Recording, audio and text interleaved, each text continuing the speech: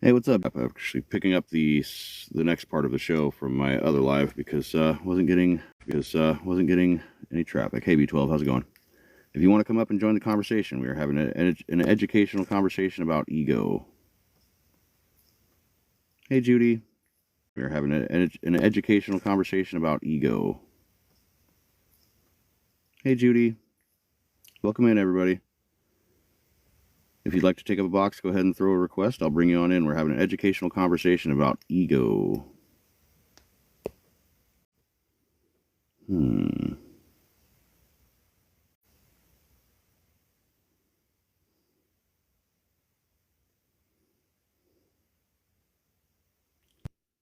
Except.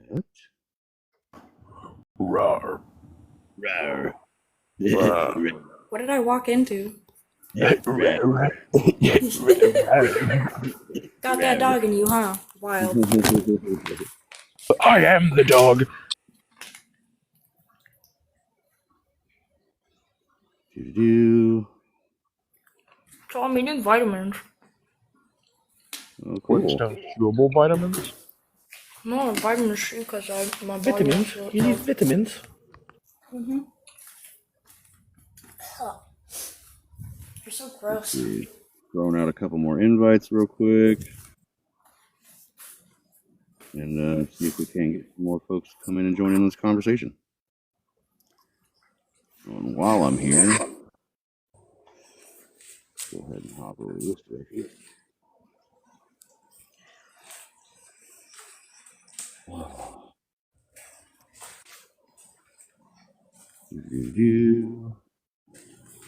Throw on the music real quick.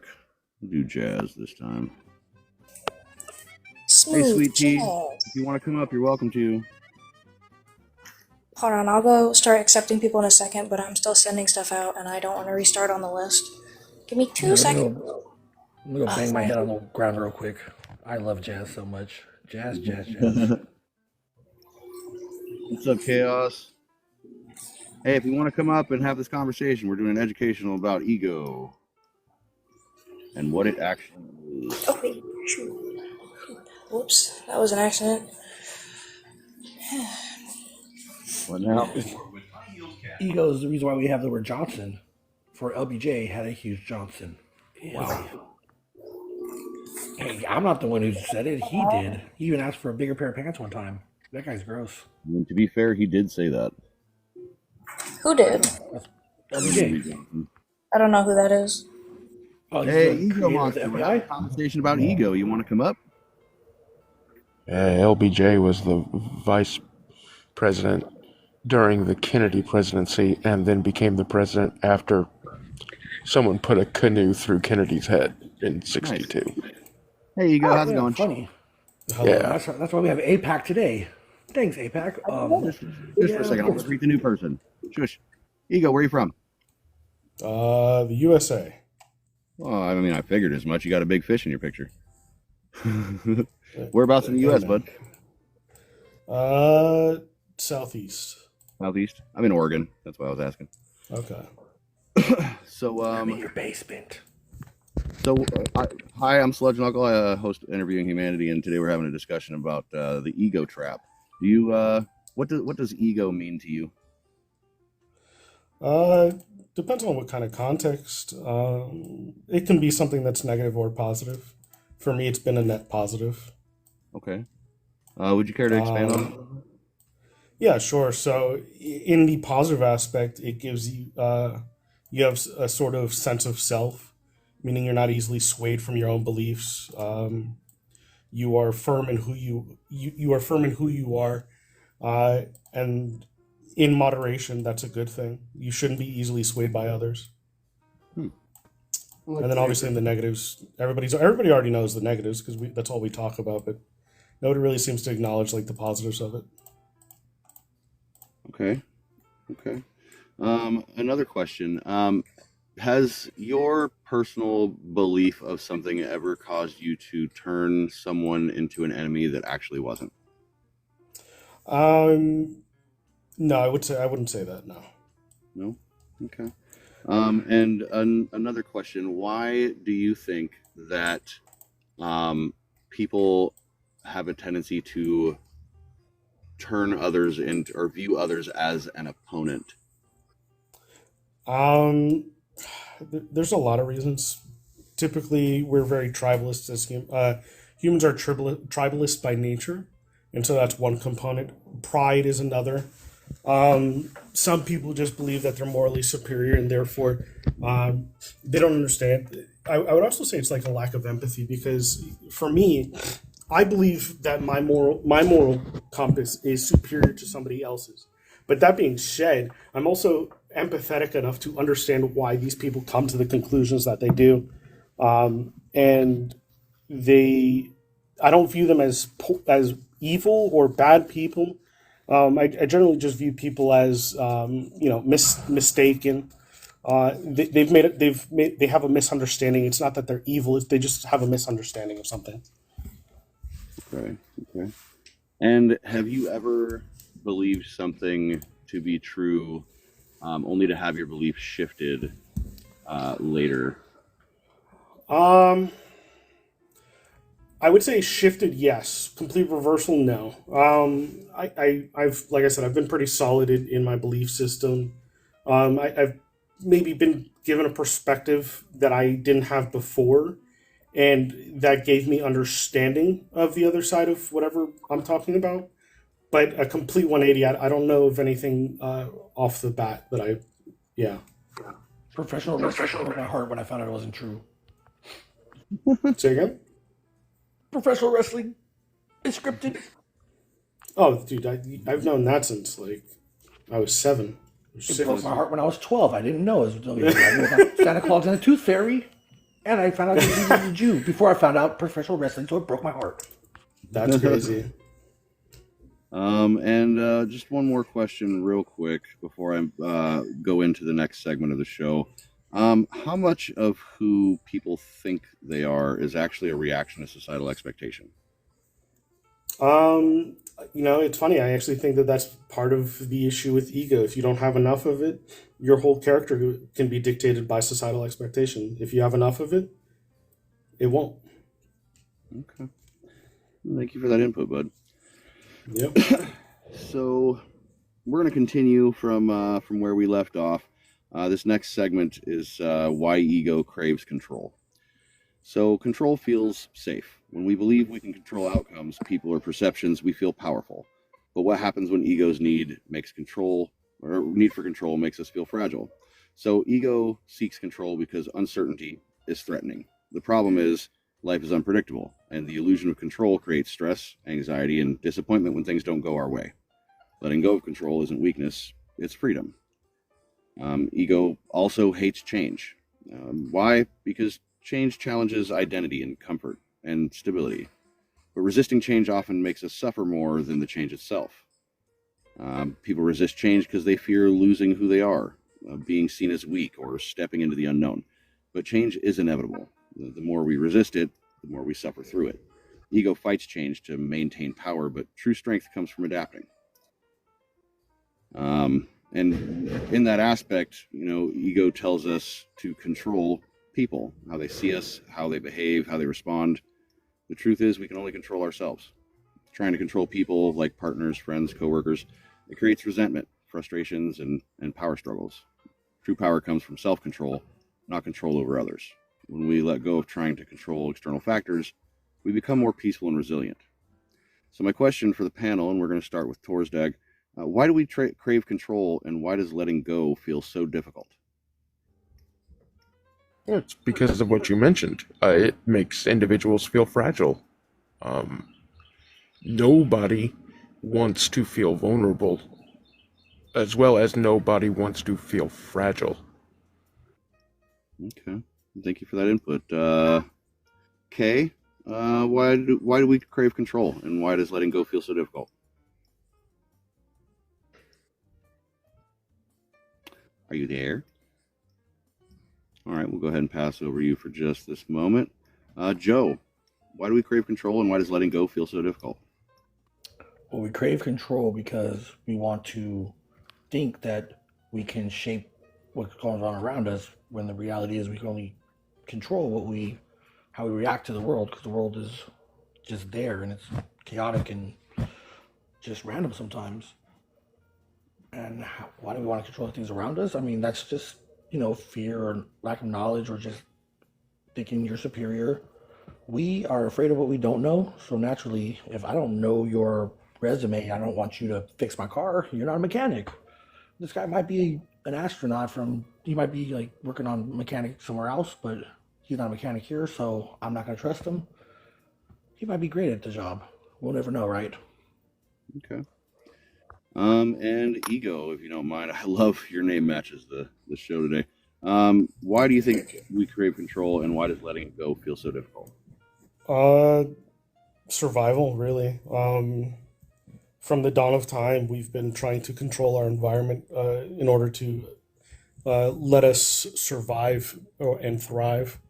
In modern society, from the moment of our birth, we are given in the illusion of control. Our parents control our environment, control the people that surround us, and through that, we kind of believe that there is a sort of control for the environment around us.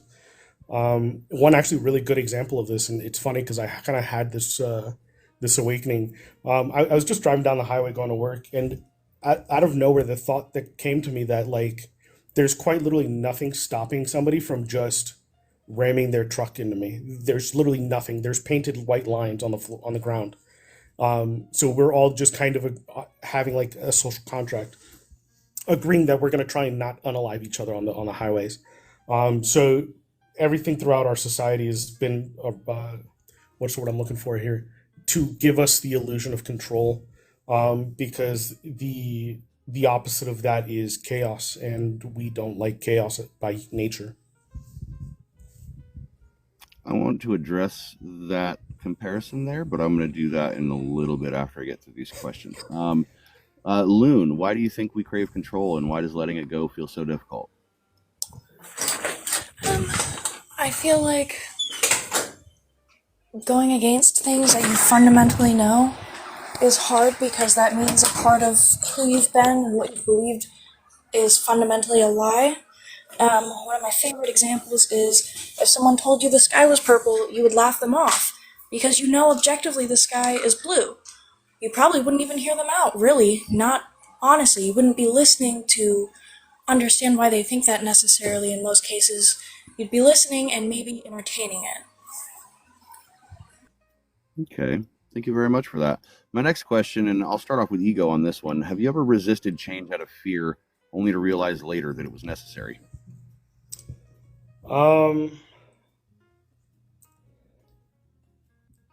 Honestly, I don't know. I couldn't really answer that, to be honest. I don't think I have, but I can't say that. I'm human. I probably have at some point. I just don't have the example. Hey, no worries, man, no worries. Joe, have you ever resisted change out of fear, only to realize later that it was necessary? Yes. Growing up Latino and full of machismo, I was told things of the feminine nature are very a certain word. And then after reading Richard Pryor's autobiography and knowing that him and Marlon Brando and that he is bi, I said, holy smack. Some of my favorite people are this thing that I was told was wrong. Elton John, lead singer Queen, I mean, even today I just found out that Trudeau could be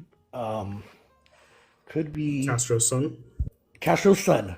That's crazy. And then he saw the picture. I was like, holy, oh, yeah, I see it. Like, but it's the things that we learn later on and the things that we're told when we first start. And that's the difference between intelligence and wisdom, right? Wisdom is getting rid of old things that don't serve you. Intelligence is putting new things in your head. Hopefully you put the right ones in your head that are good for you. Okay. Thank you for that insight. Evo. Hey, I see you down there, poet. Come on up, man. Torsdag, have you ever resisted change out of fear, only to realize later that it was necessary? No, never. Not a single time. Why don't I believe you? Liar. You were in your underwear from fourth grade. Of course I have. I think everyone has. I would assume. Yeah, there was teaching in one of my books that essentially says that if times make you uncomfortable, then it is time for you to change and become comfortable with being uncomfortable. Okay. I like that quote. And Loon, have you ever resisted change out of fear only to realize later that it was necessary? One more time, sorry, I didn't get the beginning. Have you ever resisted change out of fear only to realize later that it was necessary? Yeah, yeah. I have had a hard time cutting out people who are not necessarily good people to be around in my life, and it's, to be fair, it's always hard at first, but it's such a relief after.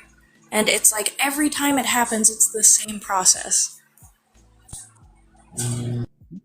Thank you very much for that. Ego, what's the difference between being in control of yourself and trying to control others? I did want to add one thing that I just kind of thought about to the previous question. So I have something that is typically referred to as decision paralysis, Mm, and that's not necessarily that like I have something in my past that I want to change, but um, when I'm opened up to like multiple positions for going forward, I have a really hard determining which one I want because I can weigh out even when I weigh out the risks. Like for instance, I'm starting a business, and right now I need to purchase a vehicle for the business, but I'm permanently stuck in, well, what if the business fails and I'm on the hook for this, $30,000 to $40,000 vehicle? Uh, so I guess that would be like resistant to change, I guess, because that could maintain the status quo and be perfectly okay. But yeah, that's just an example that kind of came to mind. thank you for that Um, example. yeah. What was Thank you your for that question example. again? The question is, have you ever resisted change? Oh wait, no, sorry. What's the difference between being in control of yourself versus trying to control others?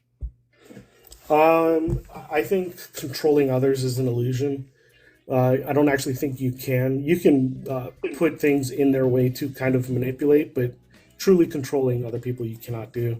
Controlling yourself is something that we don't really focus on enough as a society, I think. Um, and it's probably the only real control that you have. Thank you very much for that. Joe, what's the difference between controlling yourself and controlling others? Controlling myself is not screaming about this horrible music. Controlling others is telling you, I hate this music, but I don't. It's your music. I allow you to have crappy music. Technically, it's TikTok's music. Oh, okay, well, it's What, you TikTok's too music, good and for I elevator love music? TikTok. I am You too good too for good for elevator elevator music. I music? am. Come on, man. Because I'm a stair guy. You know what I like about stairs? They're never not stairs. Okay, escalators, learn. I mean, thanks for that. Yeah, I'll put on this. That's even still. Hey, Reboot, how's it I going? If you want to appreciate come that. up, feel That was wild. free. Torsdag, what's the difference between being in control of yourself versus trying to control others? It is Oh, this is worse. controlling the way I respond to a situation and not having an expectation of others to adhere to that. Okay. Succinct. I like that. And Loon. Okay. One more time for the question. What is the difference between being in control of yourself and controlling others?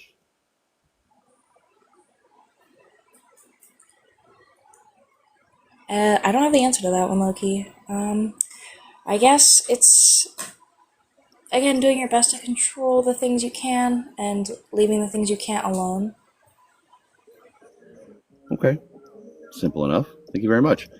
And Ego, can we ever truly let go of control, or is some level of control necessary?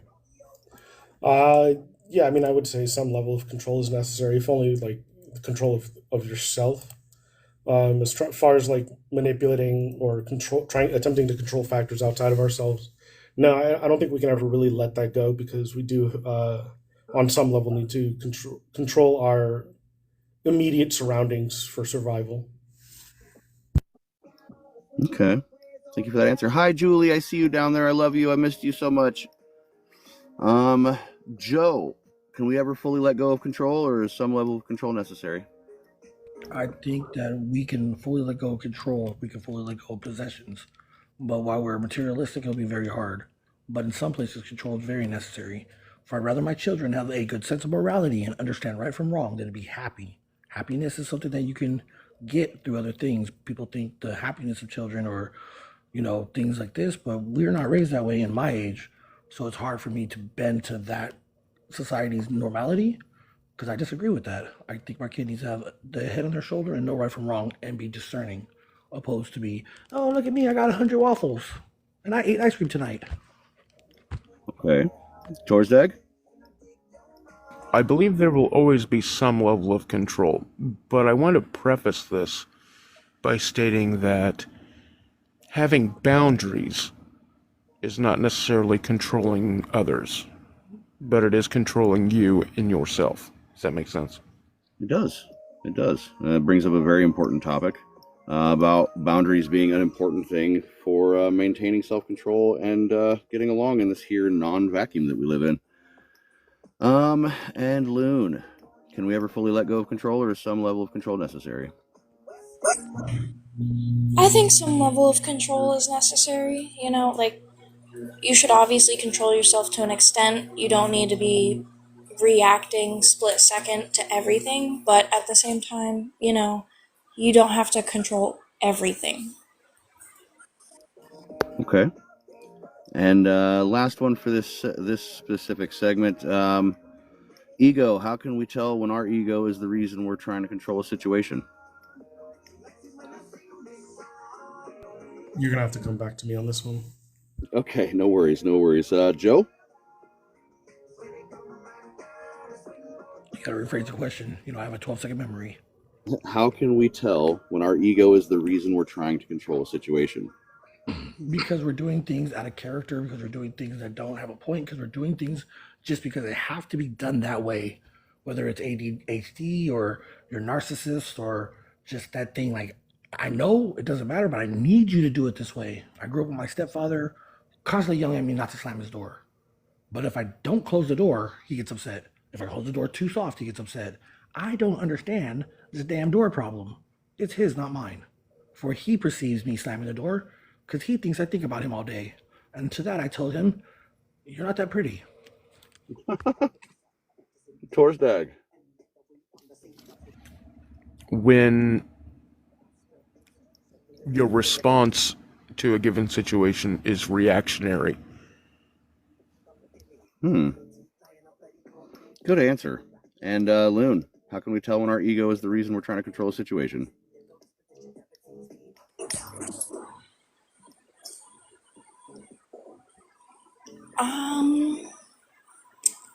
I guess it would be kind of situational.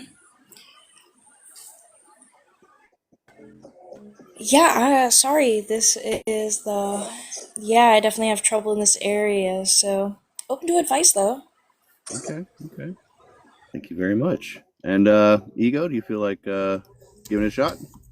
Yeah, so I would say like there's no one answer to this. I would say basically everybody gave good answers, and I would say that they're right in certain contexts. For me, well, in general, I think you have to have like a really, in order to tell, I think you have to have like a really advanced level of like self awareness and the ability to like self critique.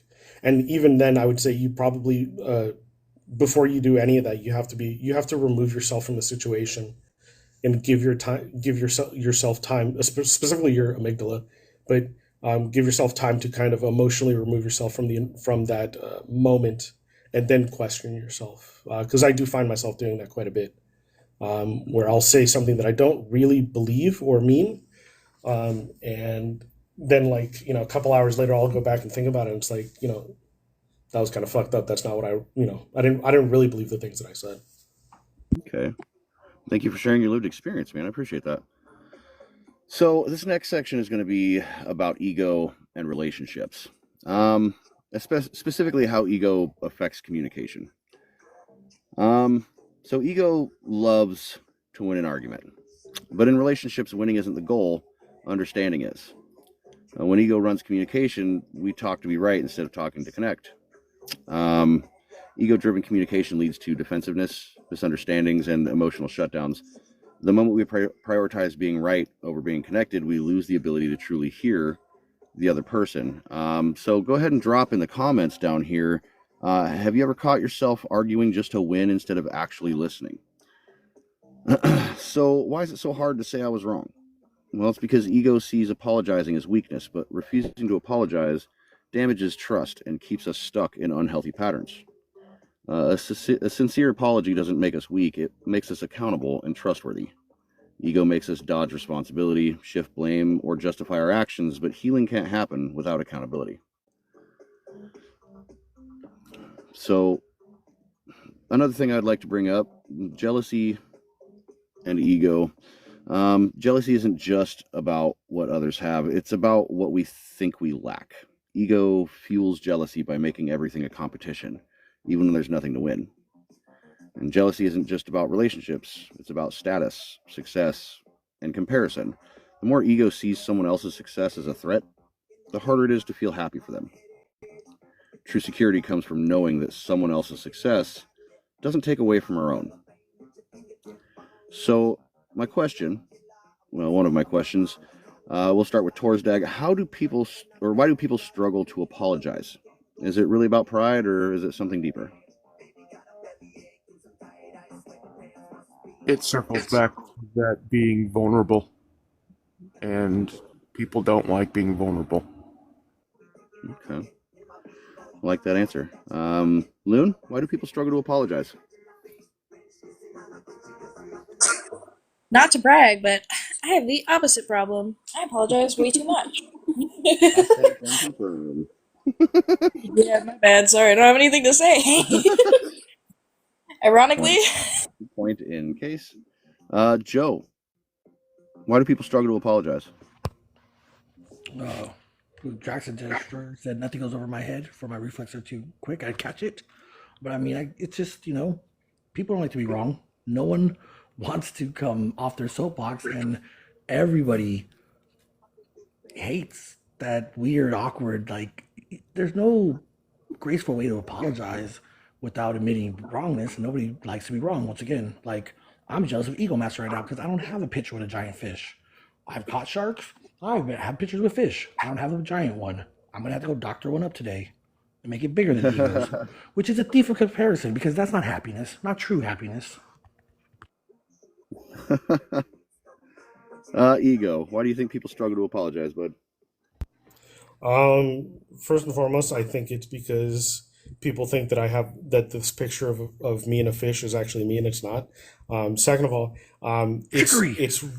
it's really nice to like ride this high horse of yours, and when you apologize, generally speaking, when we imagine somebody, well, not when we imagine somebody apologizing, but the typical like I guess like apologizing posture, especially if you're like from an Asian culture, is bowing your head. It's admitting that that you are not the perfect embodiment of humanity, the paragon of whatever humanity.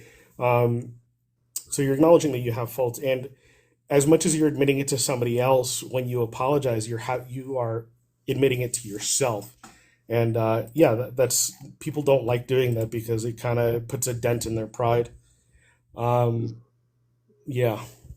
Thank you very much for that insight, bud. So my next question: how do we handle jealousy in a way that doesn't harm our relationships? Torsdag? Something that worked for me was just giving something. It's a strange exercise, but like you just give somebody something, and that helps reestablish that like communication and that connection with others. Okay. Thank you for the lived advice. Appreciate that. Okay. How do we handle jealousy in a way that doesn't harm our relationships?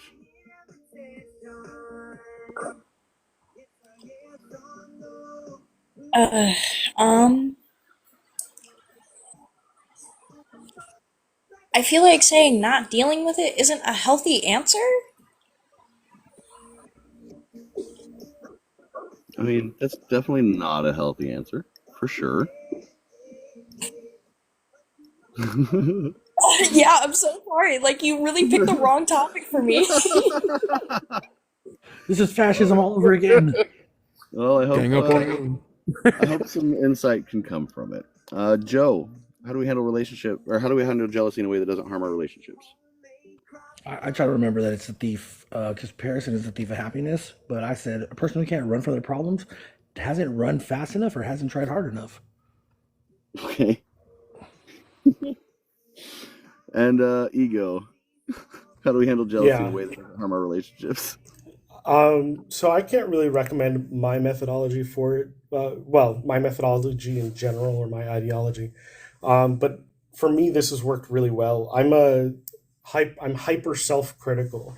So even like when I look at somebody who has something that I don't, and I do feel that like jealousy bubbling up, the very first thing I tell myself is that person's probably not as smart as I am. So they've done something that I have not been able to do or been willing to, and more than likely willing to do.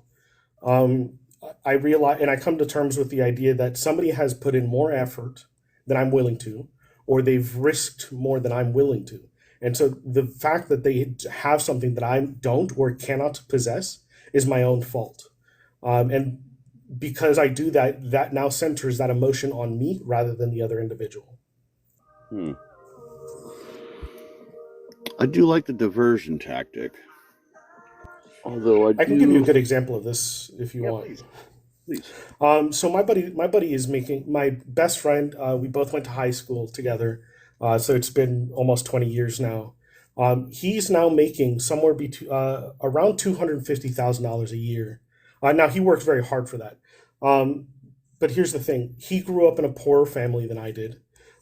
He grew up in a, and I hate to say this because it makes me sound like classist or something, but lower class. They weren't as like prissy as my family was.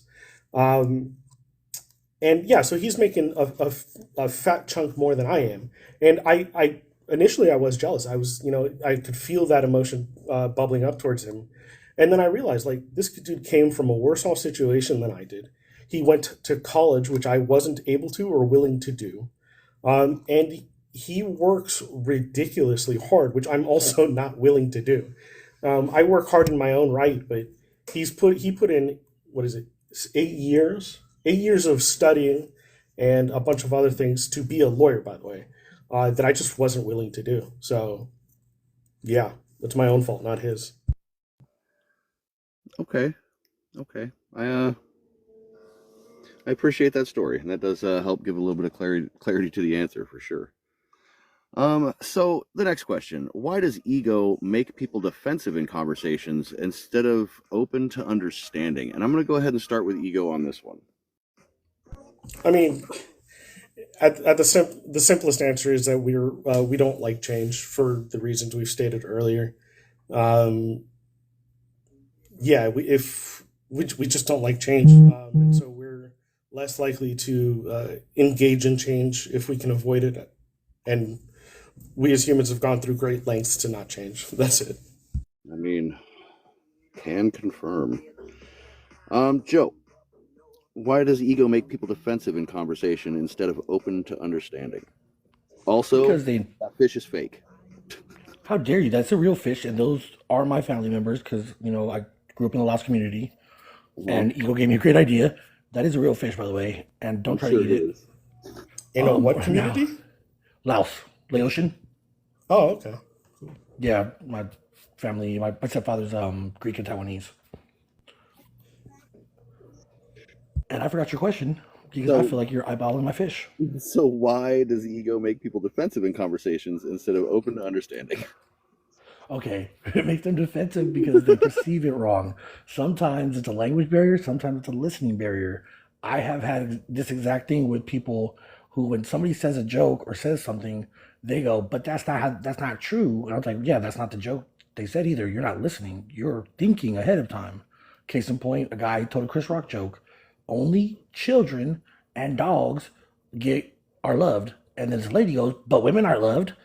And I said, "Yeah, that's the point. That's the joke." And she goes, "But he said women are loved." And then he was like, "I didn't say that. That's not the joke." And then they started asking me, "Well, I might have said that." And it became this weird thing of Sometimes there's a cognitive thing where you're not listening. Sometimes you're thinking, and what you hear ain't what you hear. I have this happen with my dad all the time because we get a little too California sober, and we get into weird arguments where he don't even hear what I'm saying. He's focusing on a different part. Okay. Kay, why does ego make people defensive in conversations instead of open to understanding? Because people don't like to feel like they're being accused, and when you're told you're wrong, you're being accused of being in the wrong. A lot of people will view it like that. Okay. And Torsdag. Honestly, I wasn't sure until the previous 3 panel members discussed their views on it, and now I have something to digest. So thank you all. Ooh, look at that. This is why I love these conversations. Okay, and my final question for this specific segment: how do we balance self-worth with humility in relationships? Ego? I'm sorry, can you repeat that? Yeah, how do we balance self-worth with humility in relationships? Oof. Self-worth with humility. That's a good question. You're gonna have to come back to me. No worries, man. I like to pride myself on asking the hard-hitting questions. Joe, how do we balance self-worth with humility in relationships? I mean, my whole world is in upheaval. How do we balance self-worth with Self-worth 12 with second breathe? humility. Oh, how do we balance self-worth with humility? When you are humiliated, pull down your pants, and you'll have self-worth. No, I didn't say with That's not it. humiliation. I said with humility. My self-worth disappears when I pull down my pants. Can you help me? Hey, my arguments disappear when I pull down my pants because people run towards me or away from me. But I'm a grower. No, I think it's just we have the self-worth and the humility because it's hard to humble yourself, but I'm always trying to be like the teacher. I try to live the life of Jesus with the words and the works I do. So to find that humility and to admit that you're wrong is a humbling experience, and to be humbled is a good thing. For we think we know everything, and we still can learn. Old dogs can learn new tricks, and there's a lot of sayings that we have that aren't true because I can keep my face like that as long as I want, Mom, and it'll never get stuck. And I don't have to wear a beanie or I'll get a code. That's not how it works. Science has proven that wrong. We're ever learning and we're ever advancing. Thank you very much for that. Loon, how can we balance self-worth with humility in relationships? So this is awkward. I don't really have any expertise in that area. Okay. I have a lot of humility in all of my relationships, I feel like, I feel like I don't always reach the level I need to, but I feel like I recognize that pretty quickly and make amends, but yeah, that's the extent. Okay. And Torsdag. The understanding that I'm not all that, but I'm enough for me. Okay. Okay. I like that answer. So with those answers that y'all have given me, it has brought me to the realization that I need to bust out the other book here for tonight's episode and change it up from what it was going to be about to regaining a sense of self and our self-worth. Which thank you for letting me know that. So this next section.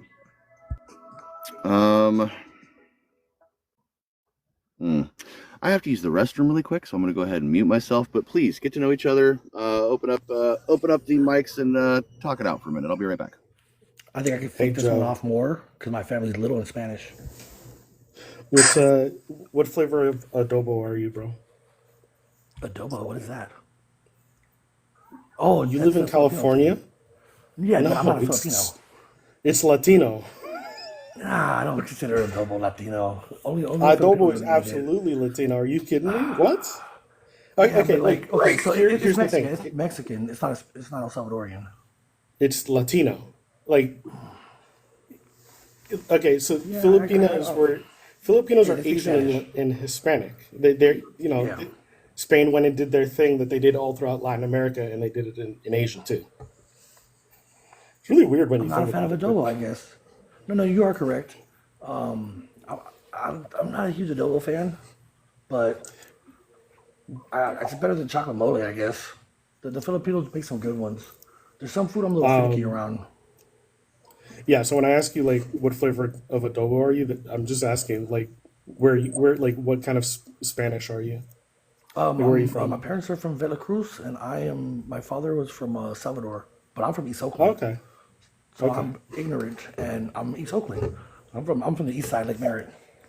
I'm a hood kid. Crazy. We were actually having a talk All about right. that the other day, where people were talking about like, do you identify as Mexican American? And I said, I did until a dude told me you ain't Mexican American because you ain't never been to Mexico. I said, I have once. He goes, and you know Spanish? I said, no, I don't. I'm learning. He goes, then how you gonna consider yourself Mexican, man? You American, uniquely American. Because I thought about first generation, and I almost had to agree with them. Cookies. Yeah, so I'm both my parents are Cuban. I was, they did the typical Cuban thing and settled in South Florida. They didn't do the normal thing, and they actually moved up to Broward and not Miami. So I grew I my first language was Spanish, but then I learned English because obviously I had to. And then from there, I kind of forgot Spanish. So even when I speak Spanish, I speak Castellano, which is Yeah, like proper Spain Spanglish. Spanish. No, Okay. it's proper Spain Spanish. So very, like very formal Spanish. Yeah. So I get told like, oh, you're not. Well, I've been told, this, that, and the third. And I actually recently ran into a Cuban on Instagram that just absolutely hates Miami Cubans, and that never really affected me. But for me, I'm an American. My parents are Yeah. Cuban. I grew up with around the Cuban culture, and all of that. But I am American, and I kind of pride myself on that because the fact that I am American means that the reason that my parents moved over here was successful. Yeah. Because Cuba's a No, shithole right now. I'm not that ghetto because my parents moved me out of the hood. Coming to my high school years, I Exactly. tell them, if you wanted me to have the hood struggle, you should have left me in the hood. But y'all took me out of the Exactly. hood, and that's when I lost it. I actually knew Spanish too until my car accident. When I was 6, I was hit, ran over, and had brain damage. And I told my mom, I Oof. don't want to learn Spanish anymore. I don't want to go back to school because they tipped me over in my wheelchair. So she acquiesced to it. And actually, I told my parents what to do until I was 18. And my stepdad flipped it around. He said, "You gonna listen to me." And we fought for like till I was 28. That's But crazy. now coming back to the home, helping him because it's his birthday today. He has heart problems. He's coming off he's kind of the hospital with a kidney infection. He thought he hurt his ribs. Luckily, my mom took him to the hospital and found out what was going on with him. He's got a lot of diabetes and stuff. I'm happy Mm. that I can help him pay rent, and I'm happy that I can help him fix his house, and that I can give back to him where he gave to me for so long. I fought it. Hmm. But uniquely, I have to identify as a ghetto person because I am very hood, and I hang out with a lot of roughnecks. Yeah. All right, I am That's why back. you knew that Fidel Had a thing. chance to know each other a little bit better. No. Um, I okay. think it was just me and Joe going back and forth. My They were bad, Vince. cooking around. Oh, good Yeah. though. Like it was interesting to hear about you guys. I was just sorry, my jokes aren't funny. I tell them anyway. I thought it Yes, was you did. funny. Luke, stop apologizing. I can't. I'm gonna have to start treating you like I treat my wife. That's horrible. Please don't. That is wild. Dude, like she will literally she lives on the opposite side of the world right now, and I'm working on that. But like, so usually like the only time that I do get to talk to her is while she's at work, and she'll get distracted with her work, and she'll like look back at me. Oh, I'm so sorry. I'm like, what are you apologizing for? Oh, for not for working? Yeah. You know what? You should be sorry for working. My bad. So I yeah. really apologize for breathing. Oh, I felt that in my soul. Because I would. How about apologize? Apologize for apologizing. Let's start there. I do. I Yeah, do. I do the same thing every time someone apologizes. It's unnecessary. I tell them stop apologizing, and when they apologize for apologizing, I just sigh. I always apologize when I drop a silent but deadly because I'm a gentleman. As long as you're not doing I it in an don't. elevator.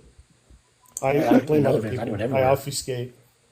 I'm American. We do shit undercover and then blame the other guy.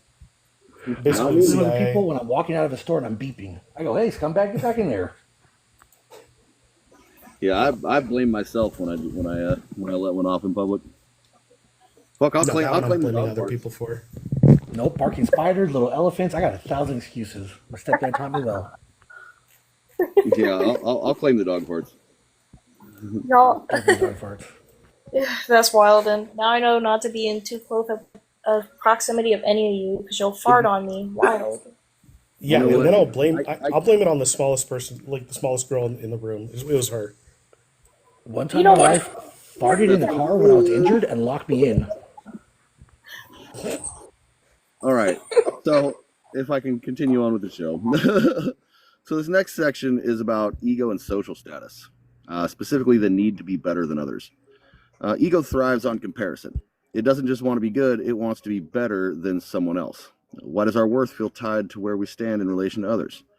So ego-based self-worth is conditional. It depends on external markers, success, looks, wealth, rather than intrinsic value. This keeps people insecure, competitive, and constantly chasing validation. Um, If you're down in the comments, go ahead and drop a comment. Have you ever felt the need to prove yourself to others, and where do you think that comes from? So let's talk about status traps, which is like chasing titles and money and prestige. Do we chase success because we actually want it, or because we've been told that success equals worth? See, society teaches that status equals value. But chasing status for ego validation leads to burnout and emptiness and never feeling enough. If success is tied to external approval, happiness will always feel just out of reach. So my question, why does ego compare us to others instead of just letting us be? And I'll start with Torsdag. Michelle, if you'd like to come up, we're talking about the ego trap today. I see you down there, Ikigai. You're welcome to come up as well. Torsdag? Hi there. Hey. Why does ego compare us to others instead of letting us just be? I would assume it has to do with station. Everybody wants to be top dog, I assume. I don't personally. It's not really a thing that resonates with me, but I understand that there are people that would feel that way. I appreciate you. Hey, Ikigai, thank you for coming in. Hey, Michelle, thank you for coming in. I'll get to you guys in just 1 second, okay? Loon, why does ego compare us to others instead of just letting us be? Okay. Yeah, sorry. I'm probably gonna have to skip on this one. Okay, no worries. Yeah, I'm about to hop on work stuff, and I don't know if we're having a meeting, so I have to load everything up. Hey, no worries. Joe, why does ego compare us to others instead of just letting us be? Oh, because we're fickle and we're, you know, and we all have that ugly side to us. Luckily, I'm an artist, so I realize everybody's art is subjective and we all have our own personality, and I'm a comedian. So it's really the things that damage you when you're a child that makes you a great comedian. I can't be that comedian over there because I don't have his degradation or his unbearing mother. I have to deal with my two fathers and my insane mother who throws shoes at me and tries to beat things like me with spoons and peanut butter and deal with my trauma. Trauma is beautiful. It's made me who I am, and it made my comedy the way it is, and I'm grateful for it. But Thank you. I can't compare it. Thank you for that trauma dump. I appreciate you. Ego monster, why does ego compare us to others instead of just letting us be? Yeah, so first and foremost, like we don't exist in a vacuum, so there's always going to be some level of comparison between yourself and others. If your ego's gotten so destructive that like you cannot derive value from what you currently have because someone else exists that has it in greater abundance, then I would just say that's like a self-destructive ego. I don't think that the comparison itself is inherently bad. For starters, if we look at like how we function as a society, my father purchased a three-bedroom, two-bathroom house at $20 an hour, and I could sit here and say, oh yeah, I'm making $20 an hour. That's great. That's good for me because I was making 15 last year, but that's still not going to get me the necessities that I need today. So on that's part of it. The other part is no, that's it. Yeah. Thank you very much, Ikigai. I look forward to your answers so much. Why does ego compare us to others instead of letting us just be? It's a very interesting question. And I think it runs a little bit deeper than most people would like. So I'm going to try and keep it as relatable, as simple and understandable, whatever, as it can be. Not everyone who comes into these lives will see things the same way, because rightly so, as the gentleman before me stated, when you go back to something like trauma, your ego is elevated because you walk around believing that you deserve better. We as humans, and go with me on this one, we don't deserve anything because we were given nothing from the start. What we were given is the one massive gift of life. Give it back. Stop running your life thinking that you deserve anything, because you don't. That is not why we're here. We were given the opportunity to live our lives the way that we see fit, and to learn, love, and heal. Those are my 3 reasons for being on this planet. Okay. And honestly, when we talk about ego, we use it every day when we say, I believe. I is where ego lives. So can we release it? Can we just let it go? Because we do not deserve anything. We deserve to look at ourselves and say, what can I do for this life? What can I give to others without wanting something in return? Because when you want something in return, or you believe you deserve something, or you're entitled, that's all ego.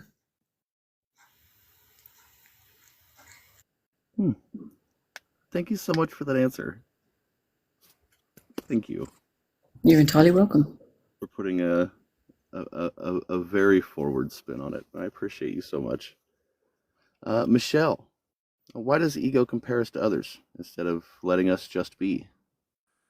Why do we have to compare ourselves to others? Why can't we just be ourselves?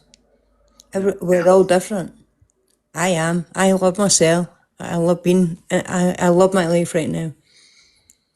As I suffered from childhood post-traumatic stress, and then I led to addiction, and now I'm out of all my addiction. I've been clean for 4 years, 2 weeks nearly. So I've learned to grow, learned to love myself. I validate myself. I don't ask for anyone to validate me. I just validate myself. I want to say real quick, Michelle, congratulations on your sobriety. That is amazing, and I know firsthand how hard that can be. Only took me 26 years. Hey, that's no small feat, and you should really be proud of yourself. That's fantastic. I am proud of myself. I pat myself on the back every day. Good. That is so good to hear. So my next question is about competition, specifically with ego. Do you think competition is always bad with ego, or can it be healthy? And we'll start off with Ikigai. Competition. Again, who are we in competition with? We're probably in competition with ourselves more than anyone else in existence.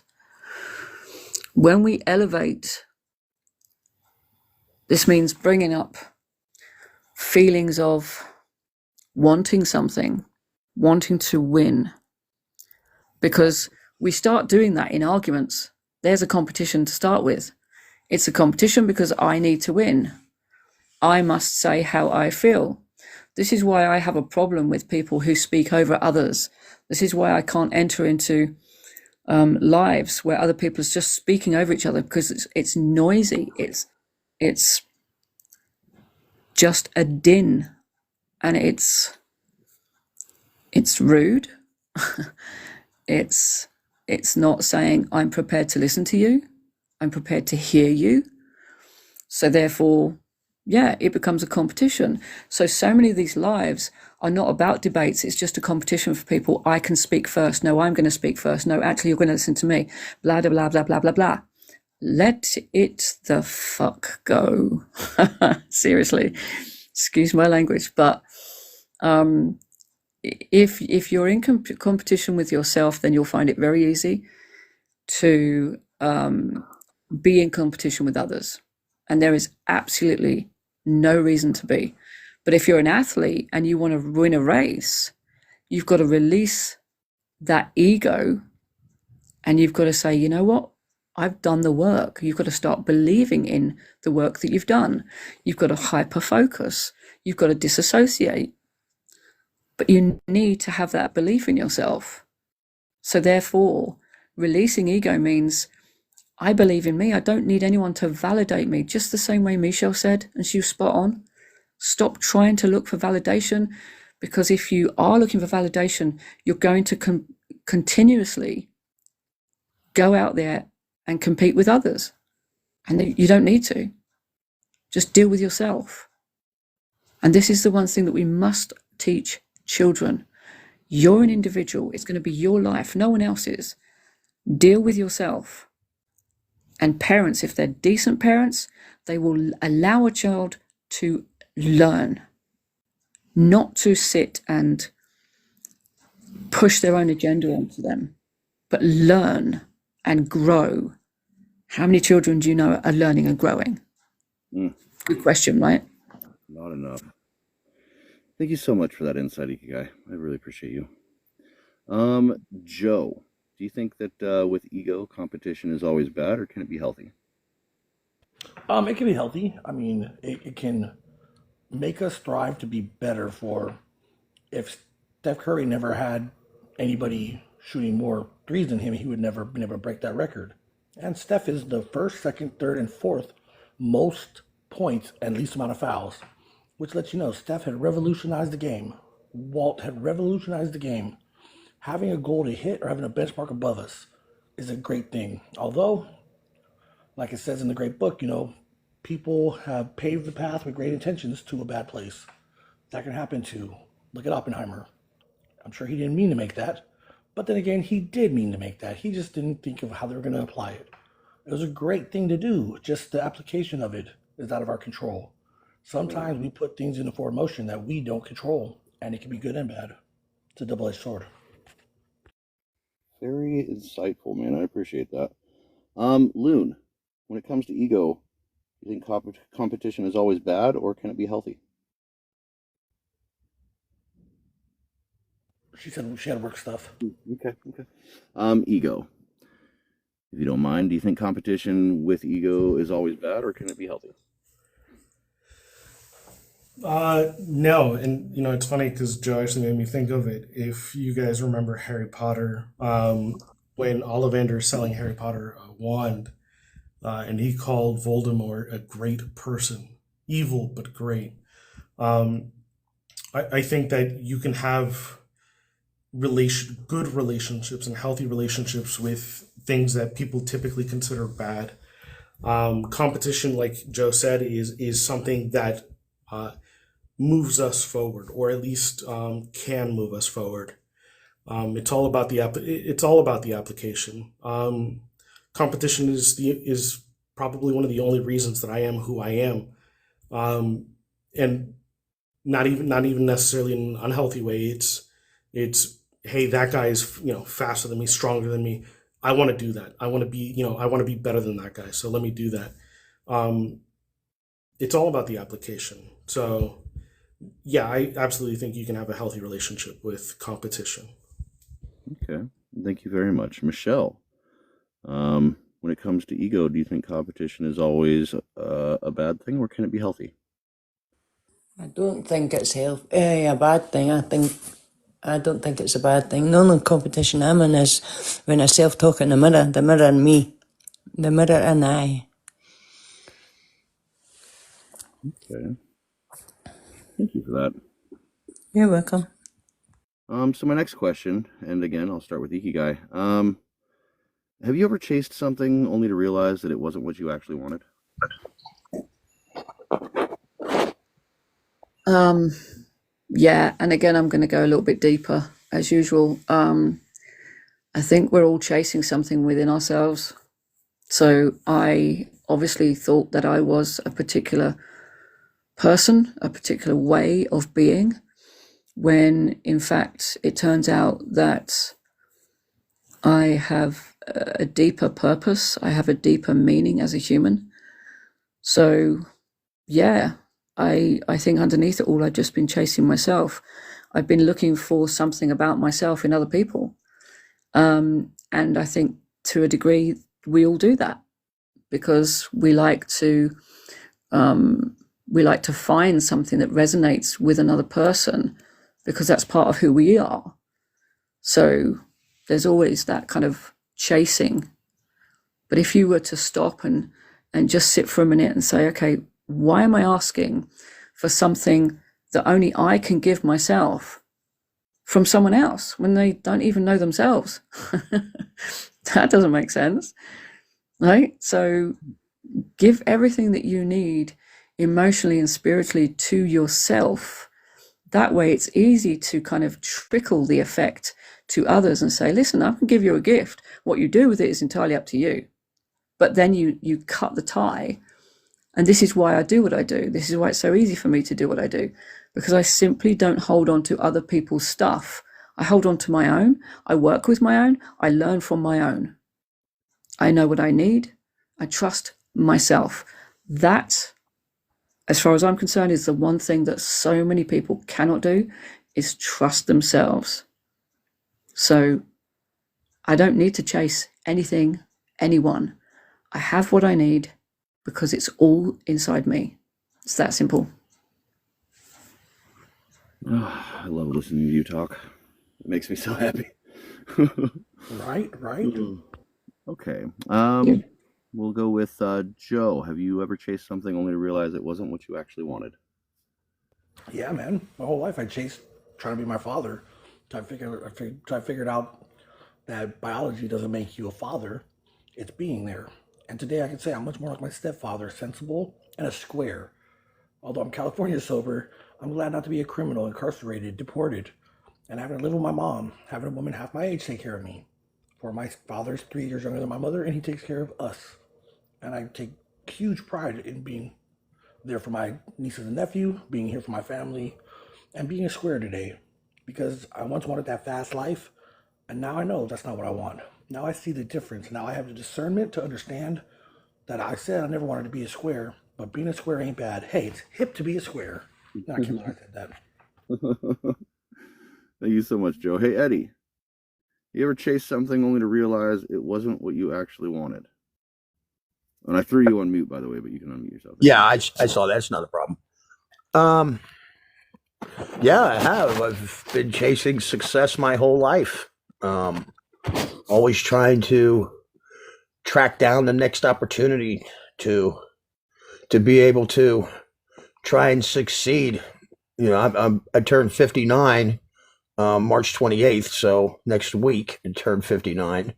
You know, I've spent my whole life, you know, chasing that elusive success ring. I've always thought as a kid, oh, I'm going to be a millionaire. If I just had $1 million, I would be happy for the rest of my life. So my whole life is spent trying to achieve that elusive success ring that brings in all of this accolades and money and cars and houses. And I've just realized over the past 10 years that, it's not about chasing down success. It's about doing what's required to survive and to take care of your children and to have a successful life as a human being. And I've just come to, grits the past 10 years that, as long as I'm out there working my absolute hardest, that's the success that I've been achieving.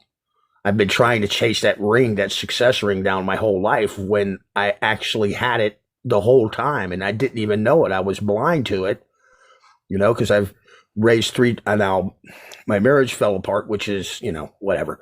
But, I had 3 daughters and, now they're grown and, they're successful and they're well adjusted and they're, they have morals and, they have God in their life. And that's one thing I did as a young father, is to make sure that my children go to church, because it says in the Bible, it's the father's job to make sure that your children are exposed to Christ. And I've always tried to do that. And yeah, so I've always constantly tried to chase success when all I had to do was step back and take a look at what I've done. Yeah, I'm not a millionaire. Yeah, I'm not a successful vice president or a president of a company, but I'm okay with that. I have success in other parts of my life. So success for me was always chasing the dollar, but really success is being a decent person and having a healthy family and raising your children to be productive members of society. And I think I've come to grips that, I've achieved that. I've had that success the whole time. And so, yeah, I mean, that's,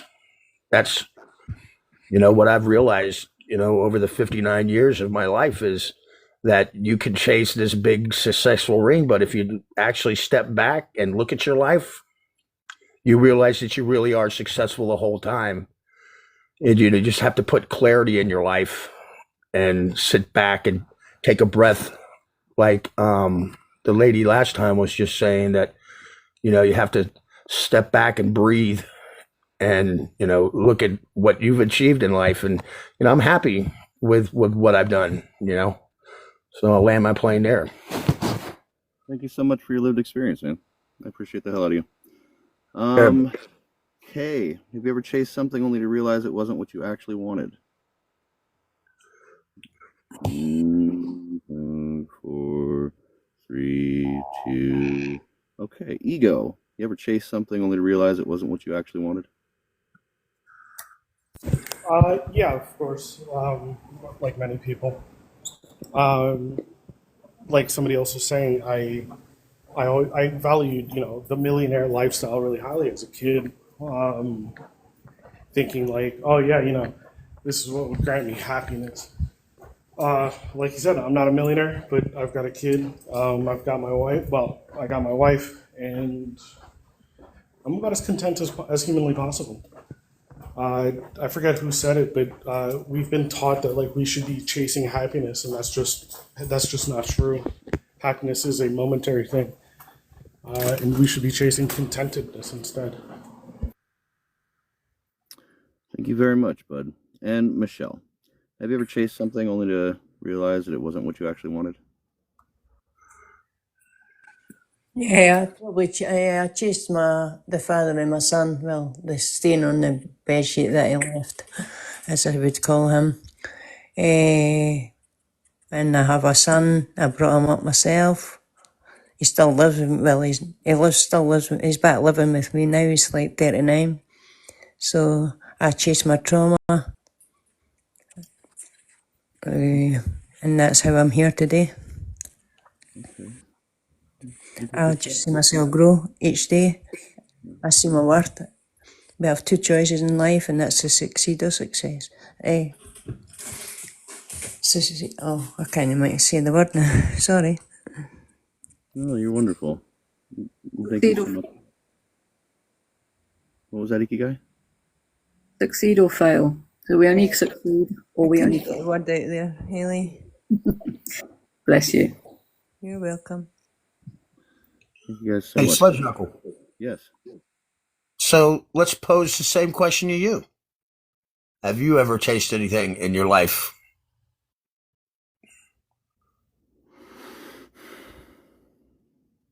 Just to realize it's not what I actually wanted? Yeah.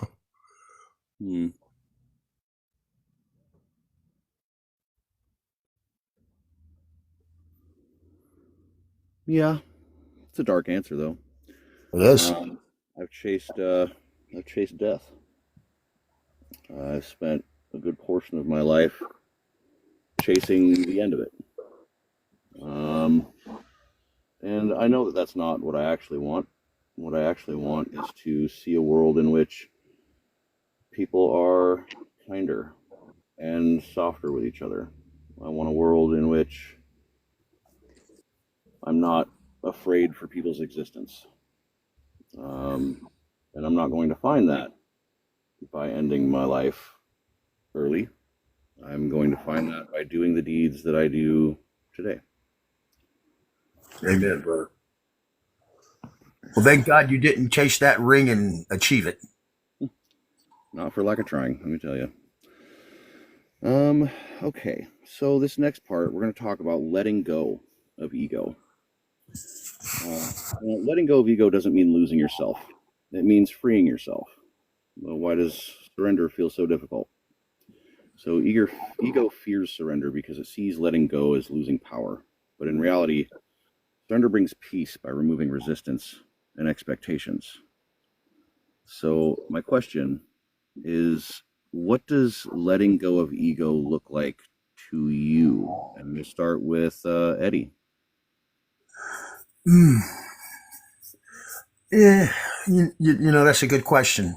I pretty much have lived my life, you know, trying to be, you know, not really so much of an ego. I've never really had too much of an ego. I've always been a pretty positive person.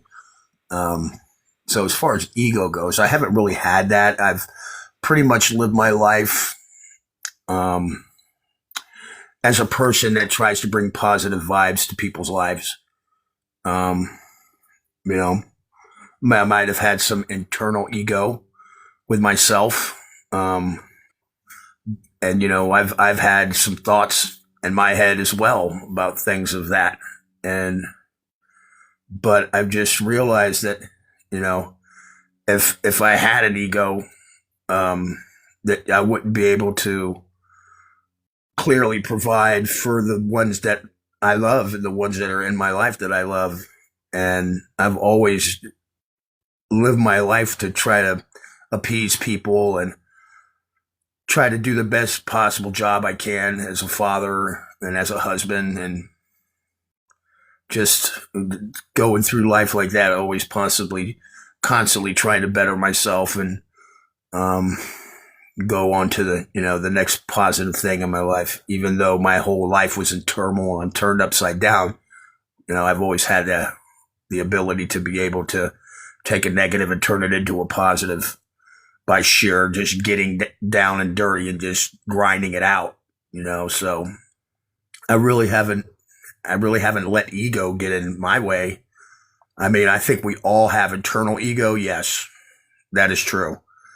But I think if you live your life for the ones that you love and try to live a higher plane of existence, I'm not saying to believe in this or believe in that, but I do believe in a higher power, 100%. So I've always tried to live my life as, you know, and serving to my family and my higher power. And, you know, I've had issues and problems in my life and I've had to let go. So, I mean, as far as ego goes, I mean, that's what I have for you as far as ego goes. I mean, I'm not trying to sound like I don't have an ego about anything, but that's just how I've kind of lived my life, is, you know, trying to stay positive in a negative world. And it seems to work for me, at least. Okay. So, you know, that's what I have to say about that. I would, you know, I think. Okay. Thank you for your reflection, bud. And just so everyone knows, I do upload my shows here onto YouTube. And if anybody wants to go through and watch them to get a full context of the discussions for the day, please feel free to do so. Yeah, I'll just leave that there. So, oh, that's not the right question. Loon, are you available to answer a question? 5, 4, 3, 2. Okay. Ego. What does letting go of ego look like to you? I honestly, I couldn't read. So, like, if we're talking about like ego in the negative context, I would say that first and foremost, like, you need to be able to like separate yourself from your ego. Ego is great. You should have an ego.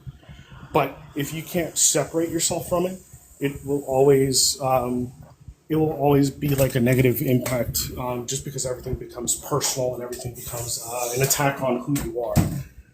I don't think you should let go of your ego, but I think you should remove yourself from your ego, or at least have the ability to do so. Ego is a culmination of who we are, what we've done, and who our own personal opinions on those things. So I don't think it's inherently bad, and I don't think that it's something we should let go of. Thank you for that insight.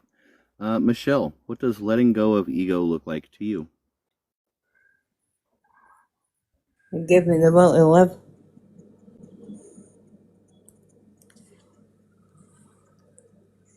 Would you care to explain? Just because I've been in a dark place since I was like age 8. So then I would go about and I'd do all these and end up in all bad situations.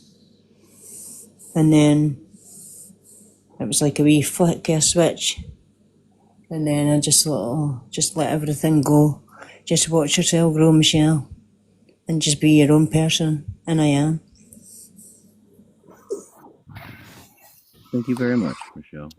Ikigai, what does letting go of ego look like to you?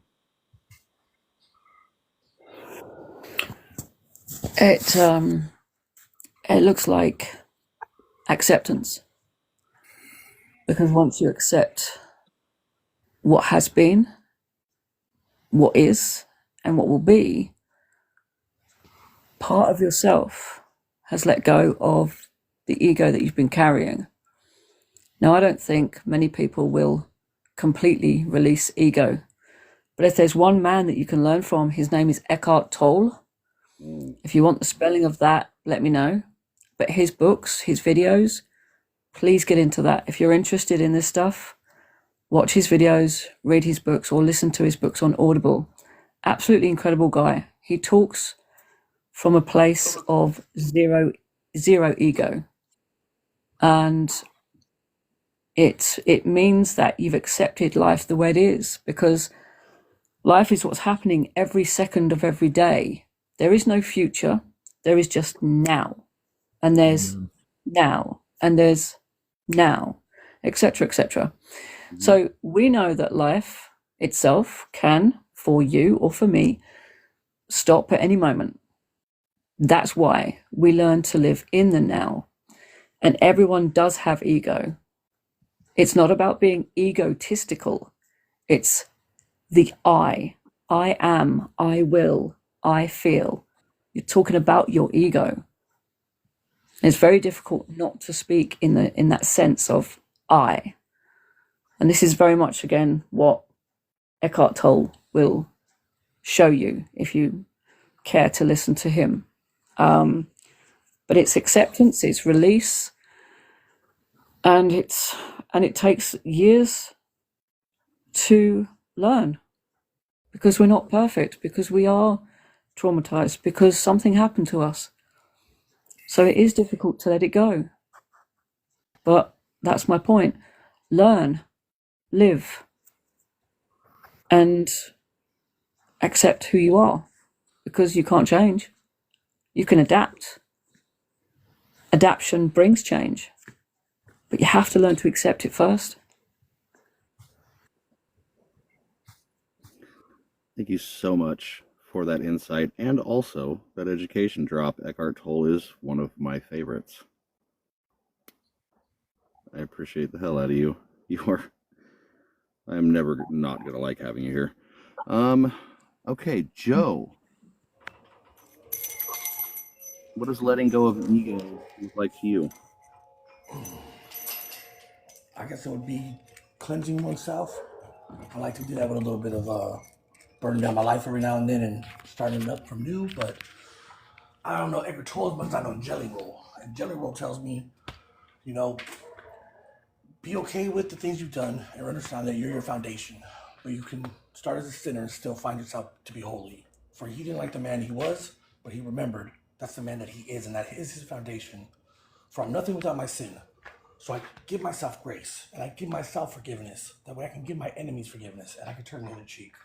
I can't control anything and I can't do anything by myself. So I'm in Congress with my community and with my faith. Those things will lead me to a better place and it'll drop my ego. It'll show me humbleness and it'll make me a wise man.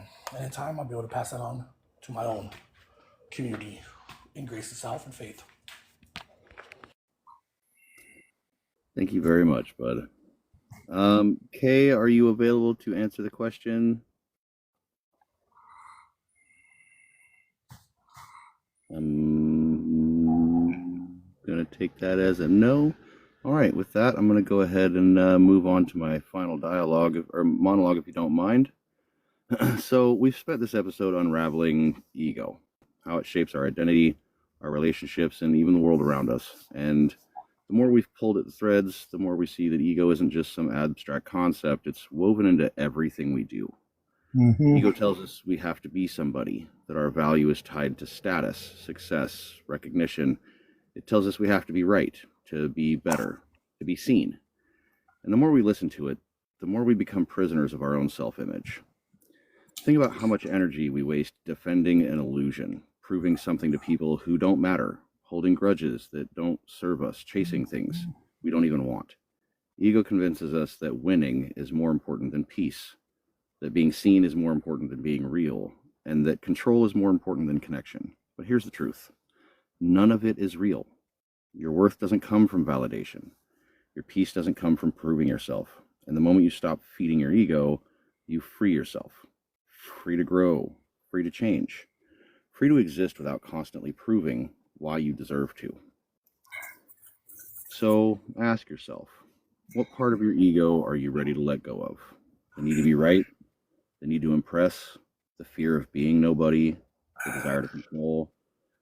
Because here's the thing about ego. The less power you give it, the more power you actually have. Not the false power of dominance or pride, but the real power that comes from self-awareness, peace, and freedom. Ego wants you to be trapped, but you don't have to be. Let it go. Choose peace.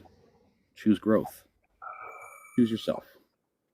And with that, I have been Sludge Knuckle. Thank you, panelists, for coming in and giving your valuable input. And I hope to see you again next time on another episode of Interviewing Humanity. And Great job, brother. Great job. thank you very much. Thank you very much. Really appreciate your insights, man. It's a great channel, dude. I'm really, this is my second time coming into your room. And I got to tell you, man, I'm pretty impressed. So I'm going to be a regular visitor to your site. So I appreciate what you're trying to put out there for people, man. And yeah, you're doing a fantastic job, man. Keep it up. We need people like you to kind of recenter us and refocus us and to have, you know, to have those tough conversations that we internalize on a daily basis. And I think releasing is the best thing. And to have you be able to do that in a healthy way is hands down, man. Mad respect. Thank you very much. I appreciate the appreciation. If you ever want to catch up on old shows, I do have. Oh, yeah. You are more than welcome to go and visit it. I will drop it in the clip that I leave from today's episode.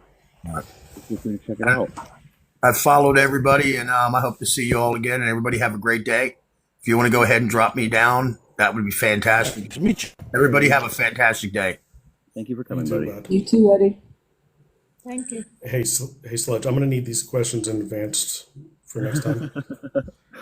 Absolutely. I will. I'll go ahead and. He gives me a topic head. He never gives me the questions. He just tells me the No, topic. I need the gotta free wing it. full-on questions so I can develop, appropriate answers. You need a brochure, huh? I Don't need ever cheat give me the sheet. questions ahead of time. It'll Give me come the out cheat fake as sheet. heck. Give me enough time to just free wing it. All right, Joe. Let people speak. Take it easy. All right, Ego. Well, thank you for coming in. I really appreciate having you here, and I hope to see you again next time. You're awesome, Eagle. Nice to meet you, man. Yeah, man, for sure. Ikigai, I have a question for you. Okay. Being a person who holds similar conversations, what do you think? What topic do you think I could use to bring more people together about what's going on in the world? Here's the problem with that is that every topic will bring a certain person due to their trauma. So your kind of stuff brings me in because I'm fascinated by it. I have a genuine love for what I do, and in turn love what you do with these type of subjects, because it picks at my brain. It makes my brain kind of funky, and I like it. So I'm drawn to it because, again, I think there are so many people who are willing to come up and interact because they're ready to have those conversations. If they're not, they won't drop in. They'll realize what you're talking about and they'll disappear, because I watch the numbers drop on my lives, because I'm honest. And people don't like honesty. They will reach for honesty. They'll say, please be honest with me, tell me the truth. But as soon as they get it, they don't like it. That's the one thing that stands out about very many people in my life and other people. So I can look at 15 people in my room. As soon as I start talking in a very truthful way, in a way that maybe they don't really understand or they don't appreciate, the numbers drop because people don't want to hear it. So honestly, dude, being really blunt with you, like, choose the subject that you want to talk about. And if people come up, it's because they want to engage. It's that simple. Do you know what I'm saying? Does that make sense? That's the thing, is that all the topics I bring up, they are conversations that I do want to talk about. I don't do or talk about things that I don't enjoy doing or talking about. You know what I mean?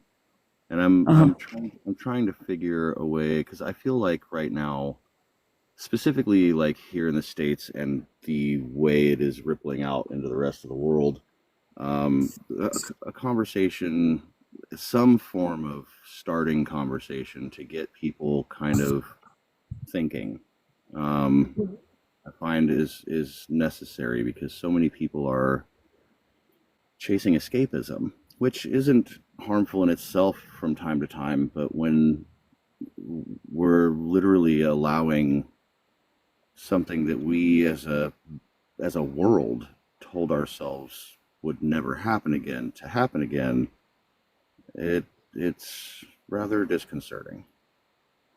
So maybe one of your questions could be centered around exactly what you just said. Why do you want to escape?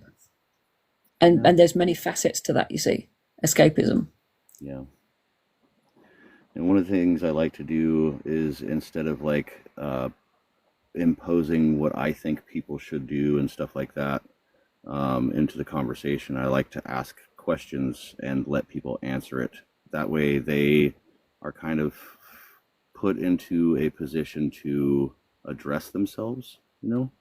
I'm a firm believer that, like, if there's something going on in a person's life, the best way to start addressing it is to say it out loud.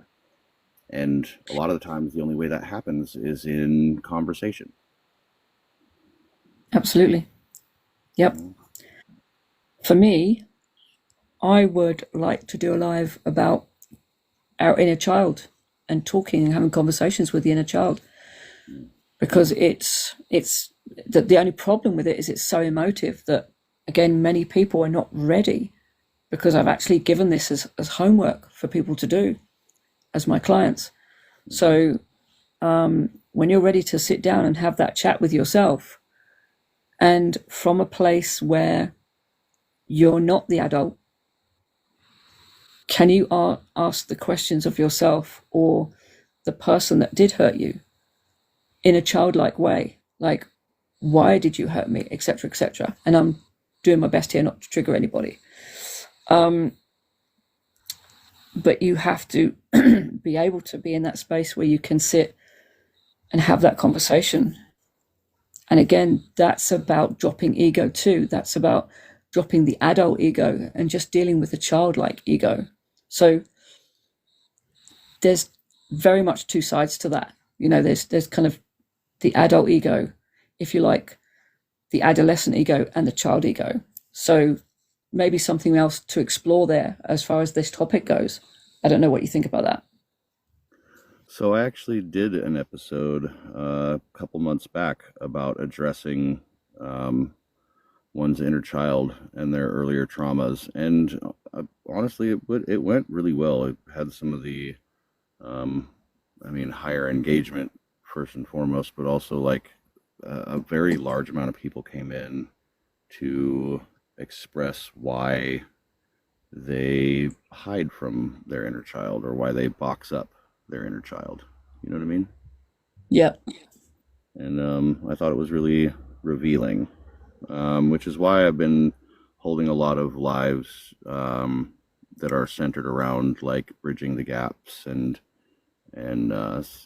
regaining sense of self and things like that, because I feel like in order for people to be able to have the hard conversation with self that does take, it requires a bit of restructuring your foundations, Yeah, for sure. I think you need to work on the foundations before you enter into those conversations with yourself. Yeah. You've got to be, again, accept things first. Accept that your first of all, your brain is malleable. It's not resilient. No child is resilient, and we need to stop believing that.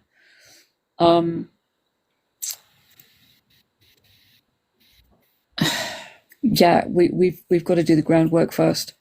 You cannot build a house. Your brain is a house. You cannot build a house unless there's a foundation. Foundation has to begin at the point of acceptance. I accepted what happened to me. Okay, you don't like it, but accept it because it happened.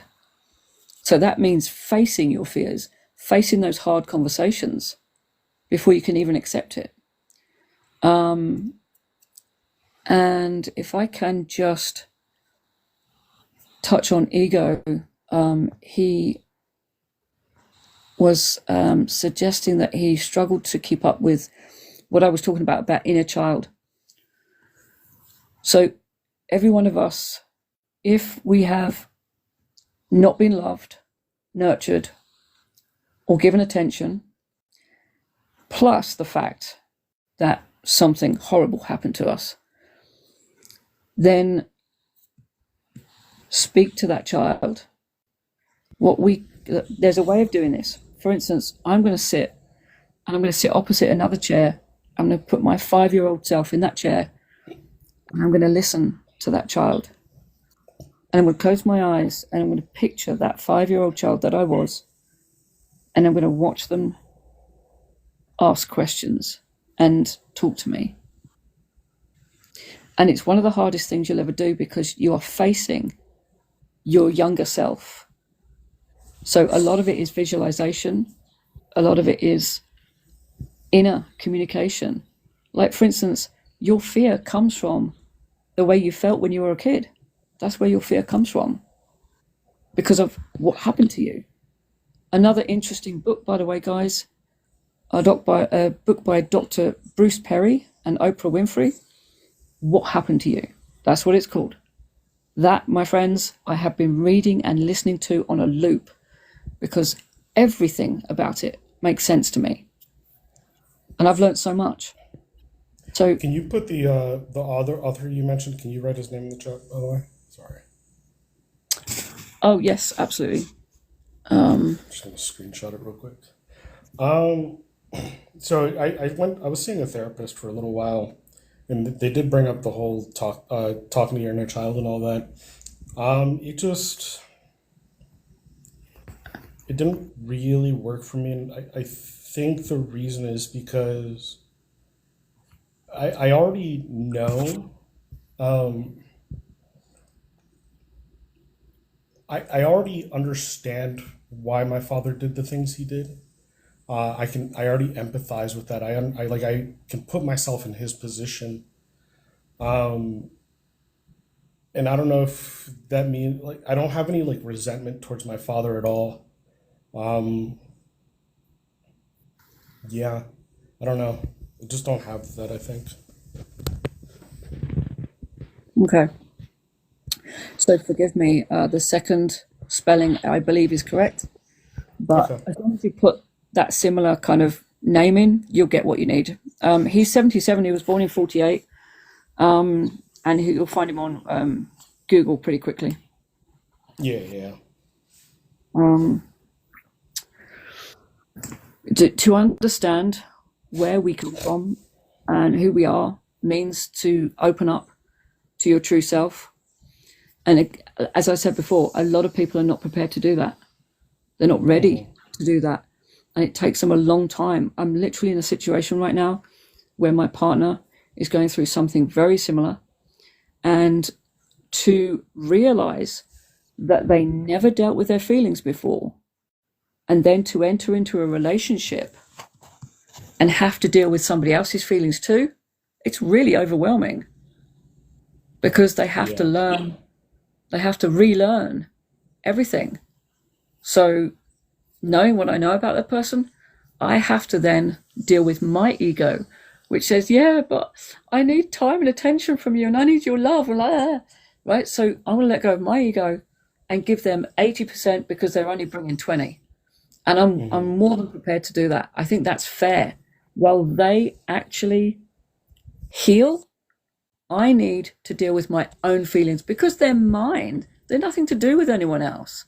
And it's got nothing to do with anyone else.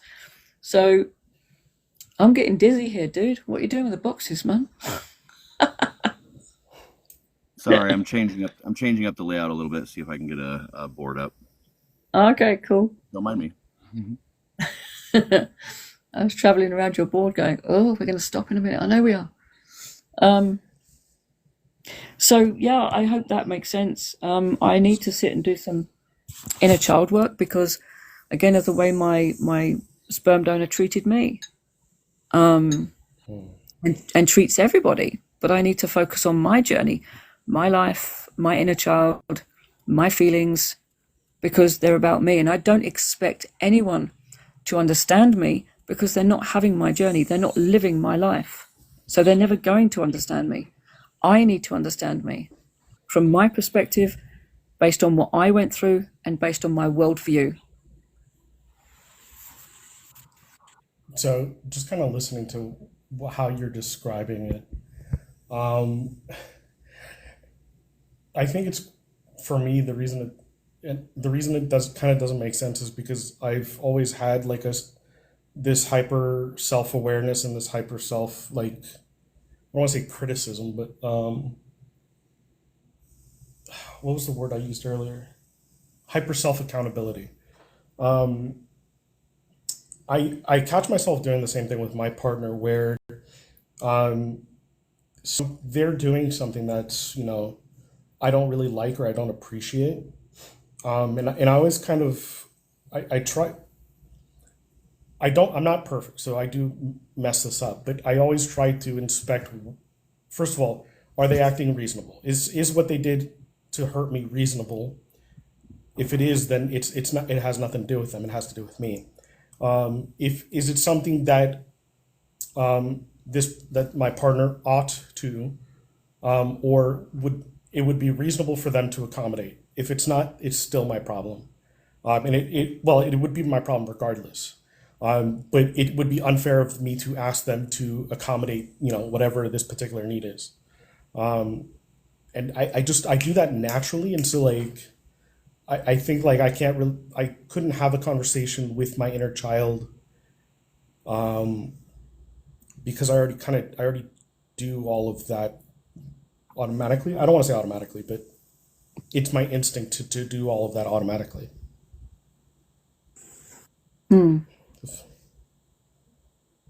Okay. But for me, I need to do the sitting and the listening and the internalization and imagine myself in clothes that I know I would have worn, certain smells around me. Where would I place myself? We had what we call a sand pit, which is literally a square, concrete square, lined and sand put inside at the bottom of our garden. So that's where I would actually take myself. And when I'm around sand now, it takes me right back to that same place where I would internalize and I would sit and imagine and disassociate. And I need to do that. I need to do my inner work and place my child not on a chair, but in the sand. So everything has to be right as much as you can remember back that far. And literally just have a very open discussion. Be open to listening and understanding. And if you like, talking from a 5-year-old's perspective. Like, why did those things happen? And I don't understand why you had to do X, Y, Z. I don't know how to feel, and I don't know why it makes me feel this way. And you've got to say all those things that you literally felt or you think you felt at that time. It's very difficult, isn't it, to go back to that time and remember what you were feeling, because you can't. But it's getting in touch with that child inside of you. And it's one of the most important things that anyone can do to help them heal, is to have those difficult conversations. You know, somebody once said to me, what's meant for you will not pass you by, and it also won't destroy you. It won't take you off this planet, unalive you effectively. If we're honest with ourselves, you go through it, you come out the other side. It will not, you know, the worst is the worst. It will not unalive you. So, you know, be brave enough to walk through the storm and come out the other side, because you will. And that's where I talk about trust. We have to learn to trust ourselves. The problem is, when you grow up as a child and you learn that you can't trust even your parents, how are you supposed to trust yourself? Because you're supposed to learn so much from them. And when you're severely neglected, that's not going to exist. You have to relearn every damn thing. It's one of the saddest things I've ever encountered. Really quickly, I'd like to say hello, Miss Elf. Thank you for coming in. It's good to see you. I had Yeah, I to turn off wasn't. the microphone for a quick second just so these guys could speak. Go ahead, Thank Ego. Yeah, I wasn't like discounting the efficacy of the technique or whatever. For me, I've just kind of, because for me, it's just like, you know, why is it that this technique doesn't seem to work for me? And that's all I was really asking, and why I think it doesn't work for me. But yeah, Yeah, no, that's perfectly fine. If you feel that you're already in touch with that part of yourself, then you need to look for something that does work for you. Because, like, I'm a life coach for some people, but for other people, they won't fit with me the same way any psychologist or counselor won't fit with you. You know, you have yeah, to click with somebody. And it's about this connection that we have. We're not meant to connect with everybody. We're not meant to have 15,000 friends. We're meant to have a group of people that we connect with, that we can say, do you know what? They just get me. And it's okay. And it feels like home. And I've got 1, 2, 3, 4, maybe 5 friends like that. I don't have to speak to them. We're just connected. We always reconnect whenever we see each other. It's easy. There's nothing difficult about it. But for some reason, I have been part and parcel of the reason why some of my relationships haven't worked, because I haven't trusted myself.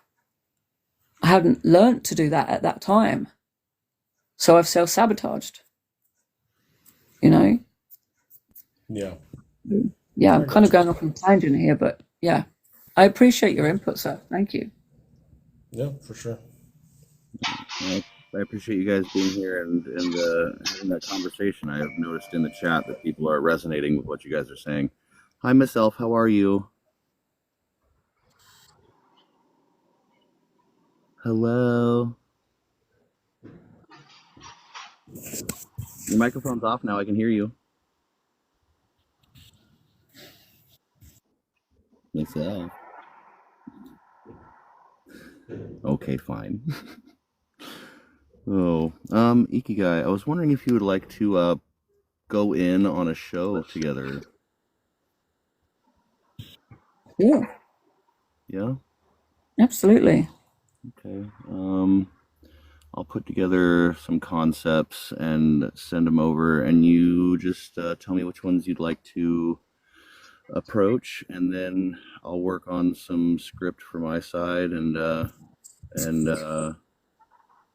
we'll just work it out from there. We think maybe like next week. My birthday's next week. Oh no, what day is it today? 12th. My birthday's in 9 days. Okay. Ah, awesome. I suppose. Okay. Yeah, But, definitely send some stuff over. Send them over in a message and what have you. And yeah, I look forward to that. What I will say, just to give you the heads up, is my situation currently is that I'm waiting to start work on the 1st of April. I'm currently being paid to basically do nothing. But it means because of the retainer that I have, I could be asked to work at any time. So if I got an email the night before we had arranged to do something, then I'm going to have to crash that plan and we rearrange. oh, of course. Of course. Yeah. I will never hold these things to be truly rigid. I know that people's lives definitely are more important than TikTok. No, I appreciate that. But yeah, absolutely. I look forward to that. Thank you. Yeah, no problem. I really look forward to hosting or holding a show that we can really try to help some folks out with. There's a couple of folks who come through my lives on a daily basis that are If you need a Joker, hit me up. they're struggling with reconnecting to self and addressing their trauma and letting go of the concept of their trauma being their fault. Ah, okay. You know what I mean? Yeah. Do you have any experience with veterans by chance? Kind of. Okay. But for me, like, forgive me, it's more about identifying the type of, let's say, whether it's CPTSD or PTSD that they're currently experiencing. And so, yeah, it's a tricky one because everyone's so different. Everyone's conditions are so different. And because we are different, no one veteran is going to be is going to be the same. So we're just going to have this, again, worldview that has changed over the years, but our initial worldview, going from a perspective of when we're born, your worldview is based on how you were brought up. So again, if we take it right the way back to that birth, if your worldview is everyone's good, then you have this outlook where your parents have treated you well, etc. Everything was good. They supported you. They engaged with you, da da da. But if you didn't get that, your worldview is different. Everyone is bad. And you're not making a judgment per se, but that's your worldview from the moment that you become a child and you see the world, you meet people, you engage with people, because your parents are the first initial support mechanism for you that were bad. Because again, their life, their childhood wasn't good either. So again, that transgenerational stuff. And then, of course, other things happen on top of that, like going to war. And now we're dealing with explosions and XYZ. Mm-hmm.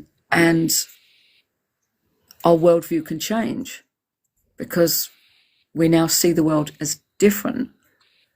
So it's quite in depth when we talk about people who have experienced such things that most of us are lucky enough never to experience. I can't even conceive it. So with that aspect, I have a question regarding me. Where would you place me in this? Because I have an overall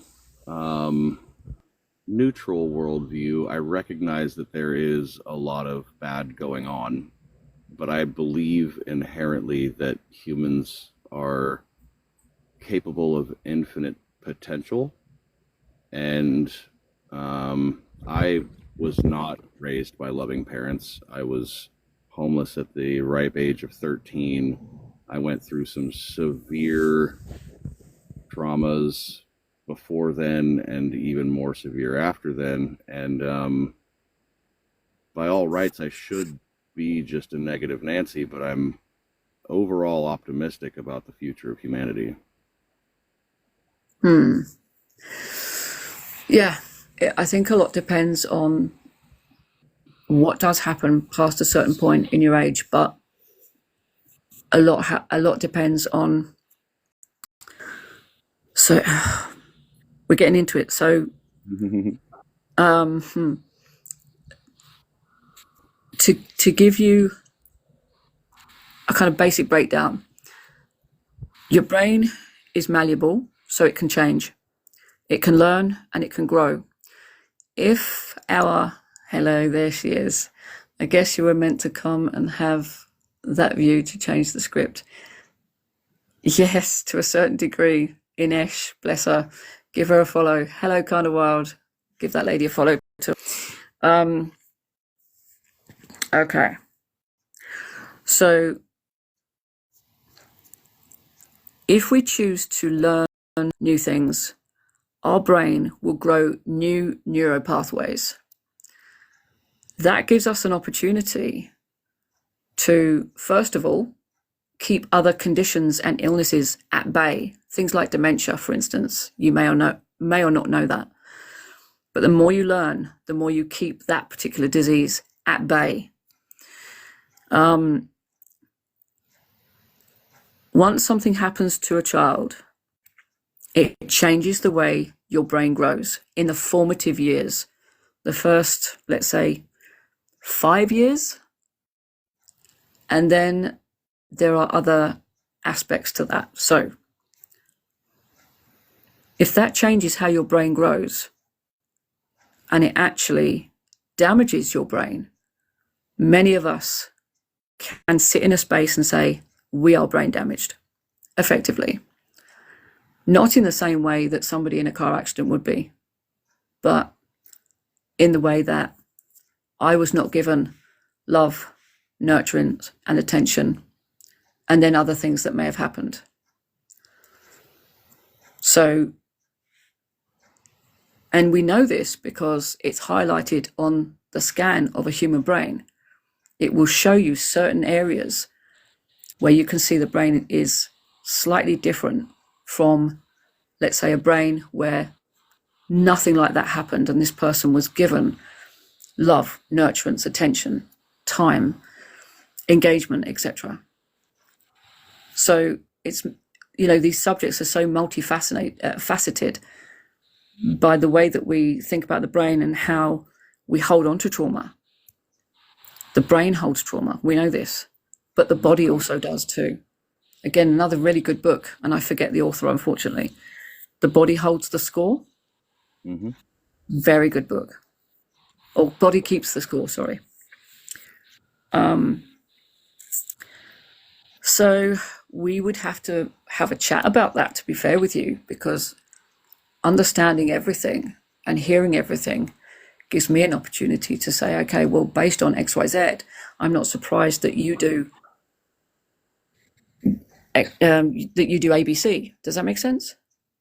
It does. Ego Monster would like to say something really quick. So I'm going to preface this with, I find the whole thanking me for my service to be really awkward, so please don't. But I am a veteran, and I find that a lot of veterans come out with basically your perspective sludge. A lot of them are disillusioned to what reality is. For me, I've always held that position that we have that infinite potential, but I'm not so dumb as to not understand that infinite potential goes both ways. I don't know that there's anything wrong with that. I think that in fact, I would say that is the most intelligent position, although it may not, give us the happy butterflies. that is the most realistic and the best position to stand on or stand in, I guess, view the world from, because it enables us to understand risks but also understand the upsides without really clouding either one. We don't walk through the world with rose-colored glasses. Yeah, that's it.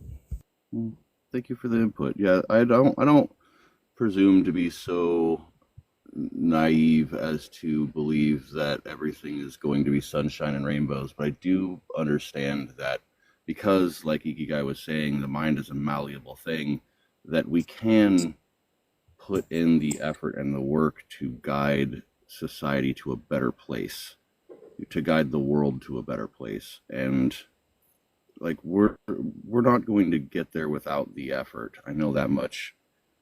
Yeah. And I see good people doing good deeds and changing the world for a small few all the time. And it seems like the more I see that, the bigger and more drastic the overall problems become. And it's not like a situation where it's like inflated because I'm seeing so much good. It's literally like I've started seeing more people kind of taking on inspiration from the things that I do in real life, helping people out and taking care of the unhoused and addressing issues that need to be addressed. And suddenly, and without much more warning than the last 12 years, that we are now on the brink of some pretty big and heavy things worldwide. And the people are the ones left to suffer the consequences of it. I Yeah. actually think that's a consequence of, and I hate to say it this way, but first world problems.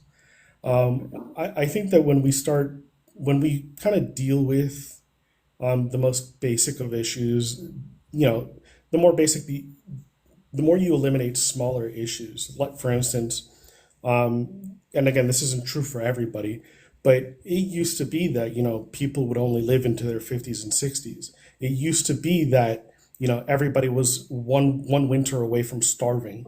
It used to be that every day was a struggle to make sure that you had enough to put on your plates.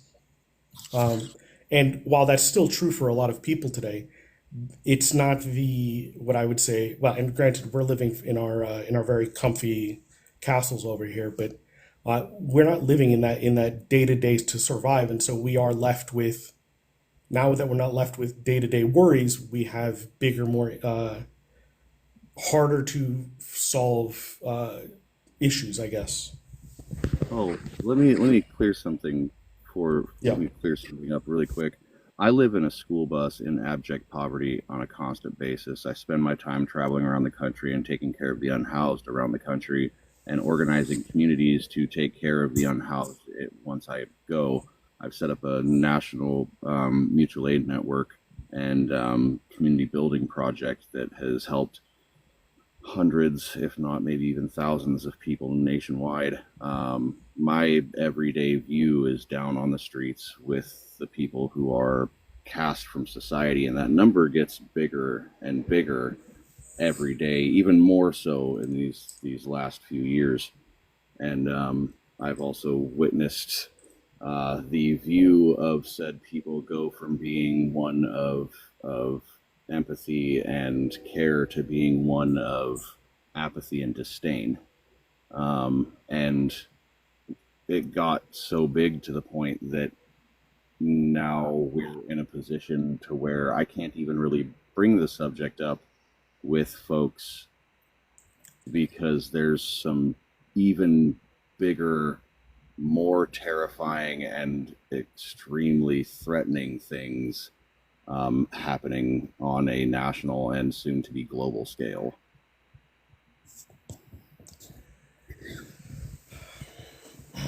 So if I can go back, what I was saying, you have an internal decision that your body made based on everything that it has gone through, your mind, the way that your body, your spirit, if you like, has chosen to actually deal with the things, the way that you've grown up and the things that have happened.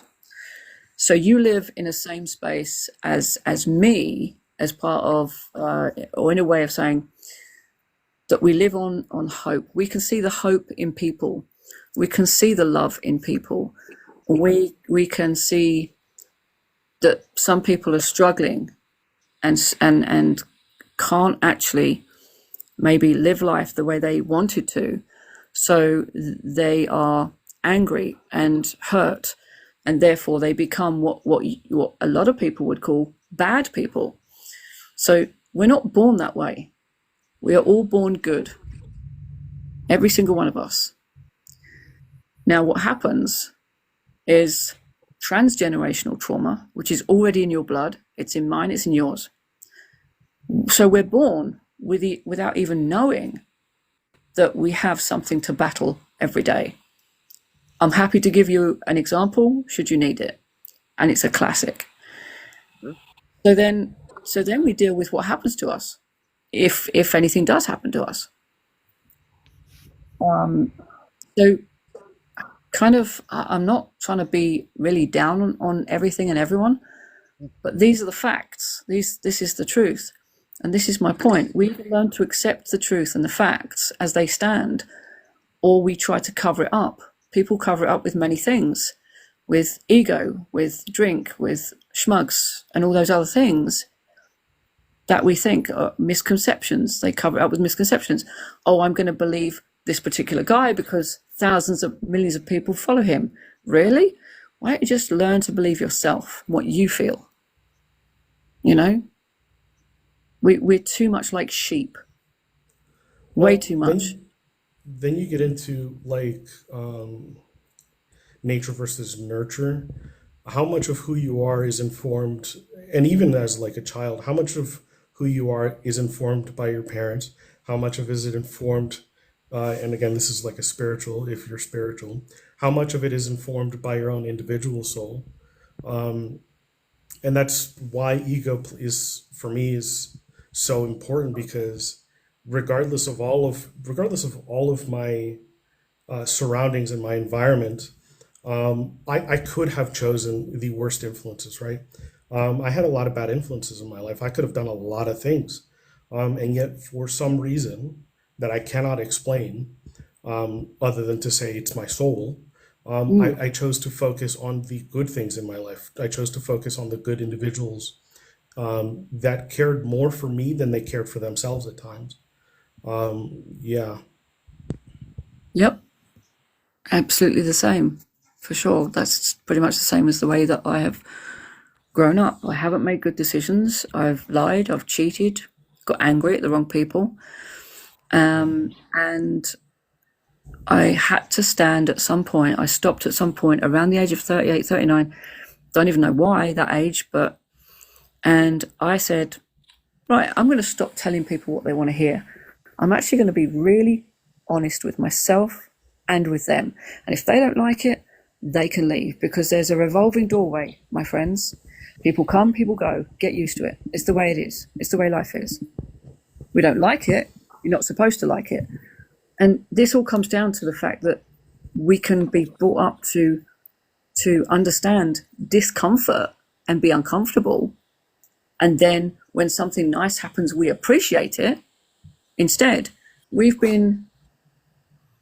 some people have grown up in comfort and had people do things for them all their life. Even down to what I'm talking about is, please just do my buttons up for me because I can't be bothered, or I'd never learned how to do it.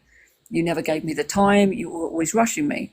So you did it for me. So then I learned to rely on you. I don't want to learn to rely on anybody. No child should ever have to rely on anybody. You rely on parents for food, shelter, fluids, warmth, etc., and love. And a lot of people get that, but some people don't. They have the basics, the bare minimum. And my point is, if you teach a child that they can sit and struggle for a little while to do their own shoelaces, because eventually they'll get it. They will learn that they can rely on themselves. They will learn that I don't need anybody to step in. I can do this because I was taught that if I keep doing it and doing it and doing it, I'll get it. I agree. I wasn't taught that. I wanted to say this earlier because it was in reference to something you said, Ikigai, but I can't remember the context now. But I think that a lot of things, particularly like about yourself, are not things that you can talk to yourself about. They're not things like you can sit here and say, I'm a good person, I'm this, that, and the other. And you can have that conversation all day long.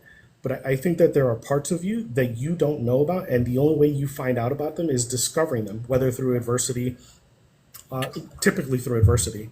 And so and we have this instinct, especially these days, where we don't want our kids to struggle. And to be fair, I don't want my child to live in abject poverty.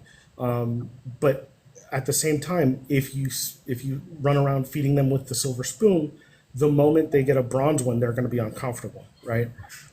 So adversity, even if it's what I would say call faked, is definitely something that you should put your child through. They should absolutely face adversity because then they just first of all they discover who they are, and second of all they discover that they discover like a level of self confidence, or if they don't, then they discover that there's something that they need to work on.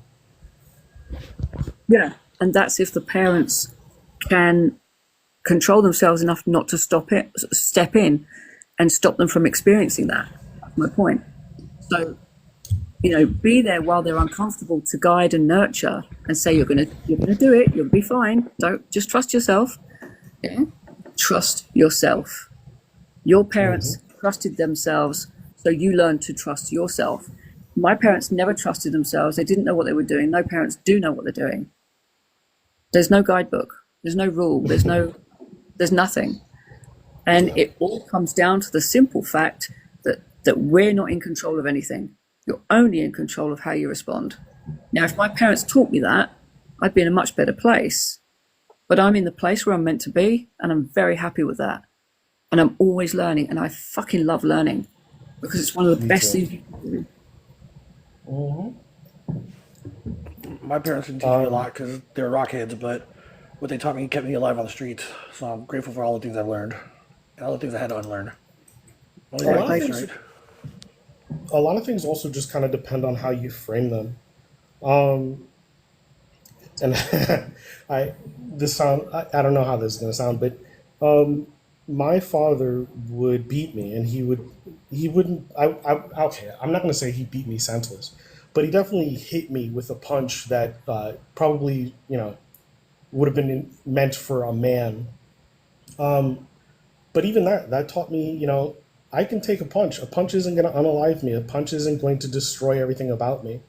And part of that is, I think, part of that is like the reason why I developed my what you were talking about, Ikigai, where I tell people what I think they need to, I tell people what I think they need to hear, not necessarily what they want. And because I very specifically remember an event where I told my father something that I thought he was he handled a situation that a really poor way, and for that he punched me, and I never backed down from that. And so that kind of, I think, aided in my I call it strength of character, I guess. I don't back down easily from my beliefs. Okay, Yeah. Michelle, thank you for coming in. I appreciate you. Michelle is heading out, just so everyone knows. Take care, Bye, lovely. Michelle. Hi. Take it easy. Bye, everyone. Thanks for sharing. Bye. Bye, Henry. Bye, lovely. Missed you this morning. Hopefully I'll be around tomorrow morning. Fingers crossed. Okay then. Bye. Take care. Bye-bye. Thanks, Lodge. Have a good day, hon. I'd like to add something to the two stories I just heard. I just, I think that, and I agree with both. I think that's probably why the older generations are the way they are about, tough love and things like that. Generally, because, I believe that, like my daughter, she doesn't have like a bougie life, you know what I mean? But I do what I can do to make sure that, even if I'm in my worst spot, she's not. That she has a roof over her head and she has, a stable life, and but she's by no means spoiled, and she's been through a lot of things, and her and I have discussed all of this, and my whole theory is that, the more you experience and the more you learn how to deal with things as a child, the better equipped you'll be later to deal with the things outside, of childhood.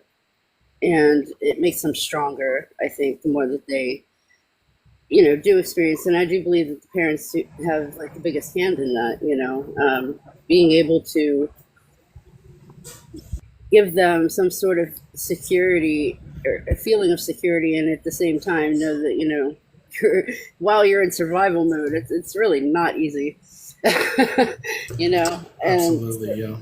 so I think that, but I think in the long run, it's better for her. I mean, she's not starving. She's not on the street. She's, I do what I can for her. And I've,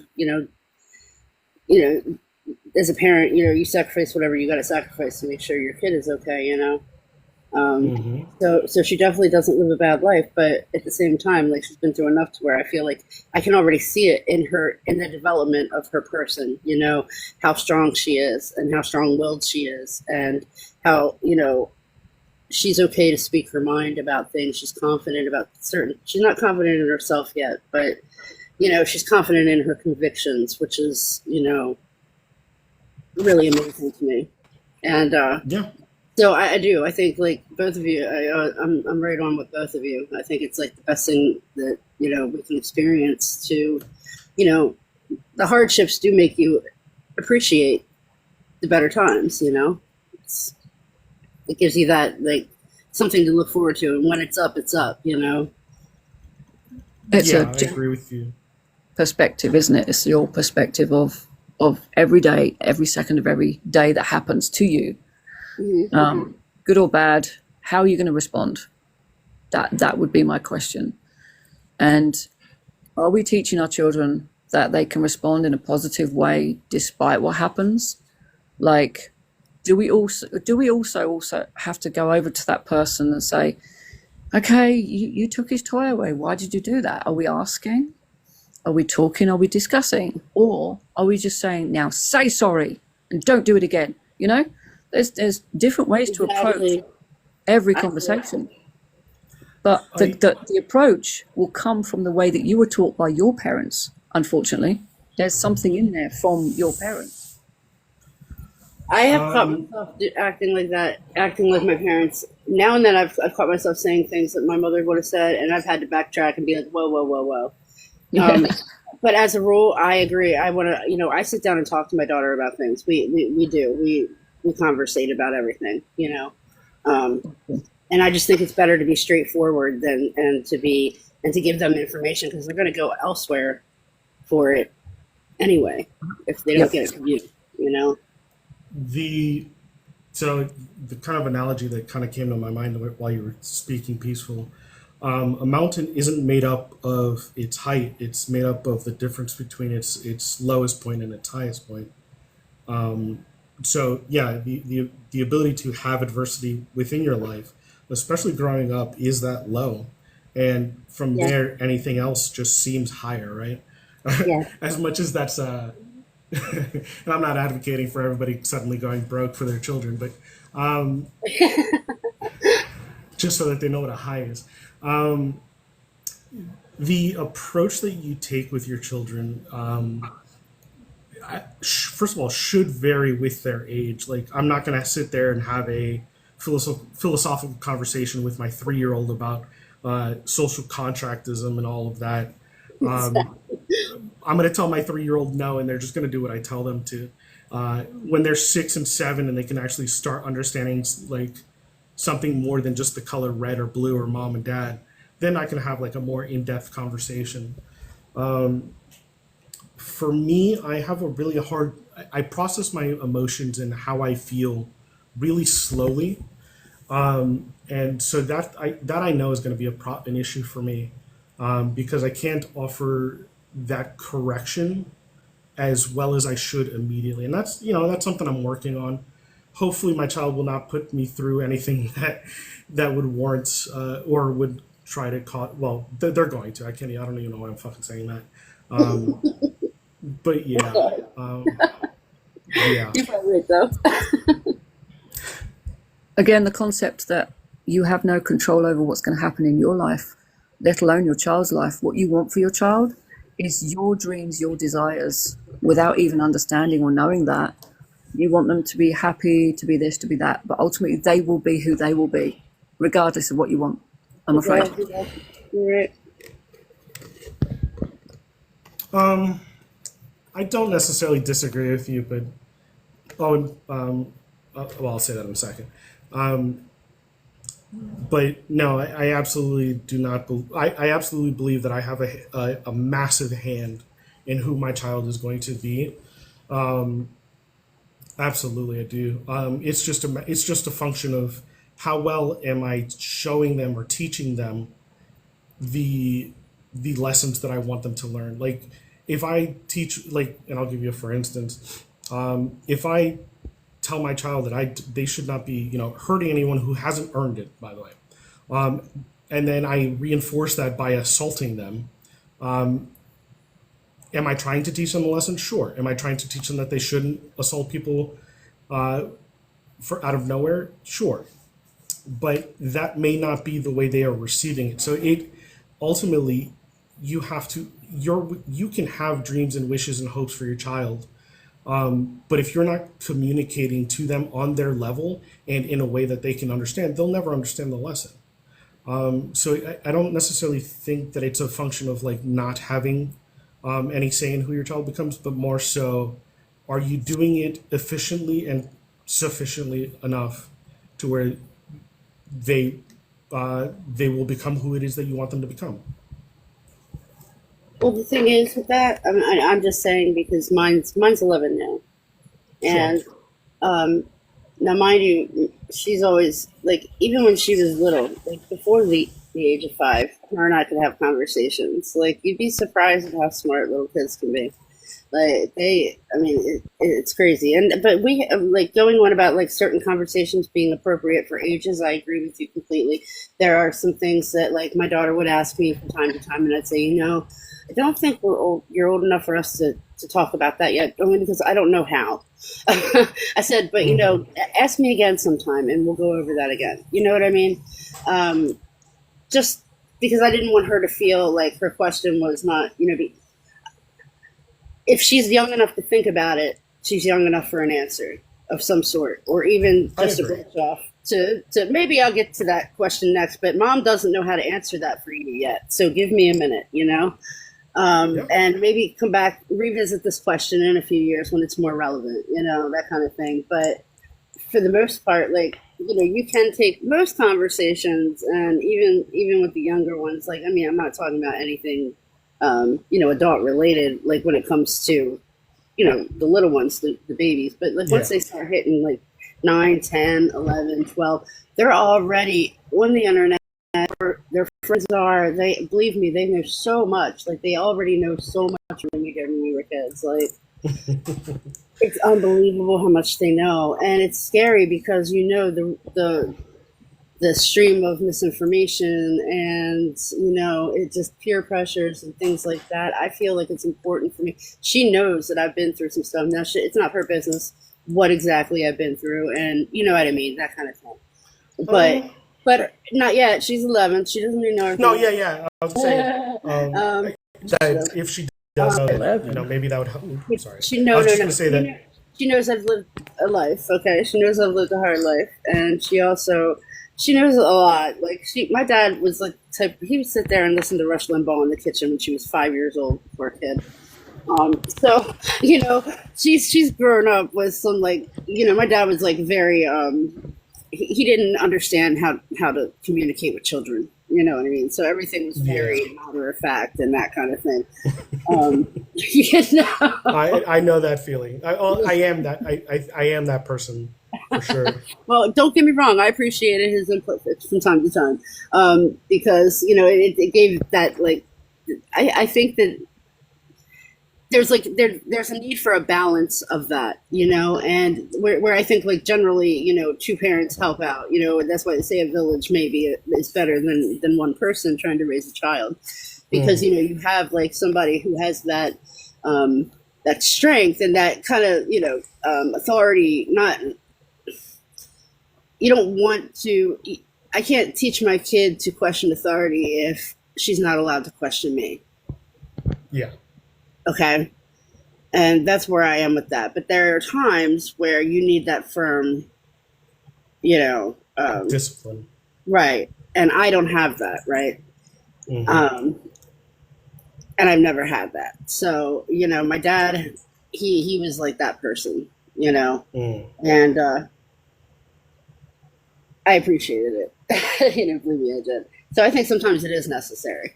I just, on my own thing, I like, everything that I've, experienced in my life and how my parents were with me, very close. My mom was more or less just pushed over to my dad, that kind of thing. But like, my dad was like very, very military, worked for the government for a very, very long time, like 40 years, he had that military attitude, that kind of thing. So, we clashed a lot, but, No, I'm thinking because I was always very, Rage Against the Machine as a kid, and now I'm military, well, retired, very I don't want to say disciplinarian, but discipline is probably one of the biggest things for me. Not punishment, discipline, but like the ability to have self-discipline is probably my biggest weakness, and that's like the one thing that I want my child to have and do better than me is self-discipline. What I did want to say about that piece, one, you don't have to listen to me, obviously, this is just my opinion. Well, first and foremost, yeah, so when I was talking about, like, if we're talking about, like, adult topics with children, I would say, first of all, you have to, like, bring it down to their level. Like, a 5-year-old is not going to understand that, like, sexual assault why sexual assault is bad. But you can still explain to them, hey, this is not good. And I'm a big believer in not using like, I don't know what the term is, but like not calling it a cookie or a pee-pee, like calling it by its actual like biological name, or rather scientific names.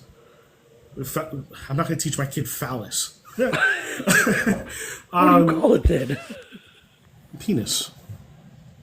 That sounds so clinical. I'm a very clinical individual. If I may interject really quick, Yeah, go for it. I agree that we should be teaching kids the actual medical names for things, because giving them alternative names leaves it open for interpretation when it comes time to hopefully not have to have the conversation, but having to have the conversation with an authority. If you use alternative words for it, it can get swept under the rug very quickly because you're not using the appropriate terms. That's right. Yeah. And then the one thing that I did want to say to you, Peaceful, there are conversations that you can have with your child at really any time in their life, but you might have to, like, again, bring it down to their level. And I don't know what you went through, and I'm not going to ask, but I think that it is a conversation that you should have with your child at some point in their life, because then maybe you'll understand maybe then they'll understand certain reasons why you did certain things in their life. For I me, agree. my father unalived himself when I was 15. My father was mentally unwell. My father was abusive. My father was this, that, and the third.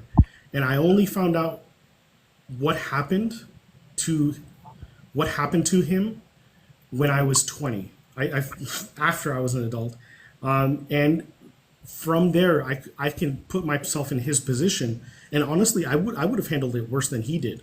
I would have unalived myself right then and there, not, what is that, 13 years later. First of all, I'm sorry. I want to say that I'm sorry to hear that you went through that, because mine did the same a few years ago. After a few months after being diagnosed with stage 4 lung cancer, and he went through it for a little Mm. bit, so that's what happened. And I found him. And, my daughter doesn't know that yet. And Yeah. that's something that is plaguing me because, as you were saying about the other thing, like I said, there's details I don't go into with my daughter for her age purposes, and also Mhm. because I'm not ready for her to know everything, but she knows the life I lived, if you understand. Mhm. So we've talked about it, and just not in every detail. You know what I'm saying? Like she doesn't know. Yeah, of If, course. you know what I'm saying. But where was I going with that? I'm so sorry. Oh, so what I wanted to ask you is so what do you think about like how would you have received it if it had been somebody else that did that and you didn't that found him and you didn't know about it and then you found out Wait, can you repeat that? like you weren't told right away about your father, you found out later, or About did what you happened to know? my father originally? Yes. Uh, yeah, I was told later by family. Okay, that's what I wanted to. That's what I thought. That's why I wanted to touch on it because I wonder like being in that position, like how would you recommend me? Like I don't want her to just find out from anyone else later. You know what I mean? I want to be the one to be able to sit down with her and explain it to her, and I don't want to just not tell her because she finds out. I'm afraid that she's gonna hate me for it. So Yes. if I may really quickly, if we can land this specific plane as soon as possible, I would really appreciate it. I've had a few people message me and tell me that it's kind of triggering for them. We can end it. You could always, if you follow me or DM me, we could always talk later about that. I can tell you, Um, peaceful. When my mom told me at 11, she sat me down and let me know that I come from two people who have addicts in their family, and my grandparents are addicts. So I have a high possibility of being an addict. So I need to watch out there because I'm getting about that age where peer pressure happens. It's the best advice my Yeah. mother gave me that I didn't listen to. But you got to tell her okay. the truth, and you got to let her know what's up. So this is all ended with this. It's a real for me. I don't want to say it's a simple solution because it may not work for everybody. But first and foremost, I think you should write a letter to your child. That way, and again, this is I wish my father had done this before he did what he did. I wish he had written me a letter. And to be frank, I wish my father had told me when I was younger. Ikigai said she didn't like this, but children are in fact resilient, and Yes. they are capable of greater things than we kind of give them credit for. We try to not to expose them to, but too much. But they are definitely capable of at least handling it, I guess. I But yeah, appreciate that. Yeah, I don't want to set any more Sorry. trigger promises, so I appreciate that though. Thank you. Yeah. And thank you guys for respecting the request. These are important conversations. I do believe they need to happen, but I also want to make sure that I'm providing a safe spot for people to come through without Absolutely. having to. I'm face- sorry to anybody it triggered. Like I really am. It's okay. It's not you guys. It's just people have their traumas that they haven't quite healed from yet. Hey Helena, how are you? Hello, I haven't seen you in forever. I'm fine, Yeah. thank you. How are you? I'm doing okay. We had a really productive live, interesting conversations about ego, and now we're just kind of sharing stories and ideas, and speaking with the guy here who is a life coach in, I believe, the UK. Am I correct with that? Yeah. Okay, interesting. Yeah. And I'm going to be working with Ikigai here soon to set up an episode, figure out the details of it soon, but I think we're going to aim for next week about it. Hey DJ, how you doing, buddy? Why aren't you visiting Anita's lives anymore? Hey, Sludge. Oh, hey Tina, I've been falling asleep around the time that she goes live, and Okay. I came in just like yesterday, day before yesterday. Yeah, I think it was a short time, but you didn't come in the box.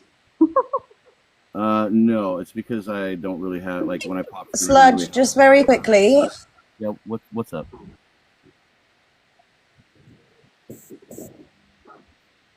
Sorry, I think there's a slight delay. I've sent you the draft of the statement. Okay. I've incorporated some of the statement that you've sent over, but I have written my own. Oh, perfect. That's what I was hoping for. I just wanted to give kind of like a general, like, this kind of setup, you know what I mean? Beautiful. I've sent it to you through TikTok because Discord hasn't allowed me to send it through. Apparently it's too many characters.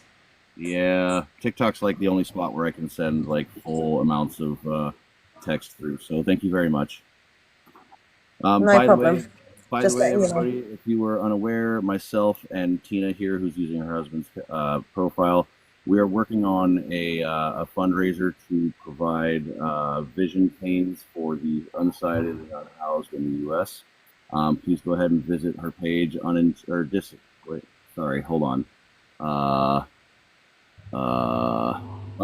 Enchantress, and we'll be doing. Are you trying to do a live today about this? Yeah, I will be going live later on today about this. Okay. I'll make a promotional video for it and send it out to everybody. If people wouldn't mind coming through, sharing it out, showing a little bit of support. The idea is to try to provide some of the necessary medical equipment for the unhoused out here that have been sorely neglected. That's awesome. Hey, Tina. Hey, boss. Hey, Haley, how you doing? I gotta go, I'm man. good, lovely. I I shot hope you a you are. message, Ego. Thank you Yeah, so much. not For too my bad. birthday, though. So we're gonna get ready and do this stuff. I'm kind of not feeling very well today. I'm kind of stuffy and stuff, but I'm okay. Yeah, this campaign is really, really close and near and dear to my heart. Obviously, for those of you who don't know, I'm blind. Luckily for me, I've got a cane. It shouldn't be a luxury to have a cane as a blind individual. It should be a right. Unfortunately for the unhoused and blind / visually impaired community, that's not the case in the US, and we're trying to bridge that gap. That's very cool. I feel the same. I have asthma, so why do I need to pay for an inhaler? It should be as standard, because actually a lot of asthmas are brought on by, and this is going to be probably controversial, but chemtrails and also mold in people's houses and allergies, etc. So, we need to start learning to do research and point the finger in the direction of government mostly.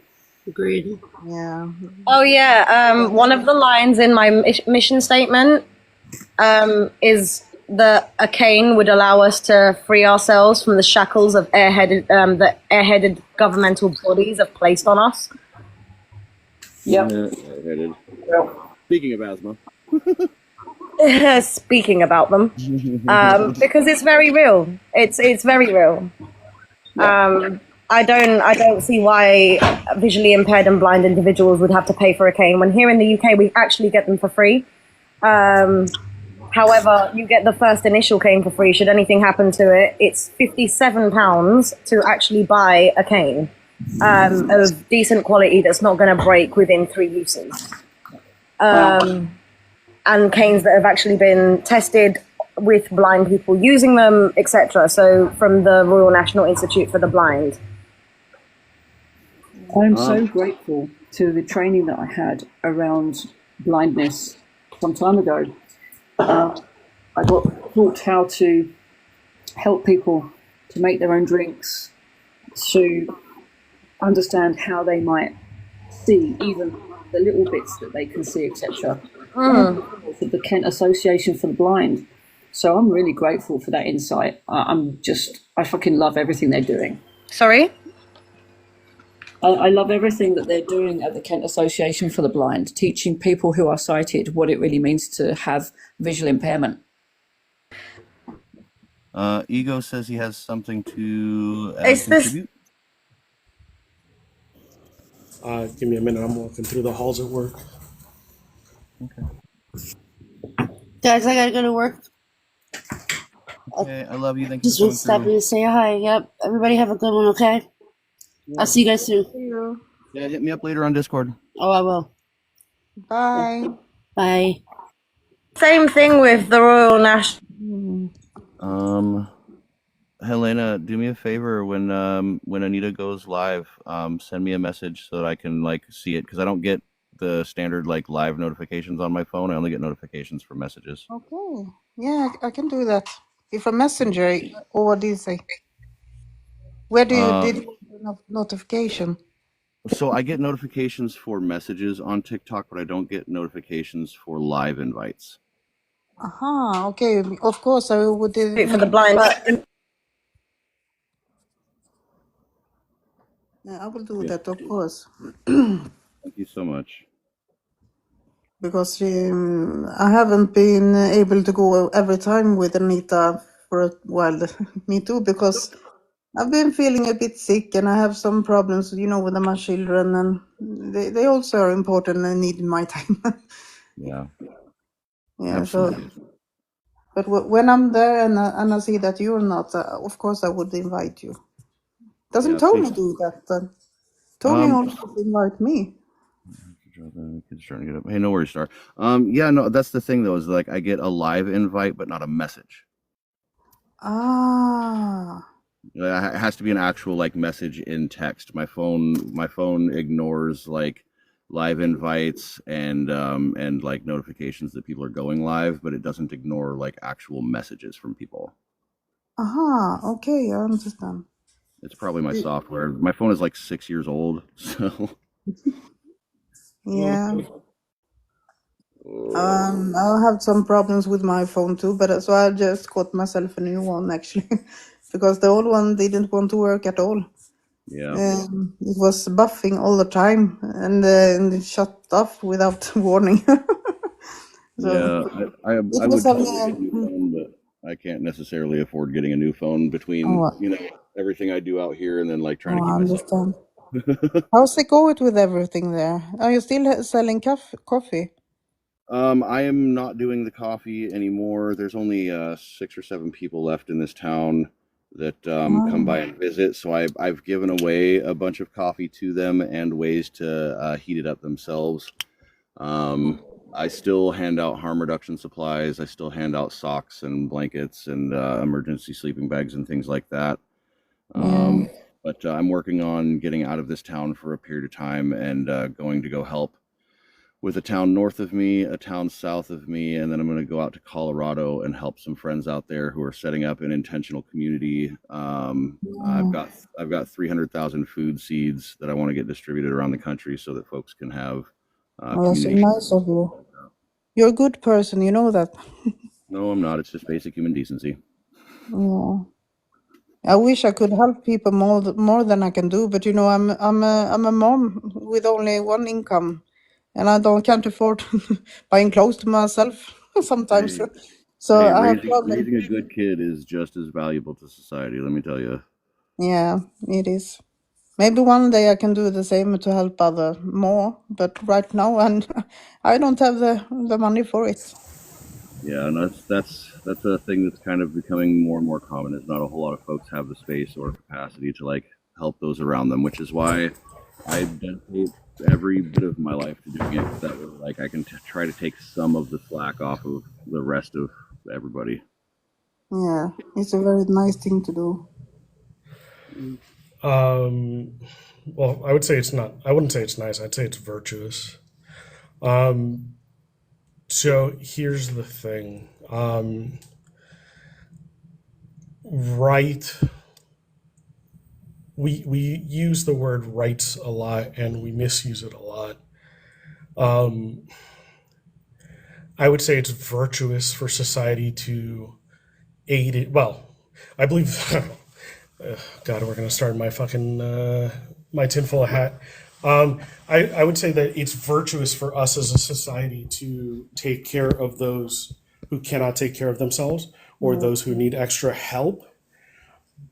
But when you call it a right, that means it's an entitlement. And a lot of the things that we call rights in like the in the philosophical sense, I just wouldn't be willing to put a pew pew to somebody's head in order to force them to do this, right? Um, yeah. Well, would you not agree that every person born on this planet, having not made the decision to be born here, is inherently gifted with the right to pursue life, liberty, and happiness? Oh, absolutely. Yeah. That's so. Those are what I would call negative rights, right? They're entitlements that don't require anything outside of yourself.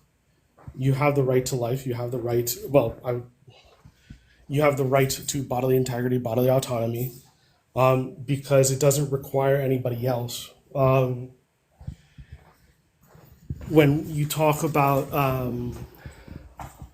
what's the word I'm looking for here? Disability? When not even just disability, healthcare in general. At some point, you are at the position where, so if somebody doesn't want to put their money into this, they will be held at a metaphorical pew pew. As an American, I'm coerced into paying taxes. I don't want to. I don't want to give government any money. I'd rather utilize that money for what I care about. But the taxes, So I'm from Sweden, and we pay a lot of taxes in my you country. do. Hmm. And it comes with a good thing also, because if an homeless person is sick or dying, lying on the street, he gets the help he needed. He's not, but in some other countries, they would just let them lie there and die, and I don't think that's okay. All the people should that needed help from police, firefighters, and hospitals. Why shouldn't they have the right to have it when they don't have any money? Are you willing to put a pew pew to somebody's head to force them to pay that? Mm, The But what the do you issue mean by a is, pew pew? Sorry. well, so A firearm? well, you know what we're talking about. Pew, yeah, firearm. Yeah. So here's the thing: if I don't pay my taxes, I get put in handcuffs and I go get sent to prison, right? Yeah. So you're doing something bad in the name of good, and I don't know that I agree with that. No. If doing something good requires you to do something bad, and there's context involved, obviously, because there are some bad things that I would call bad that would be acceptable to do in the name of good. But no, I don't necessarily think that the end justifies the means in all cases. So I have a question. I have a question. Last one thing. So here's the thing. I get taxed quite well. I get taxed quite a bit. I would rather put that money, and income there's no income tax in Florida.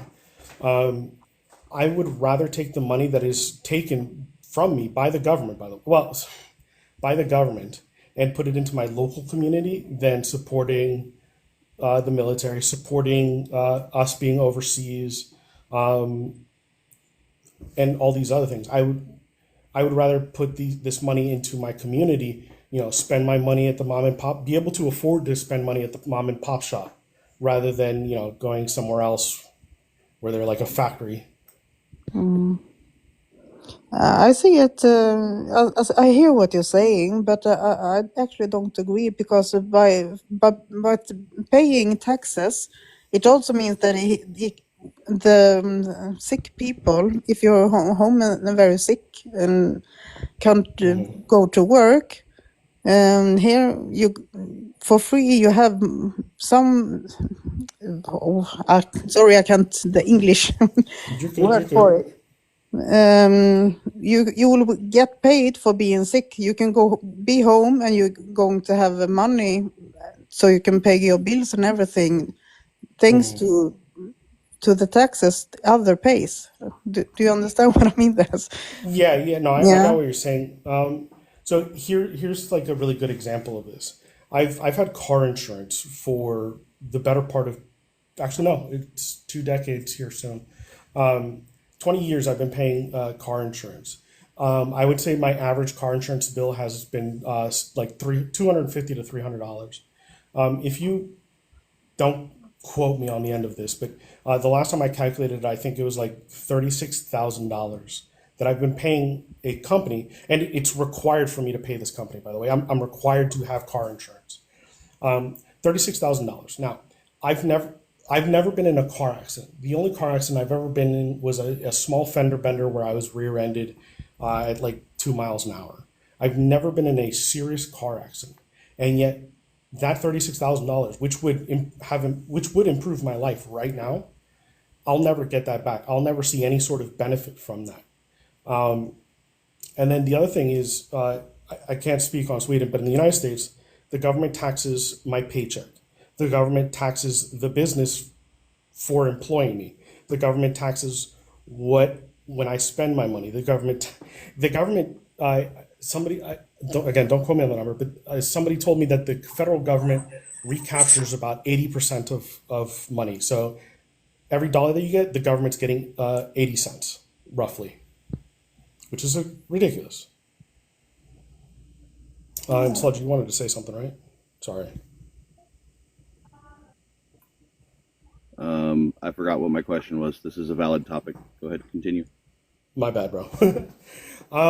Yeah, so first and foremost, like my biggest issue is that, well, I think that our biggest issue with society right now is that our technological evolution has far outstripped our moral evolution.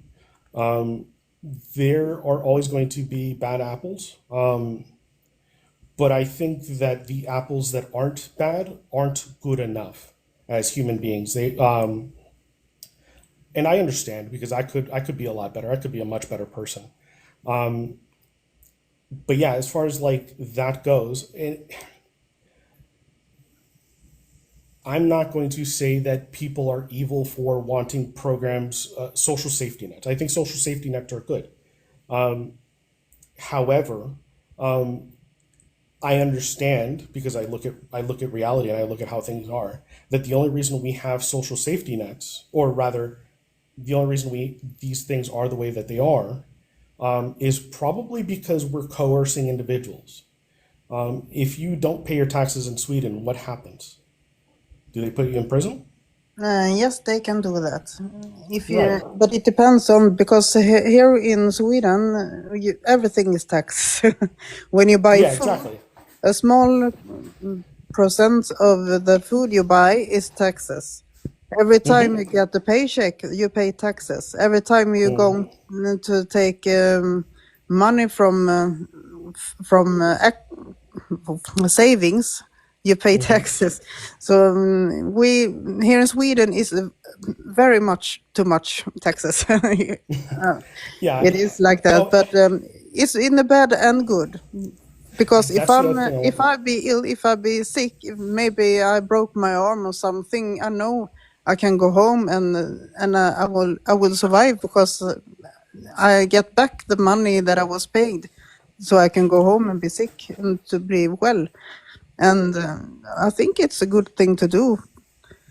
And also, if I'm out of job for some reason, my job, my work, sorry, job is work. If my work says we need to close this kindergarten station, so you will be out of work, then I always fuck. Sorry. I also know that I will not go home and don't get any money because we have many different system to secure a person if something happens. That you, if you understand what I mean. Yeah, I got you. Yeah. But like, even when I bring in my car insurance, if I didn't have to have car insurance, that's $36,000 that I could have in the bank in case I do get sick. And that's just my car insurance, right? And again, I understand that there are people who are worse off than me in regards to like health, and I can respect that.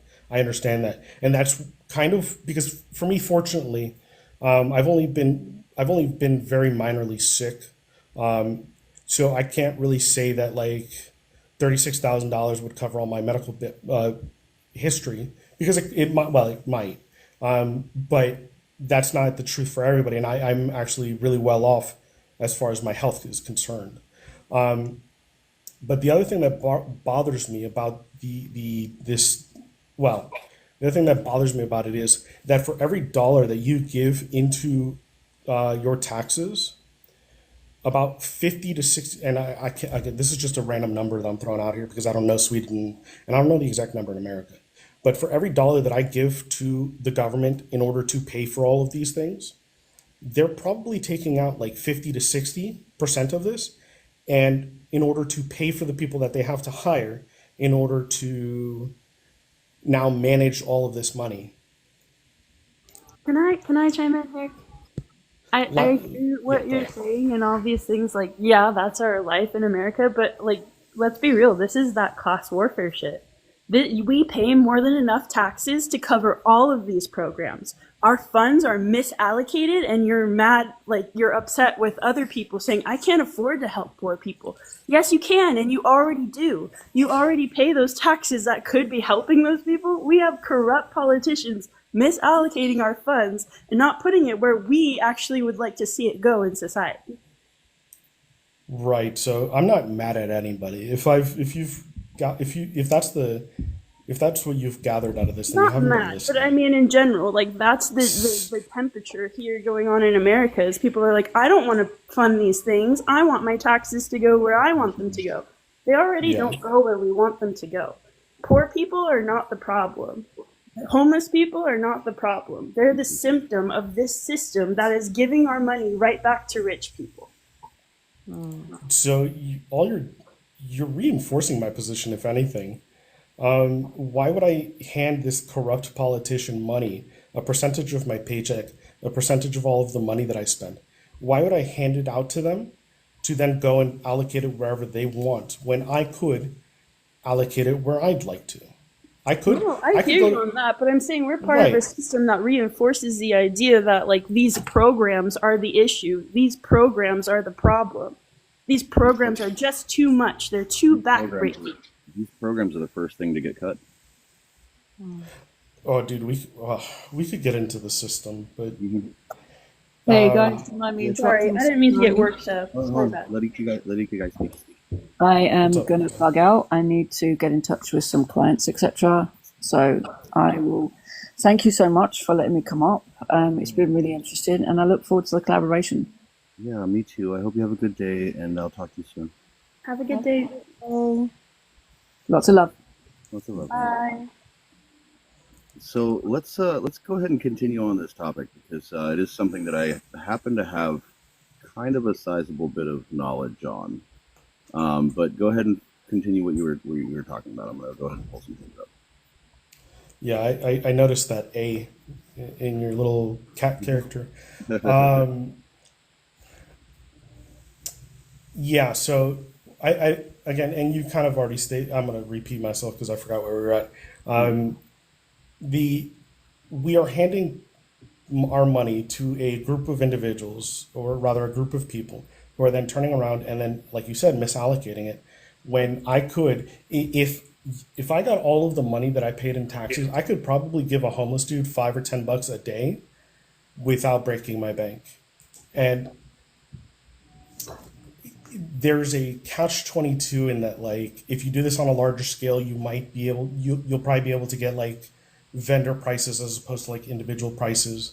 But the amount of money that just goes into like filling these overinflated bureaucracies it's not worth. I won't say it's not worth it.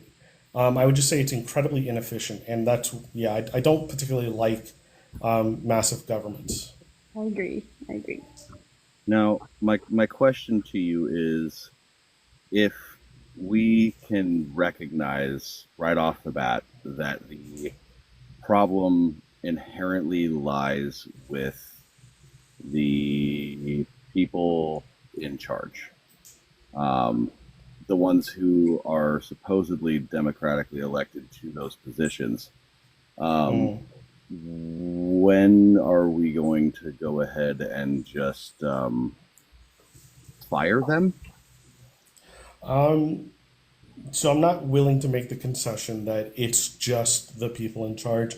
I think that the system is inherently theft by coercion, and that in and of itself is a problem on its own. It's not just the people that we elect or supposedly elect. I'm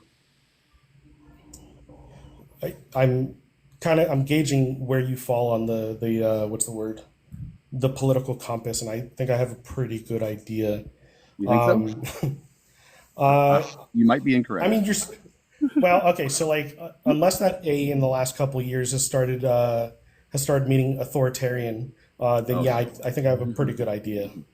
Definitely. Yeah, I think I think you probably sit on center left. I could be wrong on that, and honestly, it would depend on the issue because I'm sure you seem like an individual that probably has like nuanced views on things. But I'd probably say you're sitting around where I am, just to the left side. Yeah, I think the flaw in the system is inherently that we are putting pew-pews to people's heads. I think that that's morally reprehensible. But then, and that's what I would say, a libertarian or an anarchist position, which I don't think is wrong. But then again, I'm in my 30s and I understand that reality and idealism are in fact mutually exclusive. Yeah. So that's all would I'll say you about that. would you agree that if we can't trust the money stolen from us by the system that is working exactly as functioned, that we could instead focus our efforts on mutual aid, community building, and divesting from the system? Yeah, I agree. Well, I would say that that's where we should be aiming to. I would say that the system kind of makes that a little difficult. I mean, yeah, it works exactly as Do you it was designed.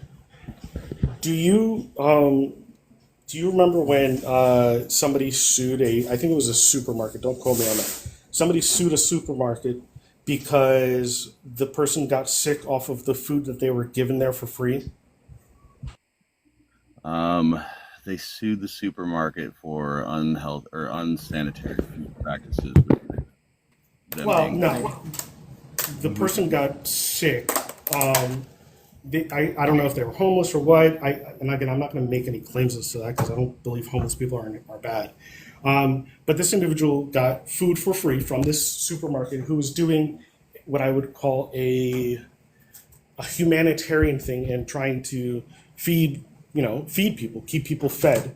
And because of this, somebody got sick. And yeah, obviously I don't want people getting sick either. But then they sued this place, and then all of a sudden it became standard practice to not give away the food that would go bad or your extras, I guess. 200 billion tons of food thrown away every year, by the way. Yeah, I know. I mean, listen, I would rather that food be if nobody's gonna buy that food, then I would say yeah, go give it away, give it for free.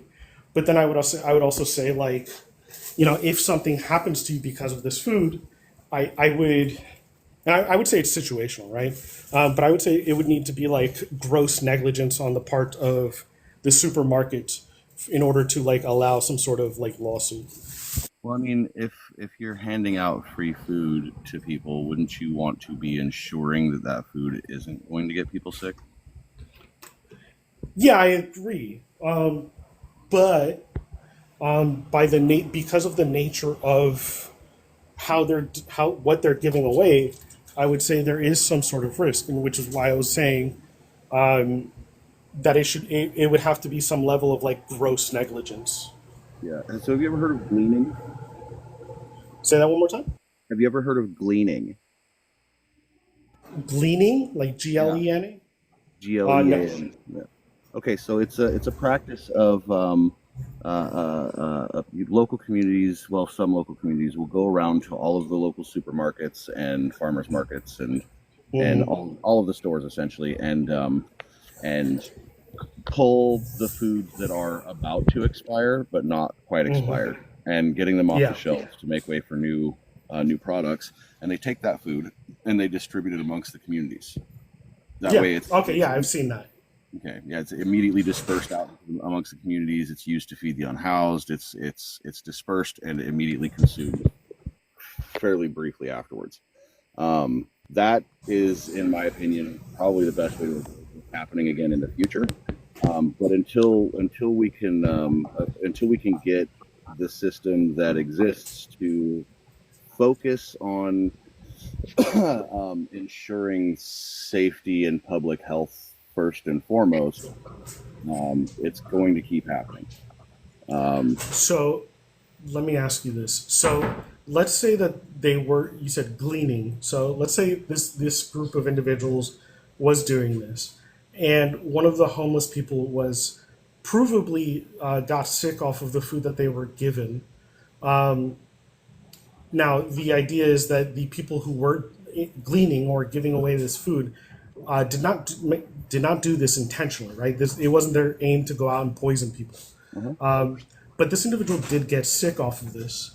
Do you think that individual now ought to have the ability or the right to sue this well-meaning group of individuals? Because for me, that seems wrong. Here's the misconception. You can't necessarily sue an individual for giving you free food. You can sue a corporation, and as we can, I'm sure, agree, corporations are not people. The law disagrees, which is why I'm now confused. I know the law disagrees. The law declares. No.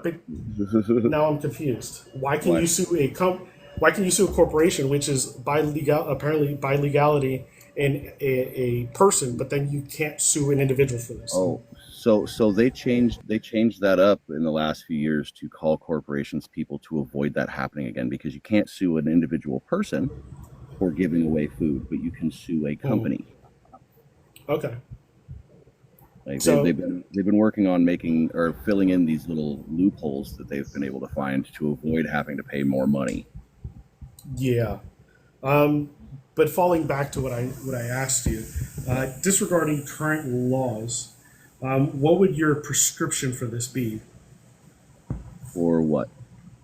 So in this instance where I'm doing a good thing, I'm buying up food that would expire, maybe even at a discounted rate, and then I'm going out to give this away, and this individual gets sick off of the food that I give them, even though that wasn't my intention. Do you think it would be right? Well, let me rephrase. Do you think it should be allowed for me to sue you if this is what you were doing? If I were to give you something that made you ill, I would find it my responsibility to help take care of your medical needs. Period. But that's me. I believe in doing the right thing. If something that I did inadvertently caused harm, it would be my responsibility to make sure that I help mitigate the damage.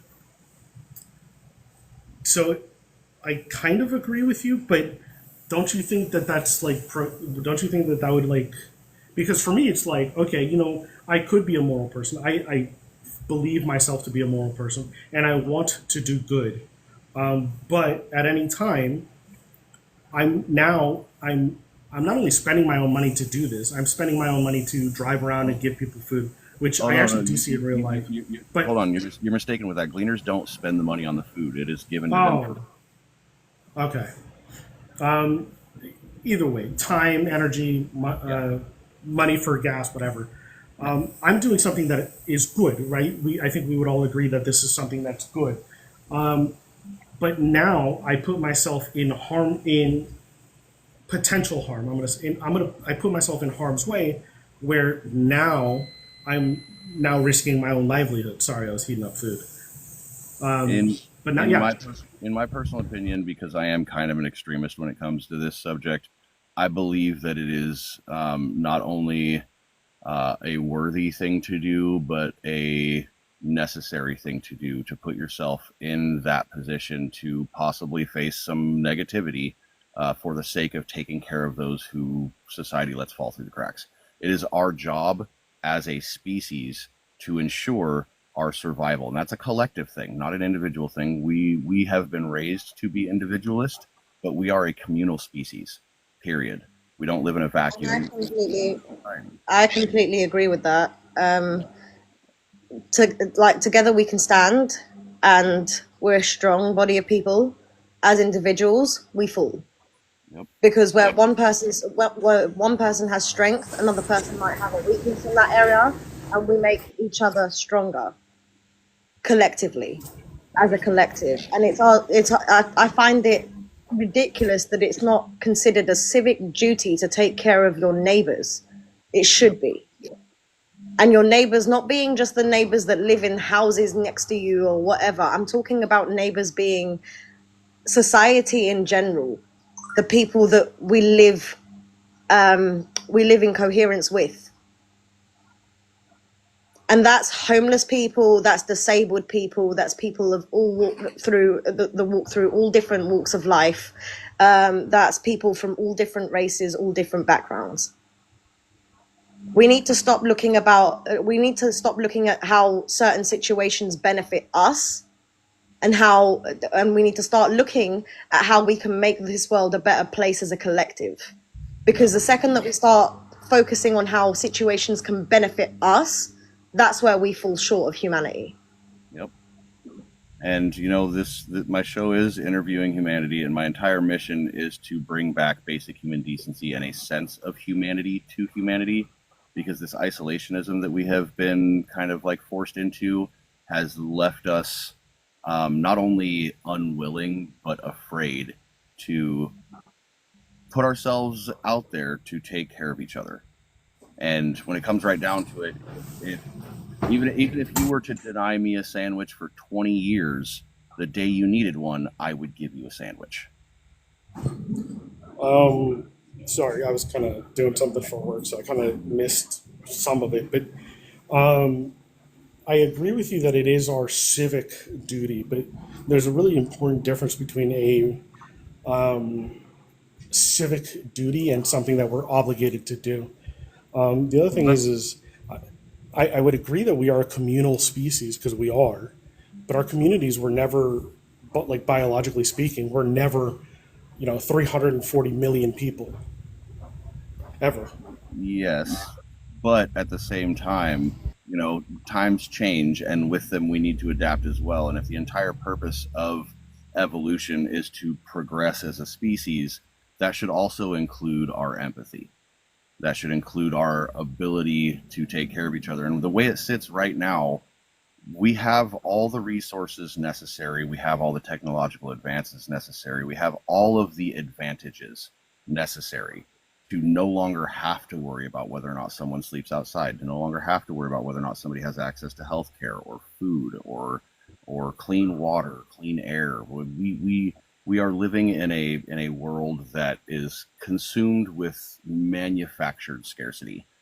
The fact that you have to go to work for upwards of 80 hours a week to pay your bills is unnecessary, entirely unnecessary.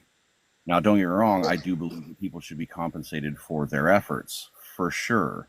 But I definitely don't believe that anybody, anywhere, at any time, ever should have billions of dollars. Empathy is also shouldn't be transactional.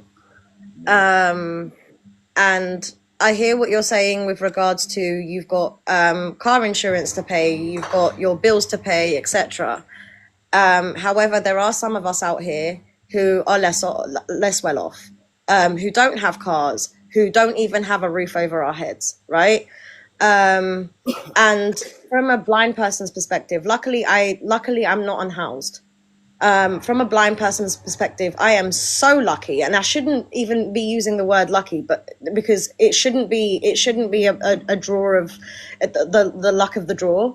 It should be a right to have a roof over your head and to have the basic provisions that allow you to get through the world safely.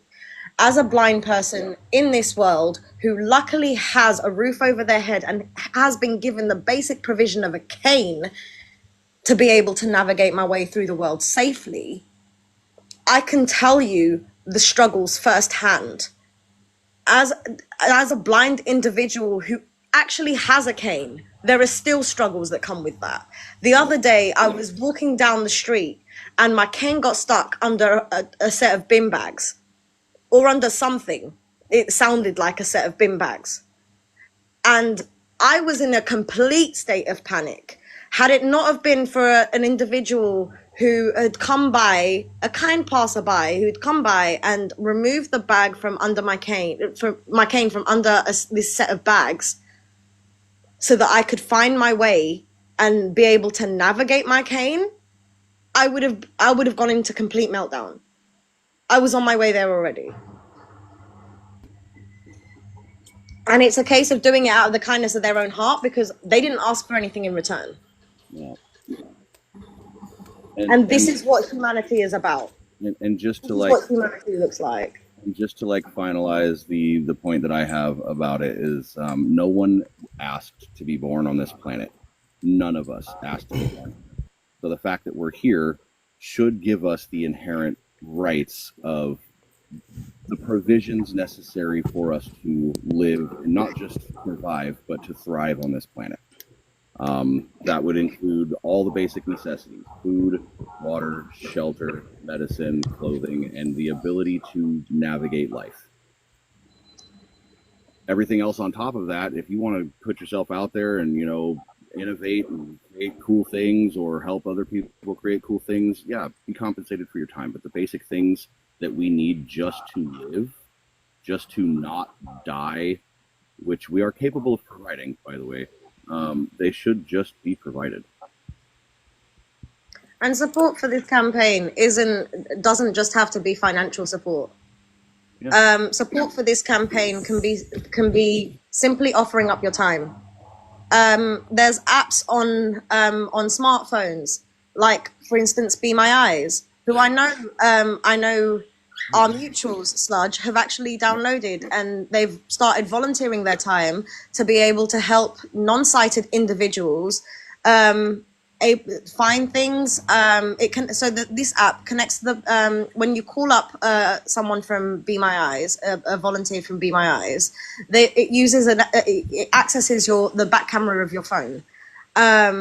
And it's used to help you find things. It's used to help you administer medication through a syringe. It's used for many things that sighted individuals take for granted, because us blind folk can't see that.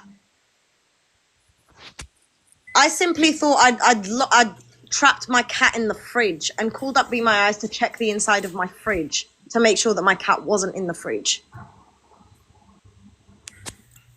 And if she'd had access to that app at a very specific point in time, she'd still be able to enjoy a curly whirly. So,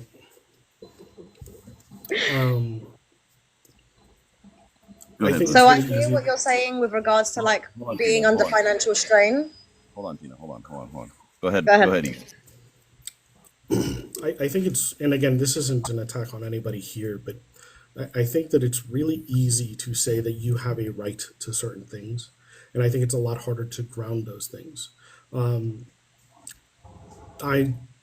not saying that people shouldn't be, housed and this, that, and the other, but my question is, would you be willing to, again, take a pew and put it to somebody's head in order to get that cane? Would you be willing to end a life to do so? I would like to say yes, and only a very specific, very small subsect of people would I be willing to do that, and that is to people who hoard wealth. Agree. And yes, I would be willing to do that. Give him the cane. I'm sorry. I'd be willing to do that, because at the end of the day, there are the fact that you've posed this question, and I don't mean this to come across as an attack, but it seems like you're a privileged individual. You're privileged in the sense that you have your eyesight. No, hear me out. You're privileged in the sense that you have your eyesight, because there are loads of people who don't. I lost my eyesight at the age of 23. In the blink of an eye, I went to sleep and I woke up blind. And had it not have been for the simple provision of a cane, I wouldn't be able to navigate my way through life. I wouldn't be able to navigate my way through crowds. I wouldn't be able to leave my house. It's provided me with that safety net, and that cane has become my armor when I'm outside in the unknown. So yes, I would put a pew pew to someone's head to be able to get that cane for someone else. I didn't say for somebody else. Can I ask you Would you something? be willing to? Would you be willing to unalive a person, any individual, not Jeff Bezos, a normal everyday citizen, so you can have access to this cane? Hold on before you answer that question. My rebuttal to that is, why does it have to be an everyday citizen when there is a small group of people on this planet who have amassed more wealth themselves than is distributed through the rest of the world? Because I don't think you can force people into being good people. No, you can't, but you can definitely put a cap on how much money a person's allowed to have.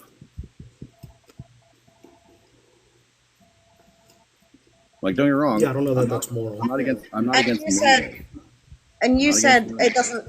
You said it doesn't have to be for someone else. This campaign is to get canes for someone else. It's not to get canes. It's not to get a cane for me. I've got a cane, and luckily I live in a country that gives us canes for free. Yeah, I wasn't attacking your charity. I support your charity, but again, this is a matter of, are you willing to do something bad in order to do something good? And I would caution people that this has been used to justify lots of things. Oh yeah, you're absolutely correct. You're absolutely correct. This kind of conversation has been used to justify some pretty terrible things in the world. But I want to bring the focus back to, we wouldn't have to do campaigns like this. We wouldn't have to do these things, even have these conversations at all, if there wasn't people out there that are being allowed willy-nilly to consume all of the world's resources and make all of the world's money without distributing it back into the systems. The one thing that I just kind of want to bring back, when Ikigai first joined the live, I don't know what her first point was, but one of her first points was, we are spoiled and we feel like we're entitled to things. And yeah, I don't think anybody owes us anything. I don't think anybody owes us anything. I think that we as a species owe ourselves, and what we are entitled to is the right to live, and that includes all the things that help us live. If we are born here without asking, why are we not entitled to the ability to live? It depends on what you mean by the ability to live. If you mean that I should be entitled to a home, I would ask you, what kind of home? Are we talking a No, I'm not talking about six bedroom. No, I'm not talking about a large house. I'm talking about basic shelter that comes with the basic amenities: food, clothing, water, medical care, education. I think education should be just free. We live in the age of information, and people have to do fundraisers to pay for their kids' schools because all the schools in the West Coast got privatized. Oh, dude. We could get into like federally backed loans. That I think is like the primary cause of the whole college thing. But yeah, I think, first of all, you assume that I'm privileged, which seems like an odd thing to state on the internet. It's I think there's a negative connotation that comes with the word privilege. Because you did state that you came from a less impoverished family than a friend of yours, which in itself would be a privilege that your friend didn't have. You did say what I said following that, if you actually listen to the full thing that I said rather than nitpick things that I said you're privileged in the sense that you have your eyesight. You don't have to go through these daily struggles. And everyone who is visually able, like who has their eyesight, is privileged in comparison to someone who's blind, because they don't have to go through the same struggles that we do on a day-to-day basis. Correct. Whether we like it or not, there is a level of privilege, and what comes with that level of privilege is sort of being blind to the fact of the struggles of the blind community, right? turning a blind eye to the struggles, turning a blind eye to the difficulties that we have to face on a day-to-day basis. And that's what I meant by the word privilege. So I would really appreciate it if you don't nitpick at things that I say and actually listen to the full statement before you make a comment. Yeah, this seems to be going in a direction of being offended. My aunt is like 80% blind or something like that. She's the one that raised me, by the way, and never in my life, and she's 50 something now. She has never in her life, as far as I'm aware, ever stated or said, "This is what society owes me. I am entitled to this." I'm perfectly happy to talk ideals with people. I love ideals. Ideals are great, but ultimately we live in today's society and today's this and that. And again, I can't get over the idea that we are willing to do terrible things in order to do something that we think is good. I don't think that that's how that should work. So can I ask you a question? So within the Sure. American Constitution, as well as the British codified constitution, non-codified constitution, there is a right to life, and that's a humanitarian right, right? It's a So negative right, but yes. yes, it's a right. It's a right. I want to know what negative right means when you guys get done, if you don't mind. Negative right is just something that you I'm gonna have to get the actual definition because I never remember it, but it's basically like a right that you're entitled to basically not have interfered upon. Yeah, life, liberty, and the pursuit of happiness, right? Say again? Life, liberty, and the pursuit of happiness, correct? That's not necessarily a right. That's just something within the Constitution. But right to life, liberty, and yeah. No, that's fine. Yeah, those would be like negative rights. So if we're entitled to those things without hindrance, would denying us the freedom of access to the things that allow us to pursue that not be a hindrance? Depends on how it's implemented. If I tell you that no, you aren't, and I'll use undefined for an example. If I tell her that no, she's not allowed to use a cane, that would be me interfering upon her. If I tell her, or if I say, "Hey, Sludge, you now have to make canes so that people who are blind can, utilize them," now I'm infringing upon your rights. Yes, but we're not talking about this this as a subject that like you and I are the ultimate responsible for this. For example, I just want to make this really bare and apparent really fast. We don't even have to implement new taxes on billionaires. We just have to get them to pay the ones they already owe. And it would literally wipe out the national debt. It would wipe out the need for cutting social programs. It would wipe out all of the issues that we're facing right now. During the 2020 COVID crisis, the unhoused community tripled. Just that year. It's steadily gone up ever since. And, wages haven't gone up, but the prices of everything have gone up. And people's access to and I'm going to say this in the kindest way possible, but I've witnessed so many unhoused people be turned away from hospitals because they couldn't pay their copays, or they couldn't, or they were assumed to be drug seeking. And I'm very sorry, but if we consider life an inherent right, then would that not in itself be hindering someone from that right to life? No.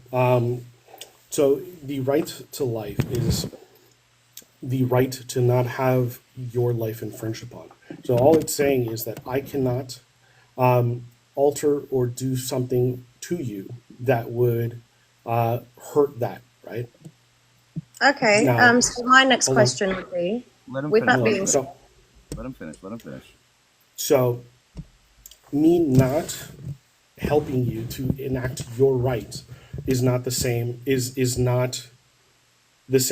me not being allowed to infringe upon your rights. Does that make sense? Okay, so with that being said, there is a huge number of people who have become blind later on in life because they weren't given the right medical care when they needed it at the time.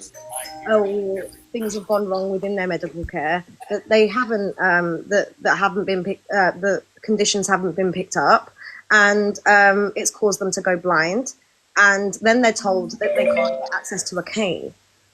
Their rights their right to the quality of life that they had before has been infringed upon, based on your statement, because where once they had their eyesight, they now don't. Like me, for instance, the reason I woke up blind is because of medical negligence and the fact that I was turned away from hospital several times for 5 years.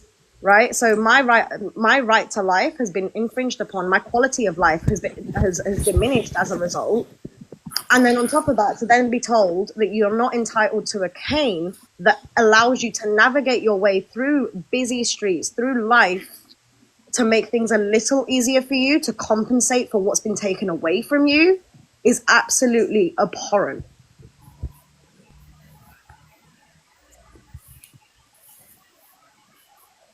And Now, this is Yeah. the gap that So we're trying to bridge. now I will yeah. agree. So I will agree one that thing. infringing upon people's rights is inherently wrong and incorrect. But I have to reiterate and state it over and over and over again that we wouldn't have to worry about holding a firearm to a civilian's head if we just enforced the taxation that the billionaires have truly paid their way out of. Um, I also have a point I'd like to make. hold on. Please. I wanted to address the two that just spoke. Okay. You do not have a right to quality of life. No one has ever. I've never heard anybody talk about a right to a quality of life. And then secondly, I agree with you on your premise, Sludge. But what I would say is that if they're doing this legally, then we're already enforcing those laws. What I would say is that we need to simplify the tax code and eliminate some of the tax loopholes that are abusable. Okay, so can I ask you a question? Sure. So with the Well, statement that you Looney, don't have with the statement that you don't have a right to a quality of life, if someone was to if someone was to come to you now and take all the food out of your fridge, all the money that you have to be able to buy your food, to pay your rent, and prevent you from being able to buy food to pay your rent, so that you end up on the streets, you end up homeless, you end up without food. Are you saying you don't have the right to food? Because that falls under quality of life, and that is a no. basic necessity. No, that is a basic Okay. necessity to be able to survive. And that Yes. I'm sorry, but that in itself should be a right. You have the right to be fed. You have the right to water, to clean water. And if someone was to take that away from you, that's infringing on your quality of life, which you actually have a right to. Where do you have that right? With the right to life. No. I It's think the just problem is you're not understanding that a government is not a business. Their job is not to make profits off of as many people as possible. It's to take care of society. We have businesses. We have businesses that make money. And now our government is in the business of becoming a business. Again, a government is supposed to build a society. Their investment is people, because the better people get, the better society gets, the better your country as a whole gets. That's the entire point of government, is to take care of the people so the people can thrive. I was gonna say they take ownership of us in every other way. So you take ownership of us in every other way except for our health and our happiness is our own responsibility. what do you mean take Industrial ownership? prison complex where so Doesn't many matter. more people here are in prison than anywhere else, and like they're not responsible for them. With the right to with the right to life comes the right to food and water. With the right to life comes the right to be able to navigate your way through the world, right? Because without food and water, you're not going to survive, and that actually takes away your life. That puts you in a So pine box. yeah, so that's still not like a right. Um, You have a right to water. You don't have a right. Okay, can I ask Hold on. you? Can I ask you a No. question? No, I because I was because you've already talking and then interrupted. no. You've already interrupted me. Guys. You've been doing this a lot. So So I'm gonna stop both of you really quick. I understand that tensions are getting heightened in here, but in my lives specifically, we do give people the space to speak.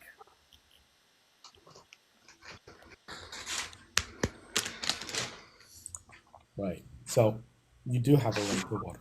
However, and to address the first thing that you said earlier, that's called theft and would infringe upon my right to. I'd have to look at the actual the name of the right, but it's essentially the right to own property. Yeah, so if that is my property, then I would say, yeah, that's been infringed upon.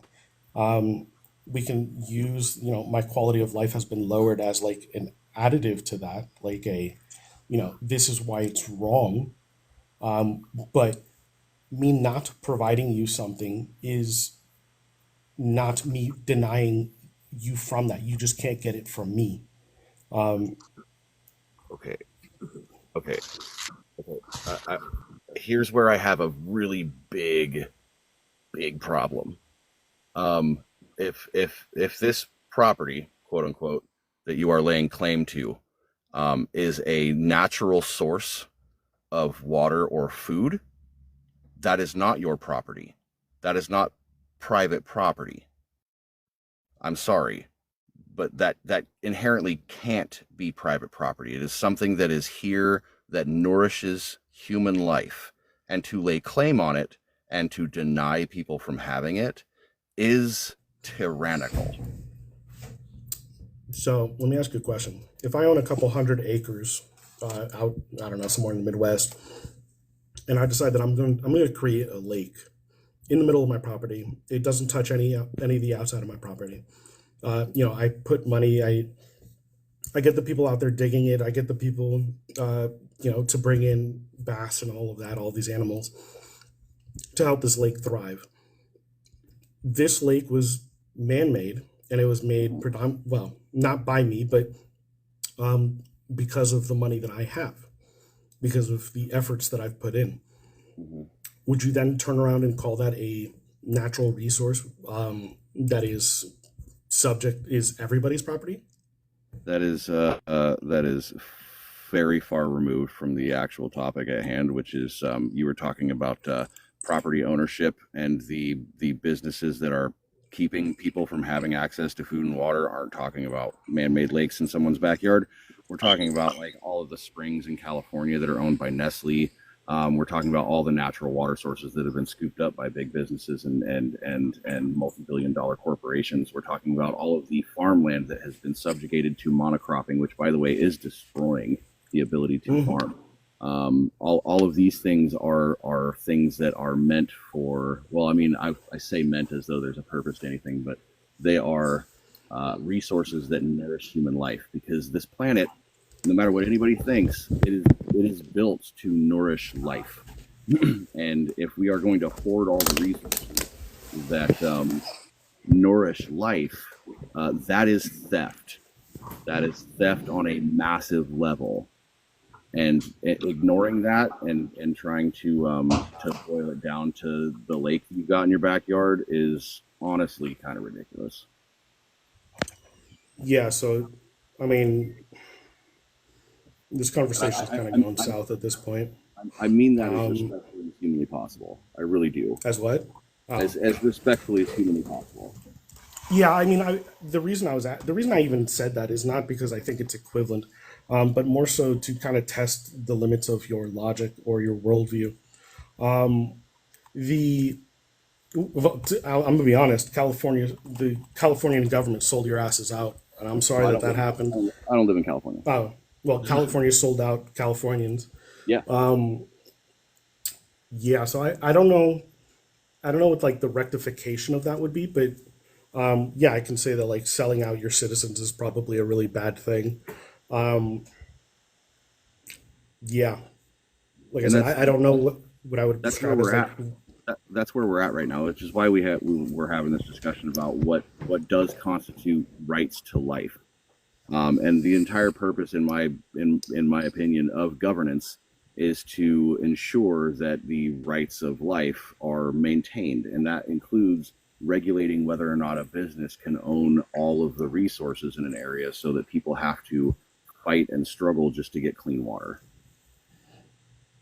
So this is kind of where my libertarian comes in. I don't like big monopolies. I don't like big corporations. I don't have an issue with like smaller ones, but yeah, I mean, if again, tinfoil hat, but BlackRock, Vanguard, I have like visceral Yep.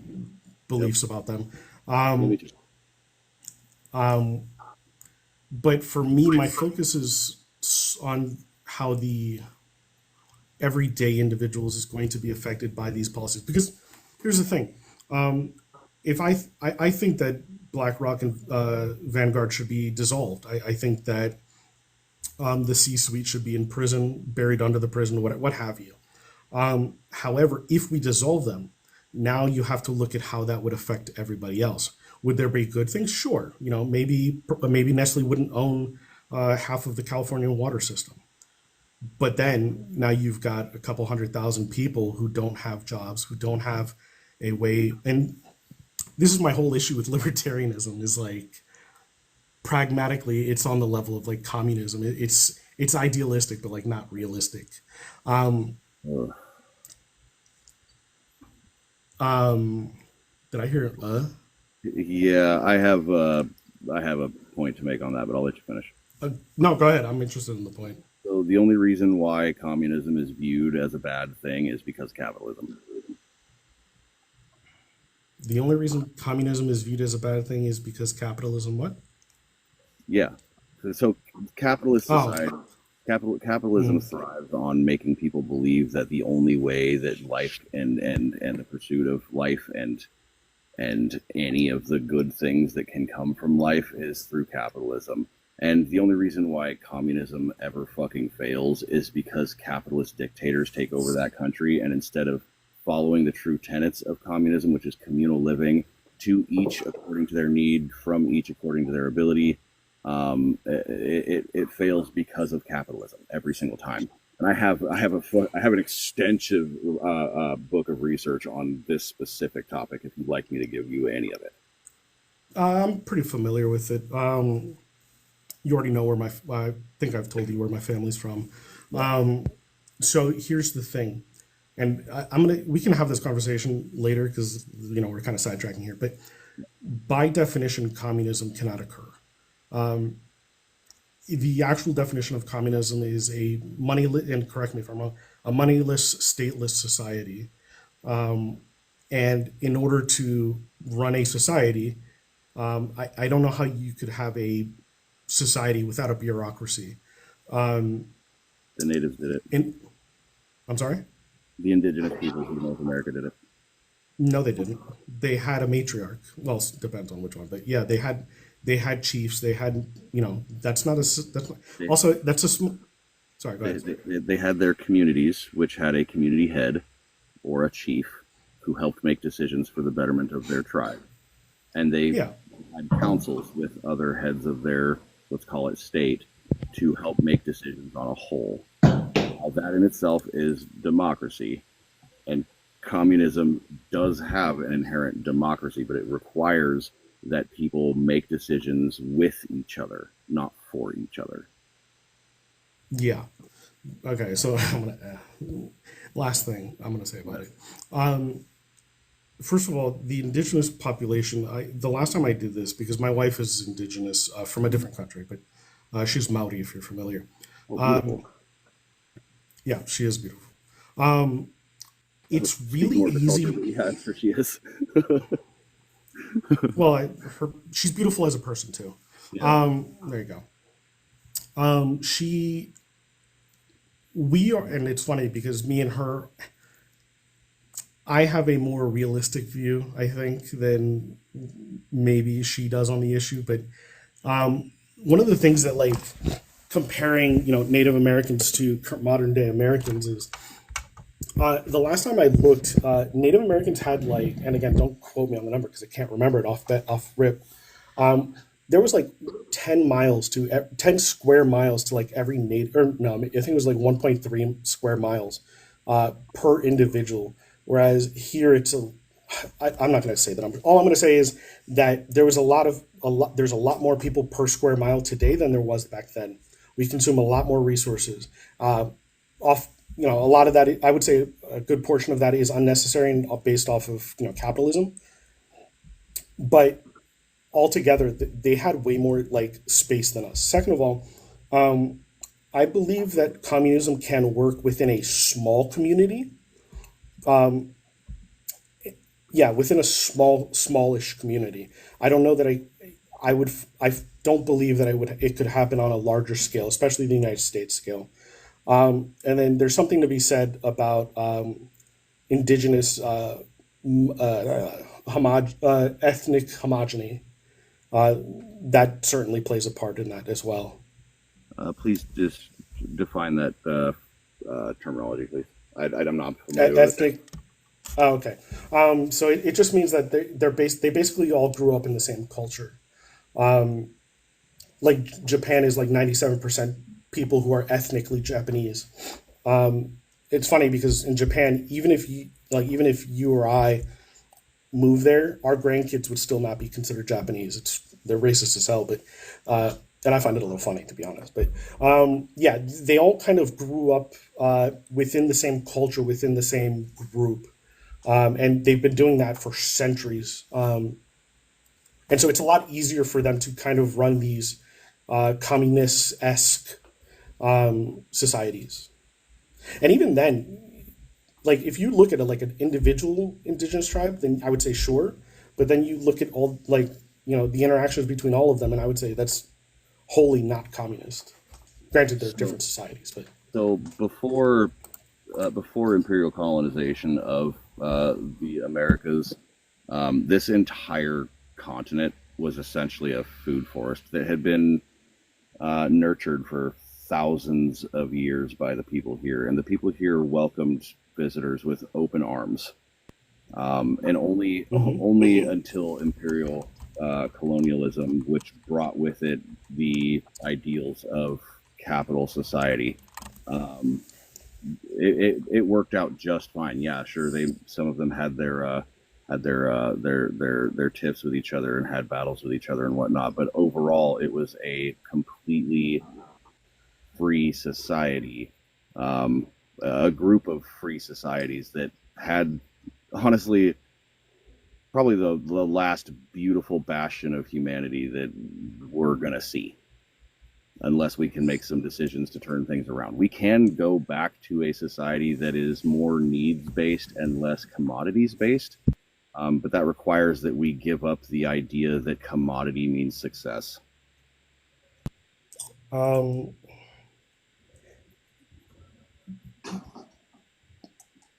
I don't believe that the indigenous people were any better than us. Well, I'm not going to say better than us today.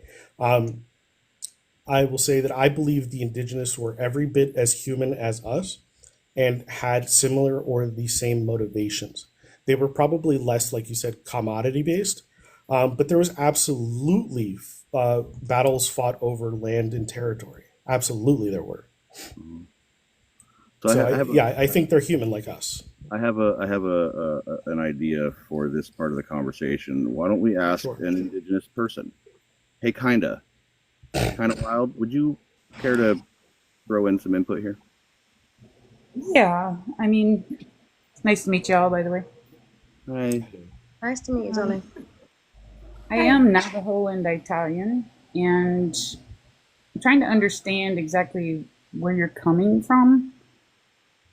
Are you also indigenous? Me? Or yes. No. Not that I Okay. know of. So where do you come from with those ideas? I guess.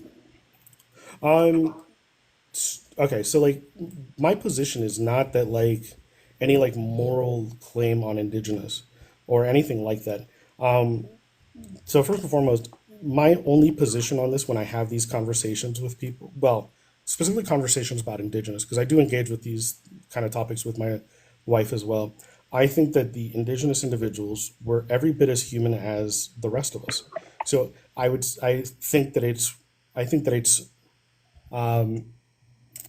that there indigenous societies had people who were greedy. I think indigenous individuals had people that were really kind. Uh, I think that all sorts of people existed within the indigenous communities.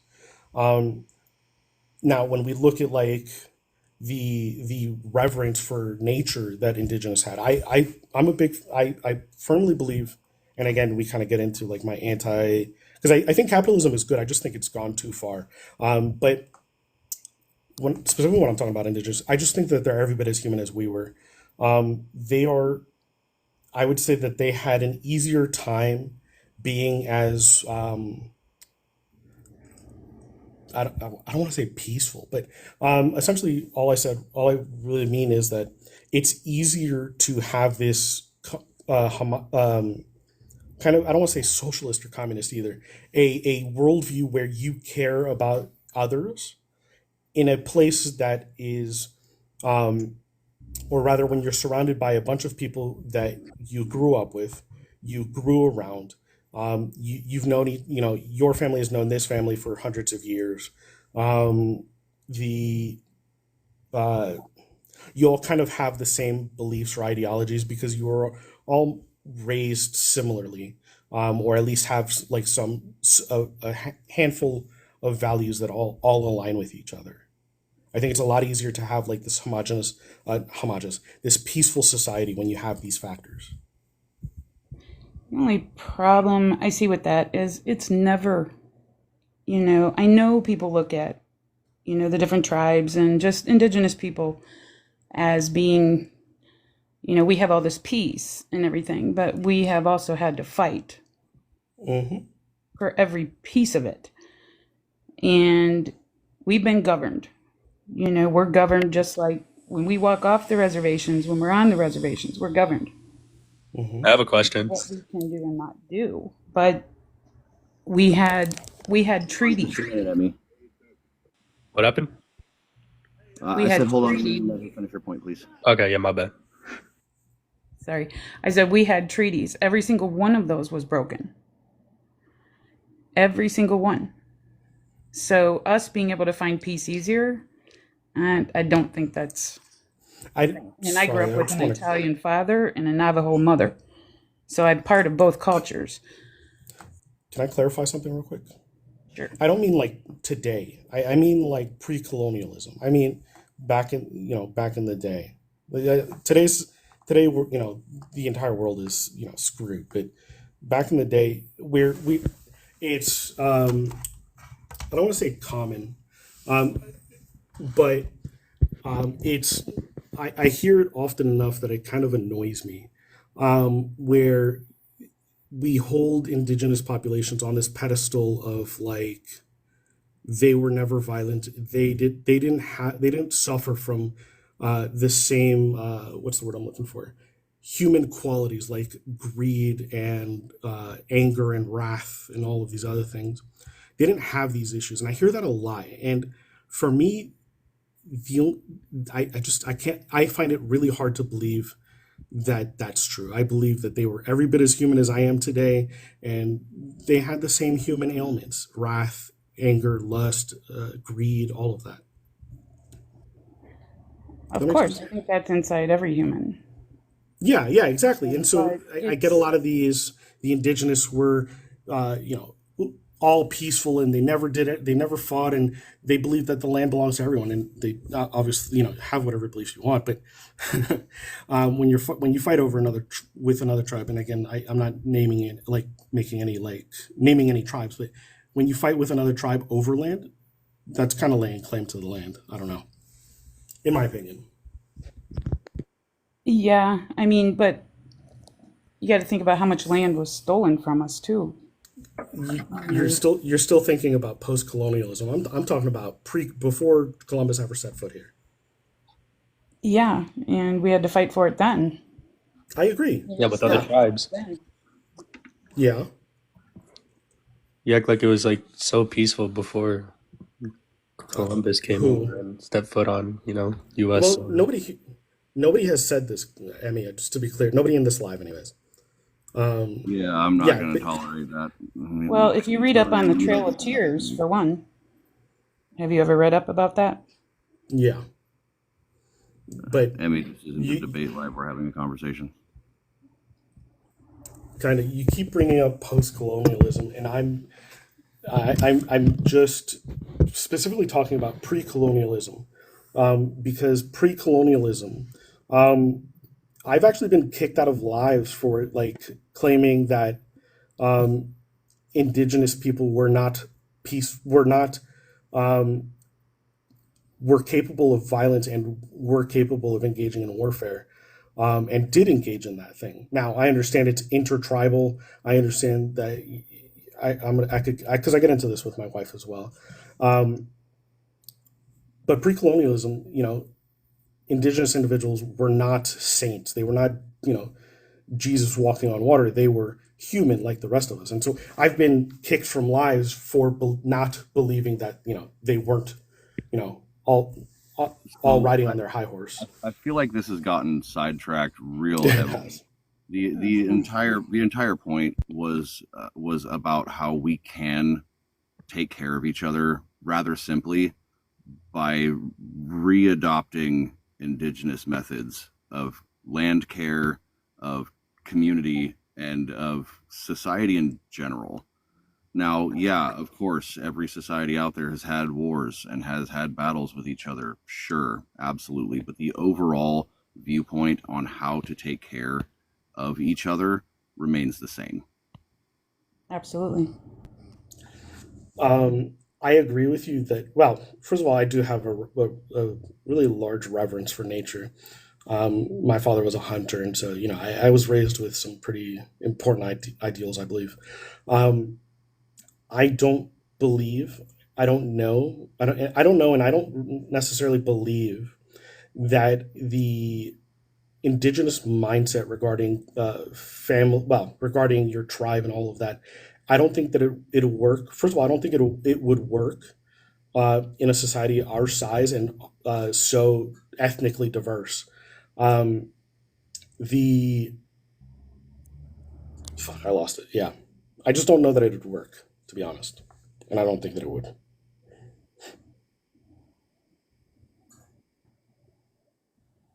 Oh, and that's kind of what I meant about like our technological evolution far outpaced our moral evolution. I think we do have a responsibility to kind of do what we can to kind of preserve and not take from the earth more than we can give. But yeah, technology just outpaced that like a motherfucker.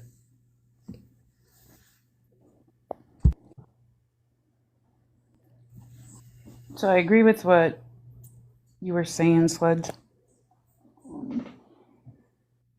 I think it's a responsibility of every human, no matter what race, to make sure that we all come together and survive. That's kind of been our mindset for, decades now. And it's what we've tried to achieve, but it's what keeps, we end up being the bad people. The indigenous people are under attack right now more than ever, because now it's about racism towards us. You stole our land, this and that. It's just, I made a point the other day to say that when the BLM was going on, the Black Lives Matter, we showed up. We showed up to help them and support them. But you won't find that with our issues that we need help with. Nobody else wants to show up.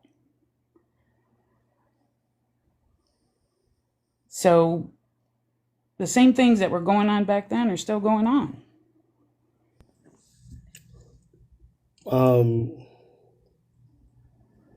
So you stepped out of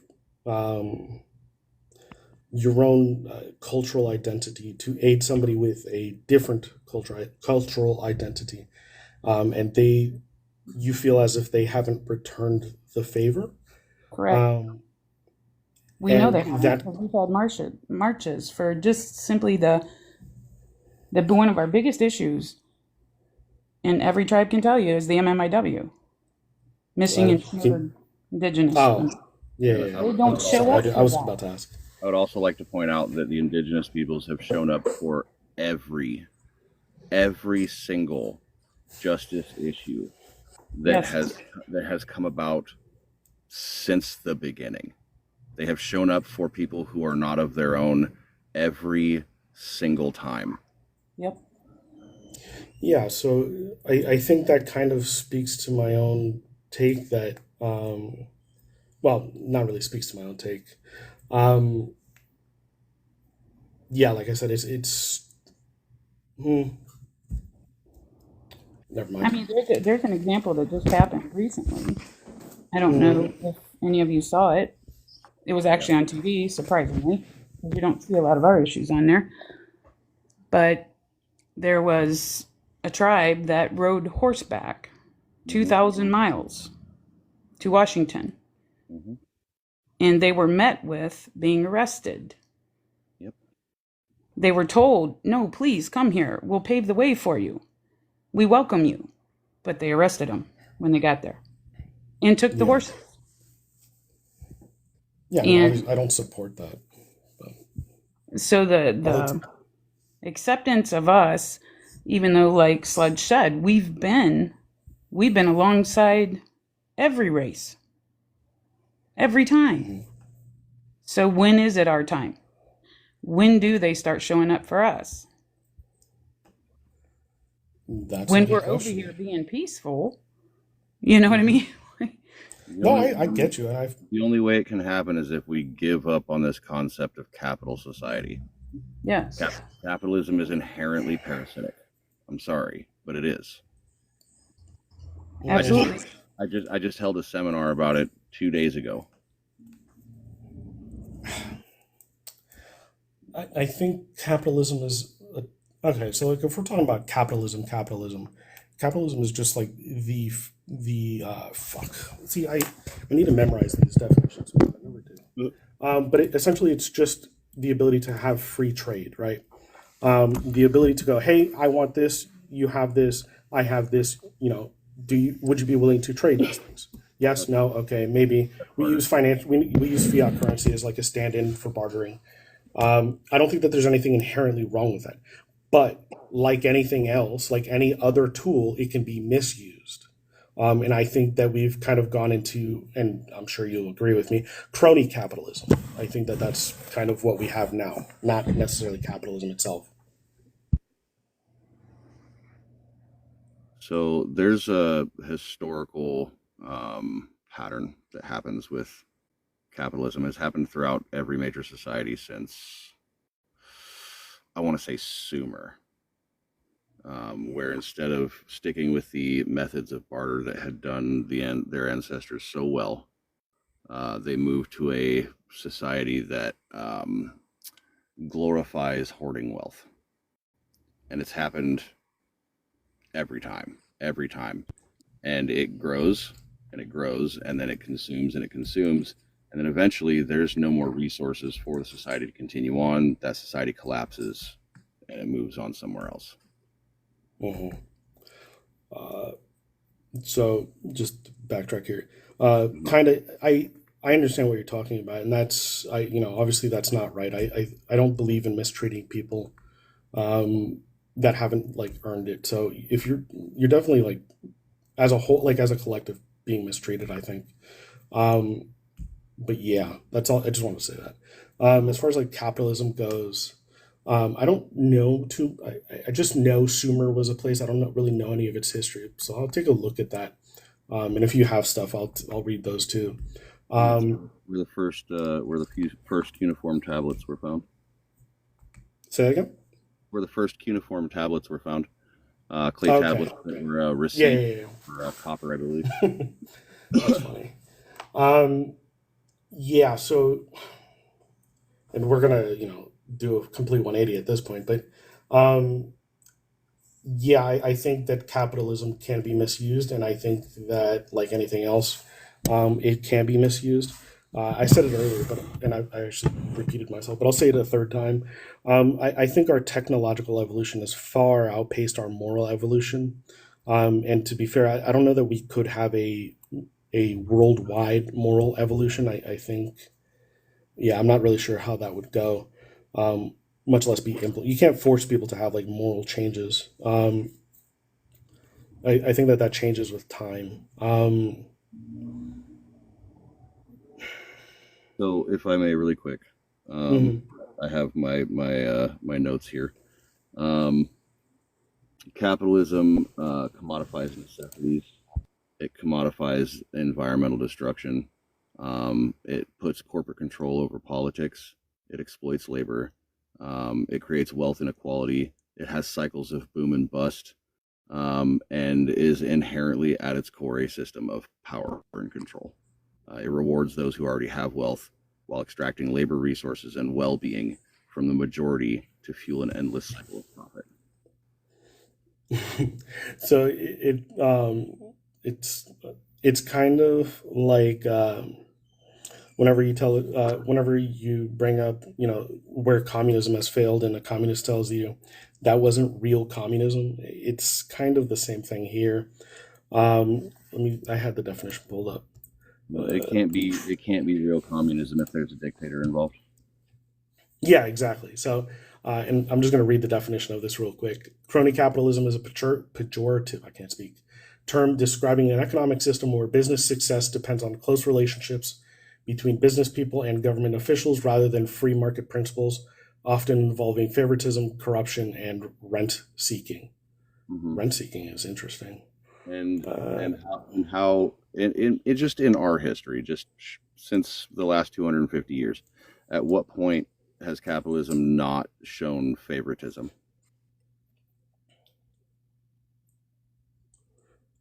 I don't believe favoritism is not a capitalist principle. It's a human trait. Nepotism is widespread and rampant.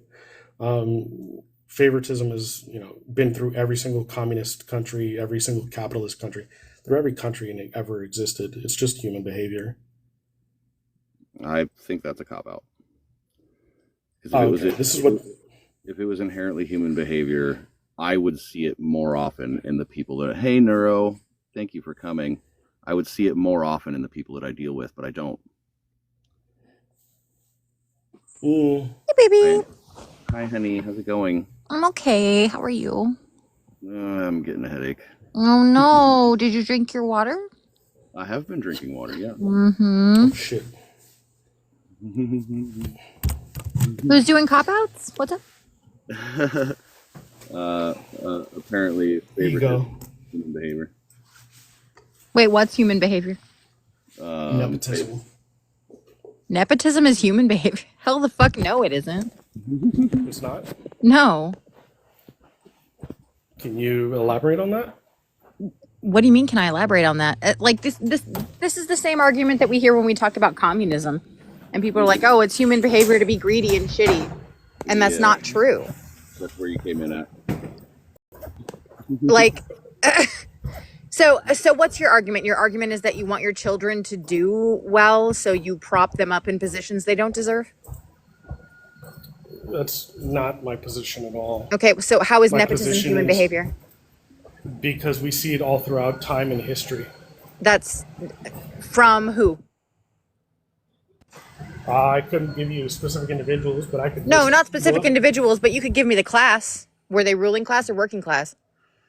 There you go. Yeah, it's not human behavior, it's ruling class behavior. Right. So when my working class boss favors another individual, You already fucked up. Your boss isn't working class. he is. He absolutely is. Nope, he's the boss.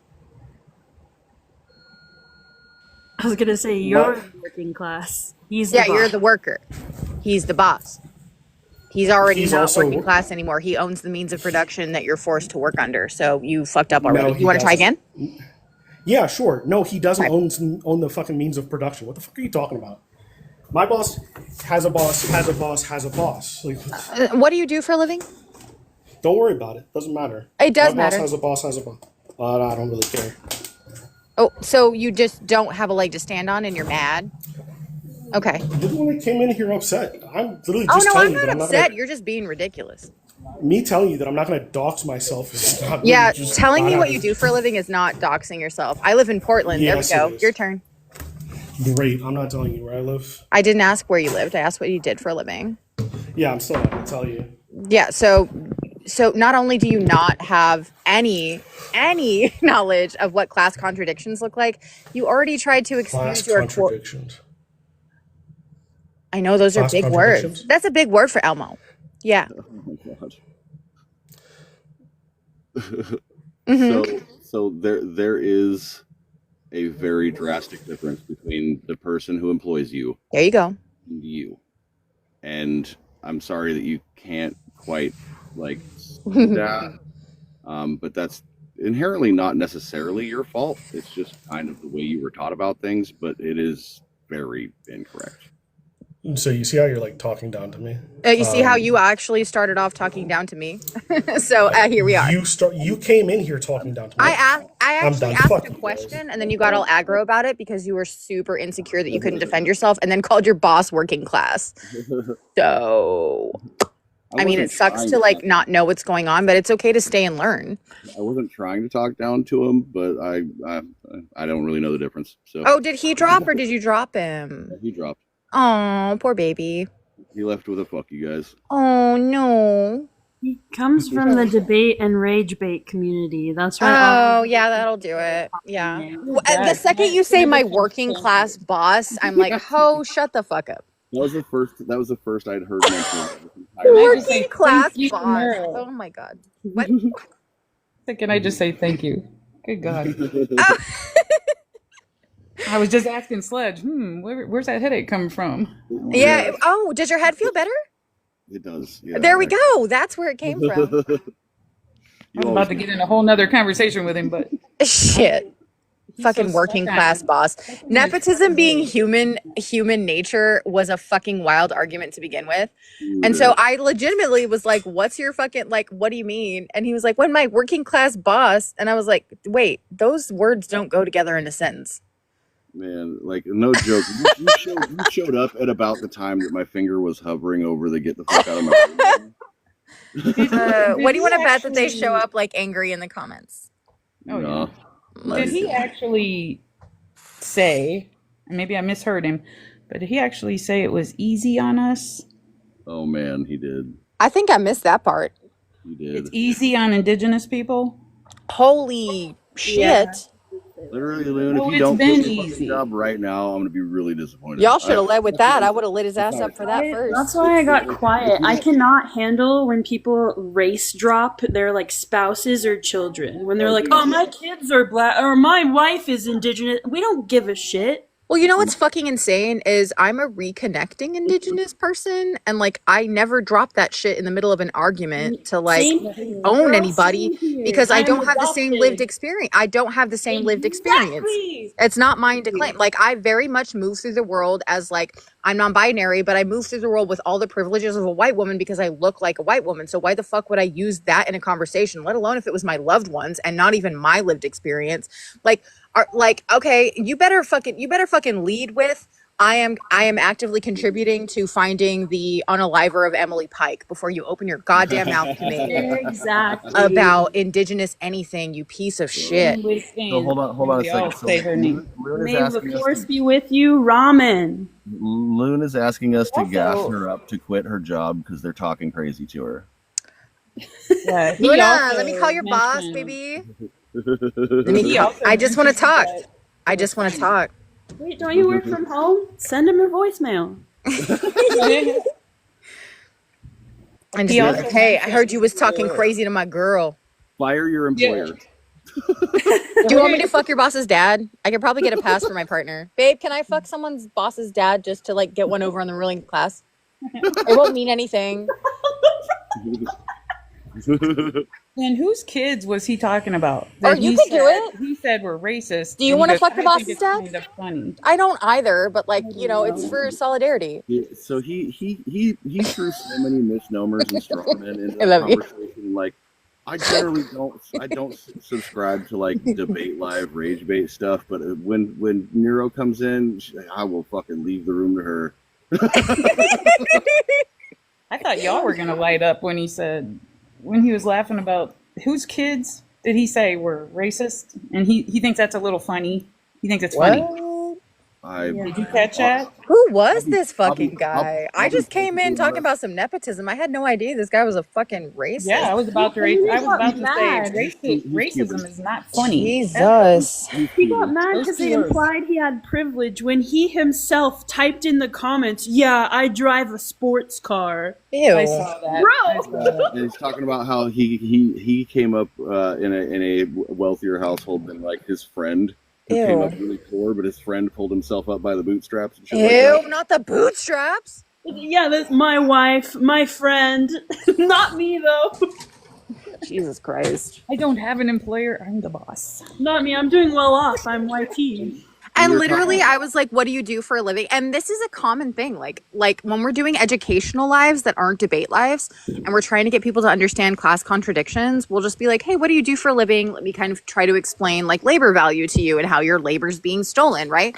Yeah. And people will just answer like with the basic, like, here's my field of work. And he's like, I'm not going to fucking dox myself. I was like, do you just not work? Like, I bet he was a fucking landlord.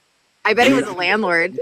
I bet that's what his fucking quote unquote job is. I can tell you that while he was here. Hold on, I can tell you that while he was here, I didn't see him or I didn't hear him sit down at work, but he talked a lot about walking around the halls of his work for like the last 2 hours. Yeah. And what's his boss's name? Oh, that's right. That's right. Loon, baby, I didn't forget about you. Quit your job. He's in Quit control. your job, Loon. Do it, Hi, baby. Teda, come up. I want to say hi. My friend here, Teda, is in South Africa. She's an amazing human being. Very sweet individual. Hi, Teda. If we could just Teda? gas her Is that how up. you say it? Hello. Loading. Hi. Hi, Teda. Hello. How are you, honey? How are you doing? I've got a headache. Well, not so much anymore. It went away suddenly without medication. You're a certain person. How are you, Teda? I even said I live in Wisconsin, down in the comments. I help with a wolf rescue. You know what is the problem with saying what you do? Oh my god, wolves are amazing. Oh my god. Yeah, if you check out my page, hell yeah, I'm following. It's all Yeah. Love it. You should follow Kind of Wild because they're amazing. They're an indigenous. What you say? You house wild? No, you have a sanctuary for wild wolves. Yeah, we help rescue wild wolves in the hopes that reintroducing them back into the wild, but sometimes you can't. Oh, so you get to see the cubs. Oh god. Yeah. Oh, yeah. Oh god, wolf cubs. Oh, also coyote cubs. Coyote cubs look like they're not real. Like they look like little stuffed animals. Like You have any we can videos go of in wolf and pups? some of them we can go in and pet them and stuff, but yeah. But you got to know, you have to have a healthy respect for that danger too. Now I'm wondering because you work in wolf rescue, because this is a thing that's happening in the PNW where coyotes are trying to domesticate themselves because a lot of their habitat has been fucked. And so they'll be going onto like porches and stuff and like using dog beds and like begging for food. Like it's a real thing. So are the wolves in your area at all like that, or? We don't have a huge issue with that, but Yeah. there are some because we had a huge wildfire out here a couple years ago in the wildlife reserve down the road. And it's one of the biggest wildlife reserves in Wisconsin. And it burned up quite a bit of it. So what it did was with the bears, the wolves, everything. Oh, not the it pushed them bears. into more of the residential areas Yeah.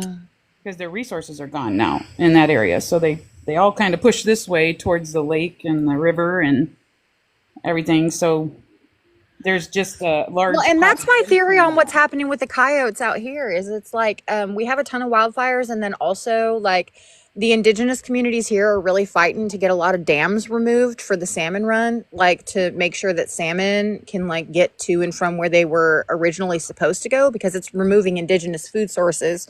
But also that would mean that it's removing food sources for like the bears that we see coming into town, and like the, you know, the coyotes that are like, nope, I'm a dog now. Yeah. So I think that quite literally they're like, well, since I guess you're in charge of everything and you're fucking up everything I have, it seems like you have the resources and I'm smart enough to go where the resources are at.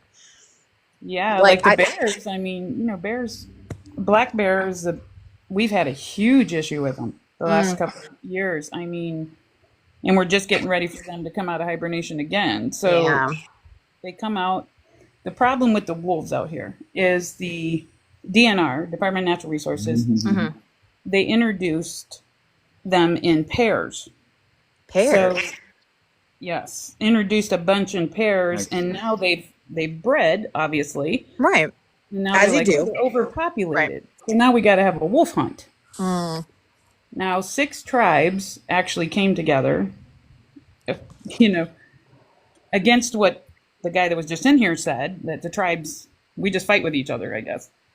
He said what? He fucking said, oh my God, that's the oldest white supremacist talking point in the book. Yeah. Oh my I know. God. I've heard it so many times, Sorry. but it's like, I'm sorry. Yeah, Like, yeah. yeah, when I was reconnecting, it was like, oh, well, they were just like a bunch of warring tribes that were just fighting each other, and we just came in and fixed it. And I was like, okay, bitch. All right. Columbus and all them did nothing. It was all about each other for no reason. Hey guys, really quick. Cracks me Can I- up. Hey guys, really quick. Can I please just one moment to say hi to Ted? I haven't seen her in so long, and I'm Hi, really- sorry, I'm just yapping. And I will keep yapping Wilden's ear off in DMs because I did follow them. But Oh yes, I'll follow you back after the live. It's like, So it's been flooding a lot in the South Africa area, and like it's been kind of crazy. They've had oh no, are you okay? really like crazy weather, and I haven't been able to see her a whole lot. So I'm like really excited to see her. Hedda, face. are you safe? I'm safe. I'm on a high rise on a mountain, but it's still raining. Yeah. And yeah, they've let the floodgates open for the dams. Unfortunately, Oh, we've no. lost a lot of wildlife Oh. and oh, animal lover. So that's heartbreaking. So I'm hoping it will stop. It's unusual, and it's lovely meeting everybody here. And I'm a wolf lover. I love them. And I love animals. And I've missed Sludge a lot as well. I've been working. We all do, I suppose, you know. well, God, you're So, safe. I am glad you're safe. Is there like community efforts for people who aren't on high rises for the flood areas? Like, is there anything that you would ask the people watching to help contribute to help? Like, are there victims of the flood that people could be contributing to? there are Gift of the Givers at the foundation, and they Gift of the help Givers? those that- yes, have you Okay. heard of them? I haven't. Okay, they do a lot of help to house people and that when they've encountered a devastation from Mother Nature. Mm. But it's not that serious yet. They do have community centers, and the community for that area, they have actual support. So thank God for that. The ones in the rural area, not so much, Yeah. unfortunately. Yeah. But it's Johannesburg, not all of South Africa, Okay. just this section. But it's expected to stop. That's what they good. said last week. They Good said it news. last week. Well, I hope for a swift stop, and I'm glad that you're safe. And with USAID being effectively shut down worldwide, like Oh Lord. we can't even petition our government to do anything to help. Oh, but don't get me started on USAID, because they also like have funded every right wing dictator known to, like, that's, you know, so it's like yeah. It's literally, aside from like the volunteers that go out to help that are just civilians doing things, it's the only program this nation has. Well, yes and no, though. is like, are you familiar with how do I even begin to describe USAID? Jesus Christ. I know. But the thing is that like a lot more work has been done by activists than by any US backed project, and specifically with USAID, like they directly funded terrorist organizations that were like right wing in Nigeria and West Africa, and I'm gonna miss a bunch of countries here, but Guatemala, what's another one? Vietnam. The Philippines is a huge one. They actually actively are the reason that torture programs exist for CIA or interrogation. USAID funded and housed the guy who developed a lot of the torture tactics that they use to interrogate quote unquote counterinsurgencies. It's a CIA-backed program that has caused a lot of harm and devastation to anyone even remotely left-leaning in a lot of countries, and they cover it up by occasionally giving out boxes of food. So I'm not mad that USAID got scrapped, because I know for a fact that the activists that I work with on the ground will go into the Philippines and actually do more and sit with them instead of fucking giving them a box of food and then kidnapping their kids and threatening them. So yeah, USAID is not what everyone thinks it is. And I highly encourage all of you to look into the CIA's counterinsurgency program in the Philippines that was coded by the USAID program. So Yeah, if you could drop me a list for that. oh yeah, absolutely. Absolutely. I appreciate that. Yeah. So I'm Hi Carver. Oh yeah, I pop in live sometimes. I'm gonna be doing another educational tonight, and I would really appreciate your input if you have the time. Oh yeah, absolutely. What time? Probably around 7. 7. What time is it by you now? We're West Coast, so it's 10:28 right now. PM? No, AM. I was gonna say it's 12:28 PM here. So you're only 2 hours behind. 7 over. Yeah. All right, well, I'm gonna hop off for a bit, but I love you all. Thank you so much. Thank you for Thank getting rid you. of my headache. I'll talk at you in the DMs now. Definitely do. I want to see wolf cubs. So And thank you for getting rid of my headache. We can make that happen. bye.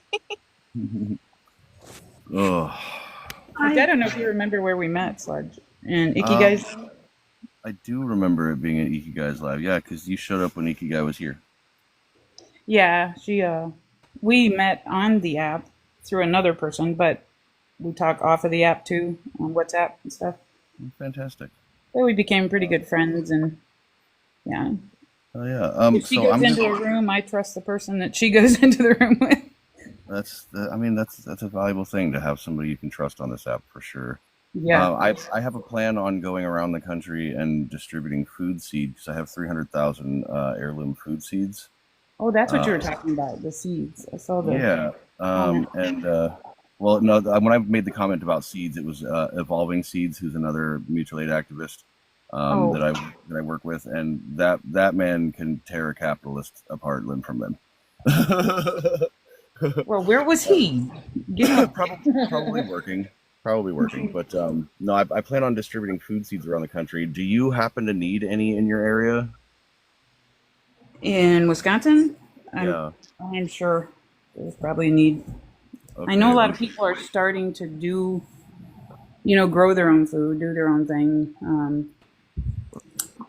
Well, I can send out some short seed packs and stuff for just like creating a seed propagation thing, if you're interested. Yeah. I think I was already following you before I came in. Yeah, we're following. Just drop me a DM, and we'll connect, and I'll get a small pack of seeds out to you. I got 186 varieties of food. Good. Have you ever heard of the Misfits? It's called the Misfit Farms, I believe. No. They take, the fruit and vegetables that the stores deny because they might have a little dent on them or scratch on them. Like Imperfect Foods. Right. exactly. It's called the Misfit Farms or something here, but they just started doing that a couple years ago, and it's been huge. You know, people that they can get it through their insurance card, medical insurance card. They can get a box every month, and it's just full of the Misfit fruits and vegetables. They're still perfectly fine. But if they're misshaped in any way, they're still good. They're just misshaped. Yeah. You know, they throw them away, and people got tired of that. There's a lot of farms out here, a lot of farms. Okay. And the farmers are hurting because we are the dairy state, but it's a lot of the cow farms is what we rely on, the dairies. And a lot of them, because of financial struggle and everything, have had to shut down. So we've been actually, we don't usually tell many people this, but Wisconsin has been shipping in cheese and stuff and dairy products from California. Oh, wow. But we're the ones that are supposed to be the dairy state making it. That's insane. Oh, yeah, it's crazy here. And I think that'd be good. I mean, it's like I said, with the seeds, Yeah. I know there's a lot of farmers that are going to go that direction now. Cause Yeah. And I feel like the community seed garden thing is, or the community food gardens is going to be like a big deal here really soon, especially since, oh, wait, you're in Wisconsin. yeah. Did you happen to see a really long train with military equipment, shipping containers, and heavily armored immigrations vehicles on it pass through? Yeah, I didn't see it myself, but it was on the news here, the local news on here. And then I've seen people posting videos of it on TikTok. I believe so. Yeah, there's a lot of scared people here. Okay. The one of the largest, if you look up in Dodge, it's called Dodge, I believe it's just Dodge Correctional. Okay. In Dodge County in Wisconsin. They're housing, last I knew, over 180 of them. Oh, wow. What they consider illegal. Yeah. Because these are people that have been here working the farms, and there's a huge need at the dairy farms. This is another big thing that's really hurting. You know, you get rid of them, who's going to work it? Who's going to work it? Because a lot of Americans don't want to do it. Yeah. You know what I mean? Definitely won't be the capitalists. No. Well, and that guy's view on capitalism, Yeah, the moment he said he was a libertarian, I was like, okay. Mhm. Yeah, you go ahead and be that. Let me know how it works out for you. Because, you know, in case you didn't notice, it's not going to work out for anyone. Well, that's the thing about libertarians is that they have this like misguided concept that they can revive this system to be better for them, but they don't think about anybody outside of them. You know, Right. and like, you know, I generally won't really platform a whole lot of folks that aren't showing basic human decency, but I really wanted to just like try to figure out how the fuck your brain can work that way. I'm glad Teray missed that part. Yeah, me too. I'm really glad that Teta came in after all of that because, oh my god, that would have fucking broke her heart. I'm so glad you came in after this person, Yes. Teta. Seriously, he was. He was just going against everybody, I think. Yeah, he proclaims to like be anti-government and all of these things, but then at this very same time is like, I refuse to like participate in taking care of people. Yeah, and here's the thing with what he was saying about indigenous people, he kept saying, if you heard him, I was talking about pre-Columbus, Mm-hmm. honey, what is different about then versus now? And he claimed to know everything, but if you notice, when I brought up the Trail of Tears later on, he said, yeah, send me that information. He said he knew all about it. Mm-hmm. You know, it just, you know, it was like he was saying, we have it easier now, you know, because we have more peace within the tribes and stuff. No. What were you saying, Teta? Oh yeah. I think He, it can't be because things are not getting easier, they've got worse. yeah. Well, a lot worse. So, And, you know, for indigenous people too, you know, it's gotten worse. I mean, we're fighting harder than we ever have. And yeah, I'm not in the US, but we get news over here. And, well, what we're getting sold is the lie that's going on. But apparently South Africa has been sanctioned, kicked out, and can't say it on a live, but the government at the moment doesn't want anything to do with our country. So we've got he is doing that. now He is doing that. we'll start the US embassy.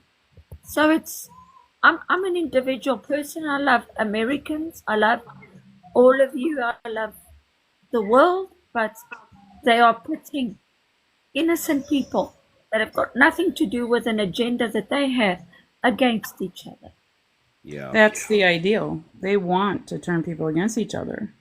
Well, I've been holding educationals here for the last few weeks about subjects such as capitalism, its ties with fascism, how fascism comes in towards the end of a collapsing society to take over and try to control it, and the things that happened during fascism, because apparently people aren't learning about the 1930s anymore. Yeah. It never ends well for them eventually, but by the time they finish, they would have done irreparable damage. Yep. Oh, and people are like, oh, it's only, you say this, but it's only 4 years, they say. Look what has happened in a month. Look what has happened in a month. Yeah, in 1 month. Look what's happened in the first week. Look what happened. Yeah.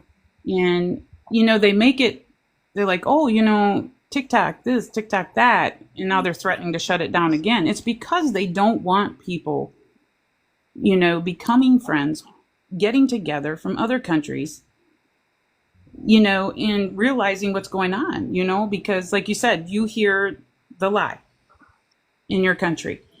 We hear the lie about what's going on over there. And it's a divider, trying to put the divide in. And people don't see what's happening. I don't understand. It's affecting the world because it's now dividing. It's dividing white South Africans again against black South Africans. Some white South Africans are very pro this person. Not going to mention your leader. And wait, the leader or the orange guy? or the one that thinks he's the leader. That sits alongside the orange guy. Yeah, considering that the other one with the cap and a non-suit in the main office is sitting there is a South African. I'm ashamed. Oh, but then put on, you know, like you said, the non-suit wearing one, but then attack Zelensky for not wearing a suit. Exactly. TV. It made no sense. I was waiting for somebody to say it on there. What about the other guy that held a press conference in the Oval Office and was not wearing a suit? What about him? And had his kid roaming around. What's it, kindergarten? I mean, the last time I saw that guy in a suit, he flew a Bellamy salute. Yep. Yeah, he did. He did. 3 and people times. don't know what the Bellamy salute is. You have to say at the inauguration, we did it 3 times, Yeah, and we people have are to say still what? denying that's what it was. Yeah. What was that, Ted? We have to say what? People don't know it by the Bellamy salute. They don't know what that is. Yeah, I know. Because in that Germany, salute, you'll get. oh yeah, absolutely. You'll get a.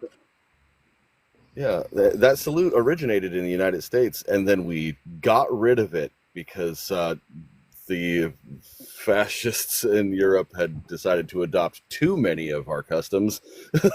Absolutely. And now they're saying, did you hear that? He can't return to, they don't want him, the non-suit wearing guy. They don't want him in Germany. Do not come here. Good. Exactly. We don't want him here, and he's born here. We don't want him back. But was he? Yeah. There's questions about that too. Was he? Yeah. Fortunately for me, that I have to go through the rest of history with the idea that this person was born here. But that doesn't, because there's a lot of people like say what you just did, but that doesn't make the person you are, So we don't look at him as saying he's South African and we're against, South Africans because of that. No, None you're of an us. individual, you're a good person, and that's what I see in people anyway. Yeah, Because I none was of, saying none people of, none of judging us. me because of the orange guy. None of us are judging any of you in South Africa for him. None of us. No, absolutely We not. are judging his mother, though.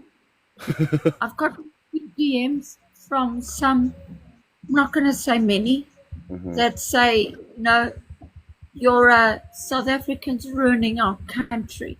They mentioned his name and they said, really? Mind your own business. You're not from the US. So I just said, I'm You have sorry. just as much of a right to speak as anyone else. You're a human being. You have your own opinions. We're a global species, not a national entity. Thank you. Yes. I mean, and I've met some really great people on this app. I mean, there's the few, like the guy that was in here a little bit ago. I don't care much for, but there are really good people on here. And we're not, this is the one place we're not separated. You know what I mean? Yeah. Which is probably why they want to take it down, because they want to separate us. Because I have met. They've already damaged it. They implemented code during the ban.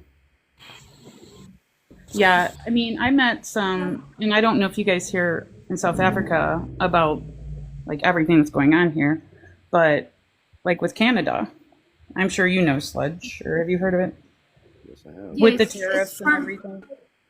front page news here. Front page news. Well, and the truth about that is, like, a lot of people didn't realize. I live in Wisconsin, and you have Minnesota, Michigan, all the Midwestern states. We are the ones that are going to be directly affected.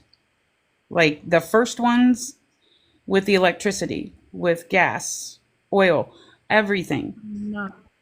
We're the ones that we're already feeling it. Our gas prices went up for regular and leaded here for your vehicle has gone up 37 cents, I think, in the last week. And that's a lot. We're almost $4 a gallon again.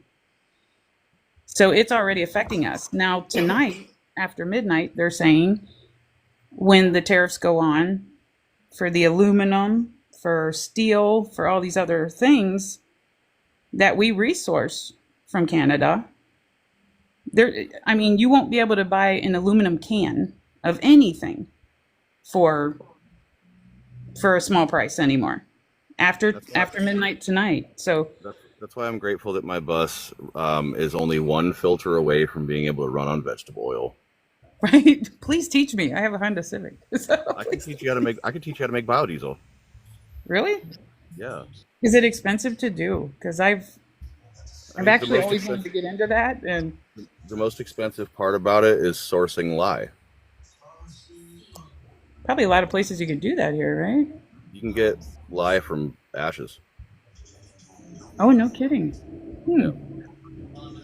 Pick Well, lye. you have to talk to me about that, or send me info on that, because I seriously, can I take my vehicle and Is it take gas it powered or diesel?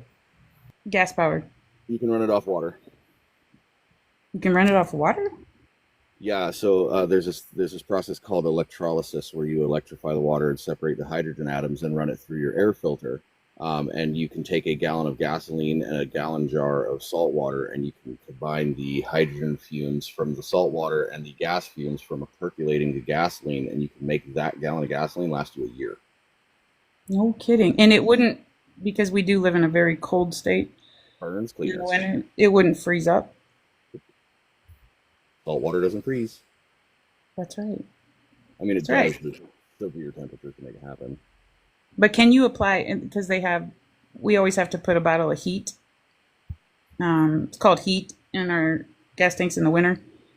And what it does is it just absorbs the extra moisture or water, like removes it, because otherwise your gasoline will freeze up.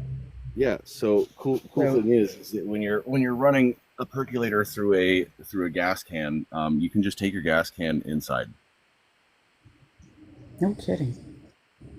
Yes, definitely send me information on that because we've been talking about this. They're talking about our gas prices in Wisconsin anyway, and I know we're not the highest, when it does increase, but $5 a gallon or more. Yeah. And they're paying more than that for diesel. Oh yeah, I know. The cool thing about running the hydrogen and percolated gas fumes mix is that one, it burns cleaner. First, I would imagine. Yeah. On your engine, and two, it lasts longer. Awesome, right? And three, salt water's so easy to make. Very true. Very true. And I think the reason that they raise the gas prices, that's another way to separate us because people can't afford to travel. They can't afford to go anywhere when prices are like that. Yeah, and I'm about to get ready to do a cross-country travel to get seeds all around the nation. Well, just ask me if you're coming around Wisconsin. I'll give you the gas prices before you get here. I'm going to be relying really heavily on mutual aid and art sales to try to get around the country. What are the prices like in South Africa, if I can ask? They've actually dropped. This month they've dropped. It's 21. We use rands, so it's 21 rand a liter. It's dropped. So what is that like? Your like say $1 in US dollar? What does that turn into? Our currency is very low, so it would be 20 to 1. Really? So $1 here would be like $20, 20 US dollars there. You get 21. Wow. What am I still doing here? That's what because Wisconsin is also the second highest tax state, or we used to be. I'm pretty sure we still are. The second highest tax state in the United States. So we pay just outrageous. And I don't know if you caught in the comments, Sludge, what I was saying about the insulin. I was trying to get that guy's attention with that. Yeah. Did you read those comments? I did, yeah. Because I wanted him to answer that. Whose fault was it? When I paid for my insulin. I got a bad batch, but I paid for it. And the insurance says, no, we're not going to cover another batch of it for another month because we only pay for it once a month. So in my years of doing some different researches in different places, I did come across a method for extracting insulin yourself. I would love to know that because that was terrifying because I need it to live. We rely on that when you're diabetic to live. And like I said, I got the bad batch and they sent me to the manufacturer, called them. The manufacturer said, call the pharmacy. It's their fault. They didn't store it properly. But in the meantime, who's paying for that? Oh, can I give you another trick really quick? So every feed store, every grain store has pet meds and livestock meds, right? The insulin animals use is the same insulin we use. Is it? Because I know that my daughter has 2 goats. Yeah. And they get a lot of their medicines from the feed stores and stuff. You just go in and ask them for your type of insulin, whatever type of insulin that you're using, and you will get that insulin at bare bones cost. Yeah, because you know how much even a couple years ago, it's way more now, I know. Mm-hmm. But when Biden or the ex-president was in there, he put the $25 cap on insulin for people, so everybody could afford it. And the next one comes in, the Cheeto, and he took that off. So now they're able to raise the prices and do whatever they want with it again. The pharmaceutical companies. I've been calling him discount. Yeah, $650 for 5 insulin pens. Jesus. and that's what they wanted me to pay. Well, we will reimburse you part of it. No, you should be reimbursing me all of it if I have to pay for it, because I already paid for it once. And it's not my fault. It was a bad batch. But you noticed he didn't answer that question? I know he read it, but he wouldn't answer it. Every time he stopped and went to the comments for a second, he would read comments and then come back and chuckle. Yep. And I think he was laughing at that, but you want to talk about capitalism, like, yeah, when someone tells me that it's not in their purview to practice basic human decency and just, take care of each other, I try really hard to be a very patient person. You were very patient. I was like, I try to pride myself on how patient I can be with people, but at that point, I started to lose it a little bit. That's why I started coming at him directly with that billionaires. And the moment I brought up billionaires, he's like, whoa. What even happened? Because that devolved so fast. I tapped in 3 times when I could listen, and it was different every time. He started getting into indigenous people and thinking he knows everything about that. And all I heard was him say something about the Trail of Tears, and I was like, no, I don't think you have an argument. Oh no, I heard him saying that he knew all about it and stuff, and then later on he was asking about it. But other than that, I didn't really catch many points. But yet, towards the end, he said, "Oh, directed at me. Can you send me information about that?" Well, I thought you knew all about it. Wait, I didn't know he asked you specifically. Aren't you the one who brought it up in the first place? Yeah, I said, "Tell me about the Trail of Tears." If he wants to go back, that's even weirder than I thought. I thought somebody else said something and he slipped, but no, that's even weirder. No, he was trying to go back, pre-Columbus, all this and that. I was testing his knowledge. Do you know anything about the Trail of Tears? He said he did, and then asked me for information at the end to send him information about it. I'll do some more research on that. No, you know what it's called. Go do your own research. It's not my job to educate you. Especially when you're being woefully ignorant. Right. Everybody has Google. Yeah, hear me out. I feel like there's a big difference between natural infighting in areas, because that happens.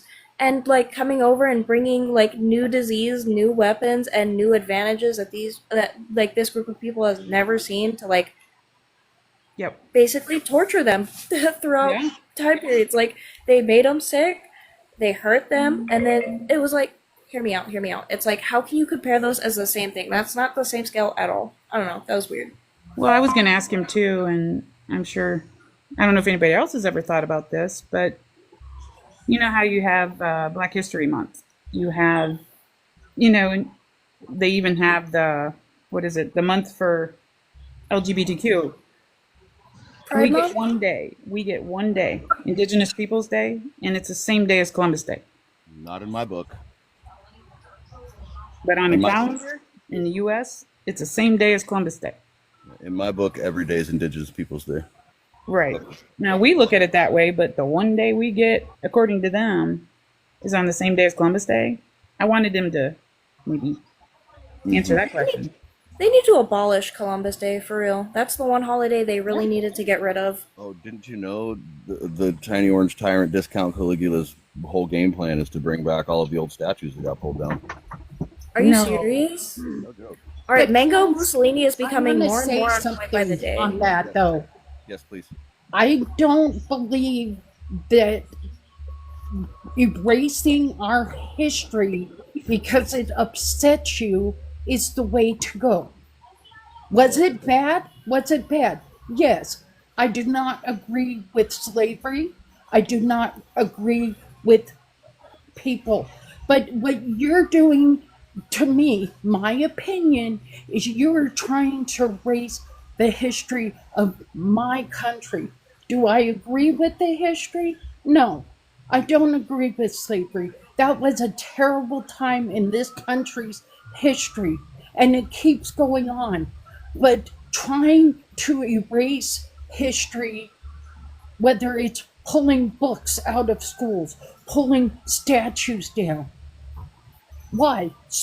Because it has been said, those who do not learn from history are doomed to repeat it. No, You're entirely correct, and I just want to Precisely. clarify really quick. I want to clarify really quick. No one's trying to erase history. We're just trying to stop glorifying genocidal murderers. That's it. That's the history, though. So are you going to, you saying wiping out Hitler and the things he did to the Jews is okay because it was a genocide? No. No, but we don't have Hitler Day. That's kind of the point. But here's the thing. Here's Really quick. No, the answer is no. We're also not trying to raise statues of him. But that's the thing. I don't Just real quick, understand y'all. why. You can't say that word on here. Sorry. Hitler. You just Well, come up with a whatever. different word. I'm sorry. It's okay. It's okay. My bad. It's okay. I just wanted to. Well, I'm just saying, the statue didn't do anything to you. The statue, okay, but hold on. Hold on. How come it's okay? And mind you, I respect what Martin Luther King Jr. did, but I don't see anybody wanting to take down his statue, glorifying him. But it's okay for you to go through and take and okay. The difference is that Dr. Martin Luther King Jr. wasn't intentionally wiping out entire groups of people. But it's okay. That's literally the only like thing is that the statues that are being removed are of people who committed atrocious acts against humanity, and they shouldn't be glorified by being a statue. We can still learn about them. They can still be taught about. History. It's history. You guys, it's history. I don't know. And I'm sorry, and maybe my thinking is old fashioned, but I'm sorry. Taking the name of Lee out of history books and out of things is not going to change the fact of what he did. So I have a question. What books was he being removed? Because I didn't hear anything about him being removed from books. I didn't. I'm sorry. That was my slip up there. The statues. I'm sorry. It makes me feel like in the process of trying to get rid of these statues and everything, it's like makes me feel like you're trying to take away the history. No. And that's no, my we're not- opinion. We're not trying to take away the history. We want these things to be taught in schools for sure, but we don't want the people who did horrible things against humanity to be glorified with a statue. Okay, well then take down George Floyd's statue because that was horrendous. He was a drug addict. No, he Okay, wasn't. I'm sorry. Did the cops do wrong? Hell yes. I don't believe that they should get away with anything. But But you know again- what? You were glorifying a drug addict on that Yeah, one. but a person who is addicted to substances, just because someone's addicted to substances doesn't make them a bad person. Okay, I'm right now. I need to go calm down because I can feel, and I just had. No worries. I got your back. I do understand the position. It's happening here. Street names are getting changed. History's getting changed. So, in a way, okay, yes, remove the statues of the tyrants. We've had many. But don't remove the information of what they did wrong because it's going to happen again. Yeah. And yes, good and bad is part of our past and it'll be part of our future. If you remove it completely, it will be forgotten in the future. So what will happen is that things that were done wrong will be denied in the future. And they'll say, prove it happened. And when you go back, if it's not there, you can't. It's just, I think too, part of my thing is I don't look at things the way the younger people. And I'm not saying that as a derogatory thing. I'm saying that because the way I grew up, it's my history. You want to, I understand. Hold on, Ellie. Hold on, Ellie. Give me just 1 minute. So I have to clarify really quick that like never during any of these conversations about removing the statues has removing them from the history been even a topic, because no one wants them pulled from books. No one wants the education about them to be pulled at all. Those things need to be kept in the books so that we can learn from them. The only part of the conversation that has ever been brought up from my understanding being involved in these activist movements is to just stop glorifying them. That's it. Here's the thing. Why now all of a sudden it's okay to just come in and destroy things? Like, and I don't care. It's a statue. It doesn't do anything for me. But I'm sorry. Was that me? No, it was No, sorry. Oh, okay. No, you're fine. I just didn't want to interrupt something. But you know what? I'm taking the names off of your military bases, and we know this. What's the point? Okay, for years it's been. Oh God. Now I'm talking about it. I forgot. Now I just spaced. I'm sorry, No, you're but okay. You're okay. it's just to me, to appease one sort of people, you're taking not. I would like to point out one thing really quick. When it comes to historical revisionism, which is what we're talking about at this point, is historical revisionism. I've only ever known or have witnessed one specific group of people try to rewrite history, and it's been fascists. And the prime example, the most recent example that happened just recently, is renaming the Gulf of Mexico. Oh my Lord. Okay, I'm gonna step out of this because this is getting a little where I'm going to get a little emotional. Okay. And Would you like to talk about this on a more one-on-one base? yeah, if that's okay. Yeah, absolutely. I don't. Absolutely. I got your back, Blue. Okay. Okay. I'll talk to you guys later.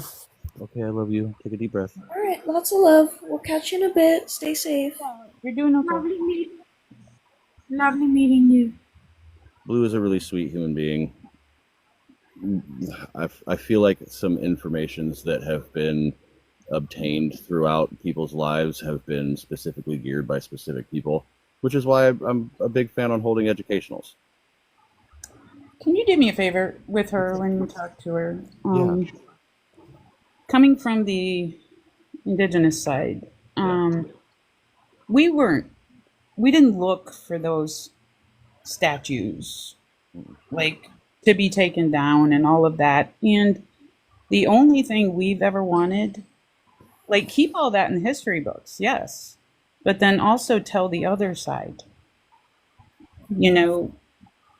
It's very one-sided in the history books. Mm-hmm. The whole truth needs to be told. And it's not being told in those books. And that's the only thing I would... But you can find that information now. Anybody's privy to that information now. But to learn both sides of it, and she's right. You can take the statues down, do whatever. That's not going to change people's opinions. Yeah, no. By removing a statue. I get it. I get where she's coming from. But in the same sense, like you said, it's taking down these people that represented genocide and all of these things. They did these horrible things. But I also want people to start, looking into the real truth.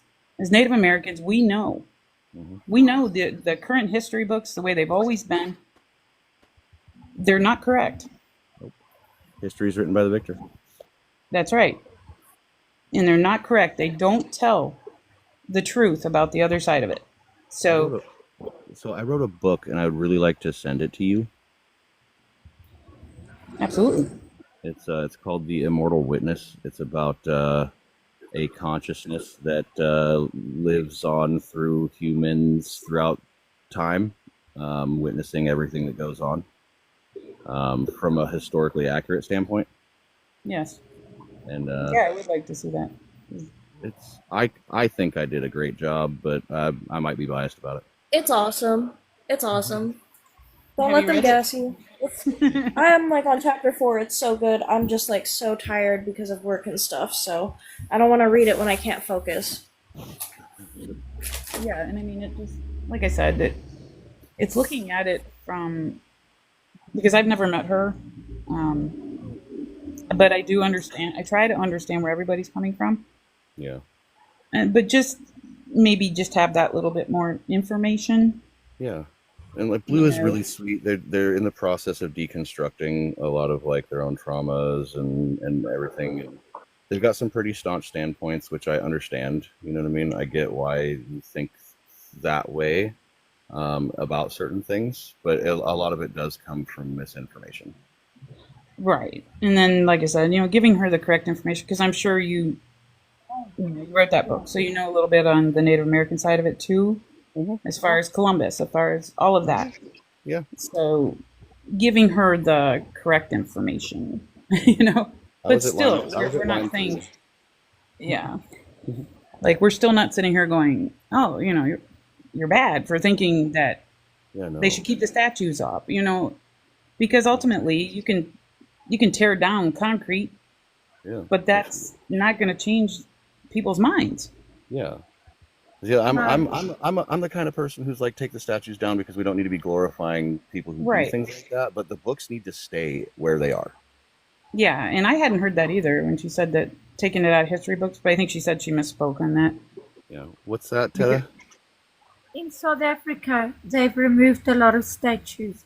They are now in museums, and those museums explain the history of what that statue represents when you go visit.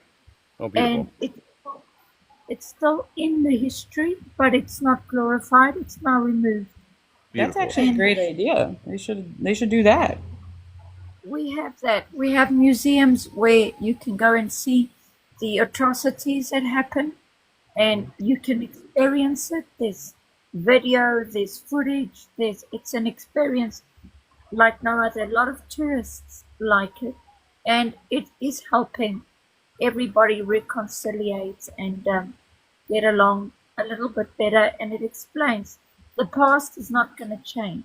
What we can change is the future by knowing what happened in the past. Absolutely, they should do that with the statues. They should have done that.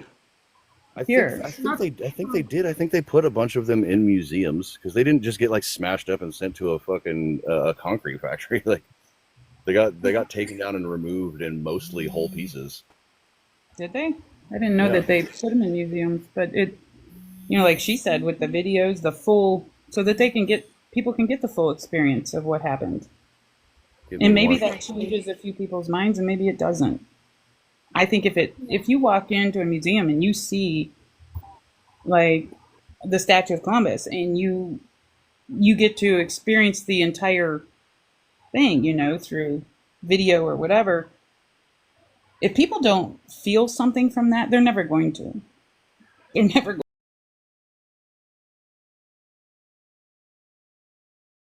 going to. You did such great things, like. But you know what I mean? You can't change the minds of people. But you could use those statues to further educate on the actual. The only way to make sure there's a level balance is to do the museum, explain everything, explain what happened. There's also memorials for those who lost their lives in a struggle with the fight that we had here against apartheid. So they're commemorating them as well. So there's quite a bit. When I have time, I'll post a video of it and show the world. I'd love to see it. Yeah. I'm about to have dinner. My partner just was so sweet to make me dinner. Aww. And it's ravioli. Oh.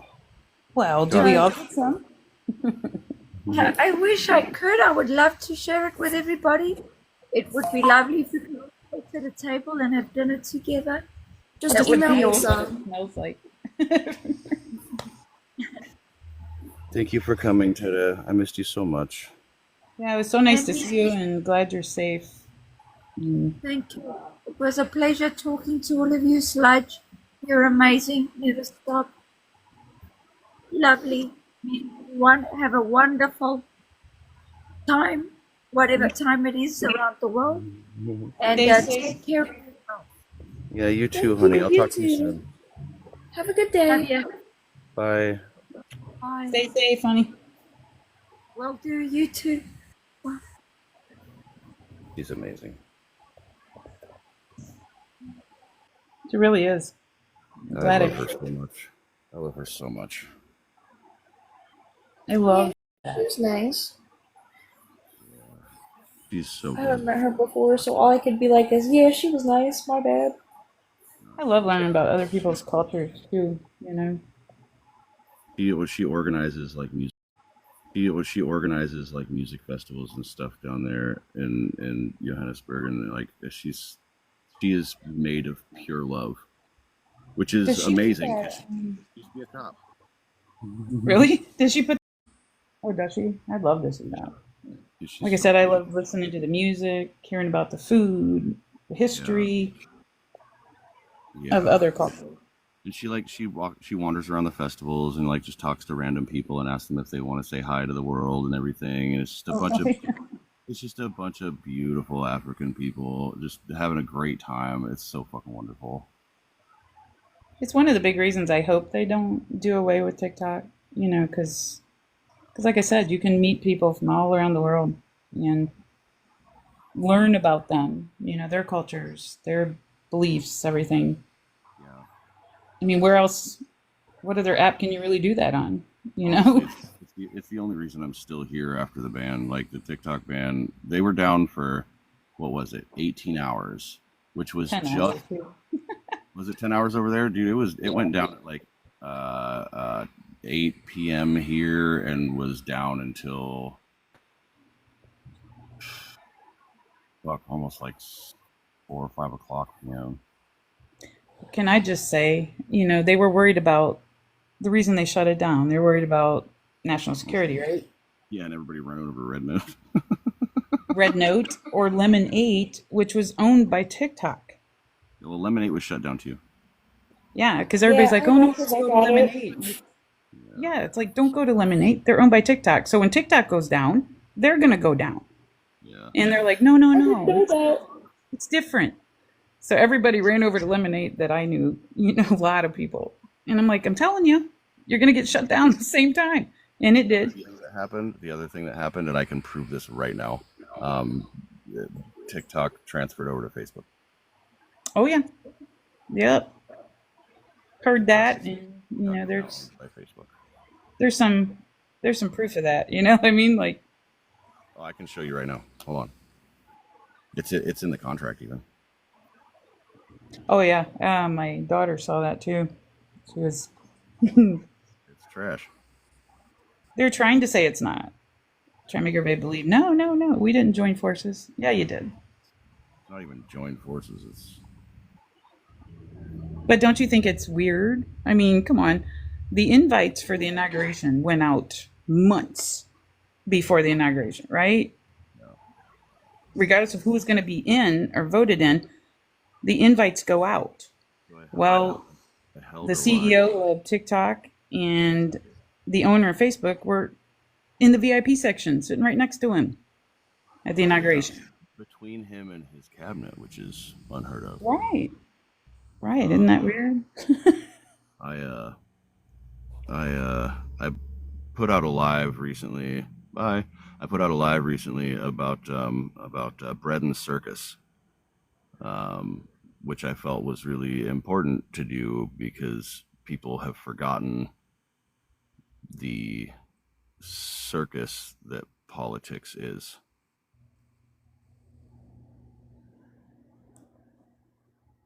It's crazy.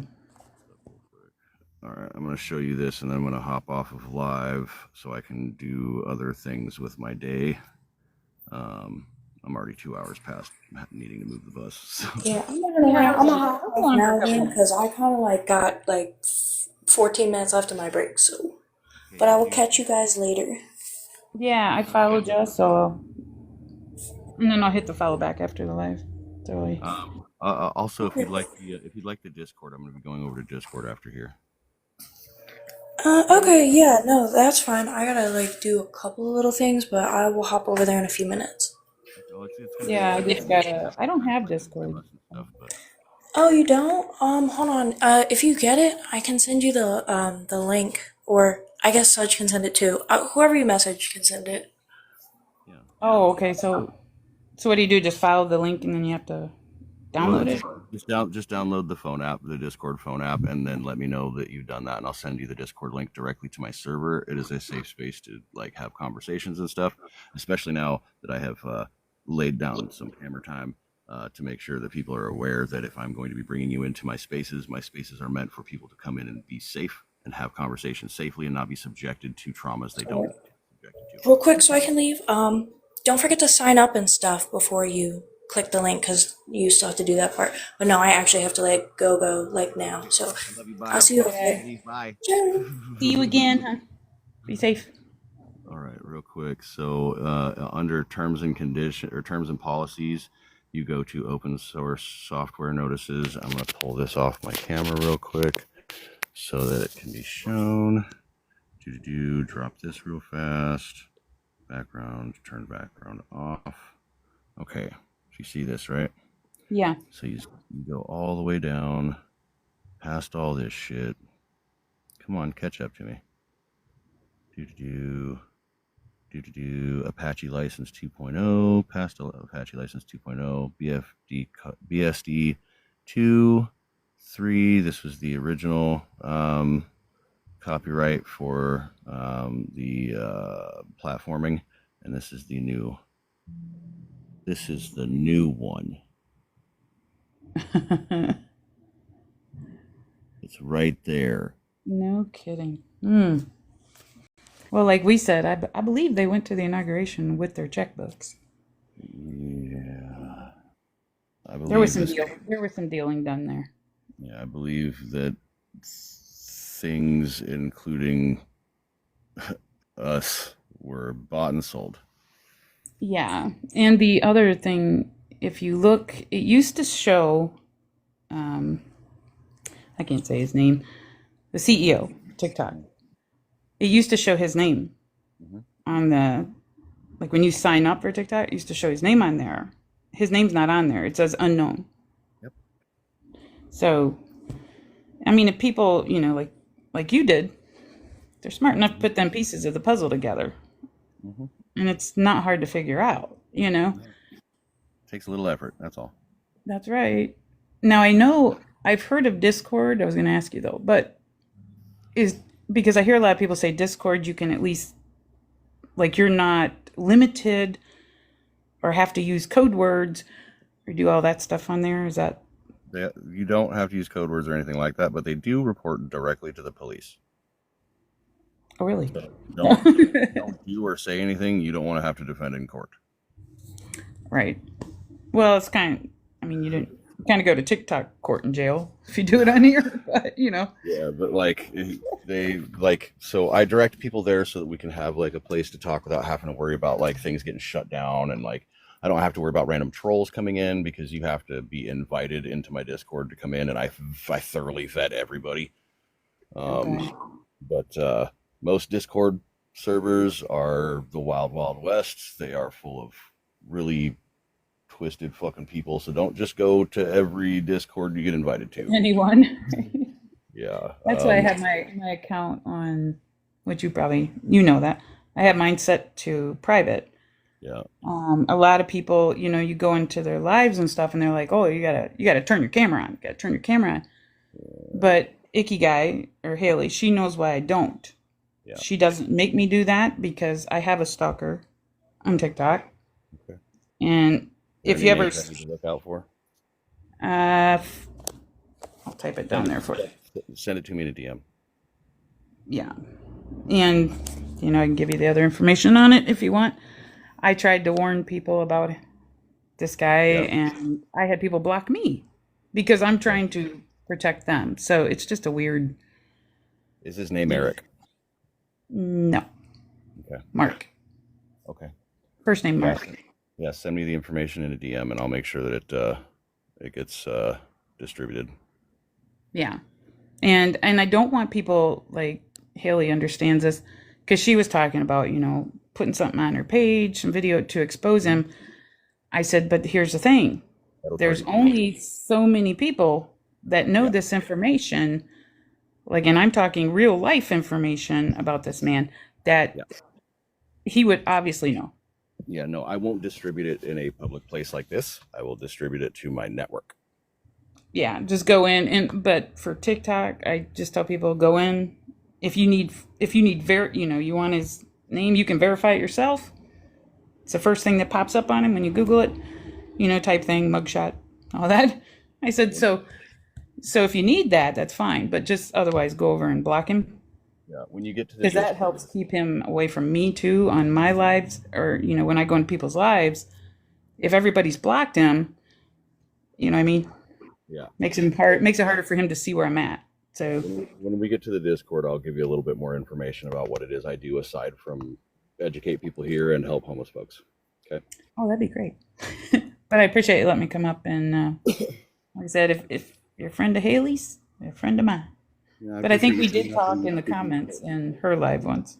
So Yeah, I appreciate you coming up and giving your 2 pence to the I capitalist. tried, but I will tend to go quiet when I reach a level that I don't like to be at, if you know what I mean, because there are a lot of things when people talk about stuff like he was doing that trigger me. Just saying the word, it's easy. It's easy. You guys got it easy. I can't tell you how many times we hear this, and it doesn't change for me, no matter how many times. I can tell you how many times we hear it. Yeah, right. It's just like, come on, man. Yeah, it's Like, and then he was complaining about car insurance and stuff, but then he said in the comments, "I drive a sports car." Uh-huh. Like, Yeah, your come on car with price that. is 300 something a month. Of course it is. You're driving a fucking Ferrari. Right. I drive a Honda Civic. Well, and who's the lady that has just the star for her name? Star, yeah. What's her name? Star. That's what we call Star? it. Star. Yeah. Oh, okay. believe I didn't in know what to Operation call her Security. because I I believe in should never Operation known. Security, so I never really, I try really hard not to call people by their government names. Yeah, Unless- and I mean, I was talking about the car insurance thing in the comments with her when he was talking about it. And I said, I get it from a standpoint that yes, it's expensive and it's also mandatory. Yeah. For people like me, or just say on disability and whatever, you make stuff like that mandatory. I mean, we're not given a choice, but we also can't afford it. So, you know what I mean? You're driving around a sports car complaining about spending $300 a month. I don't feel bad for you. I don't. Yeah. No. Absolutely. So, All right. Well, I'm but gonna. yeah, I'll download that. Yeah, and Do I send me a go in message as soon as you get it, and I'll send you the link. Just make sure you sign up on Discord first, okay? Do I go on Google Play for that? Yeah, you can get it on Google Play. Okay. That way I know it's safe. All right. It's very nice to finally actually be able to sit down with you and chat. Yeah. And I look forward to seeing you in the server. All right. Thank you, dear. Yeah, I'll talk to you soon. Okay. All right. Bye. Bye-bye.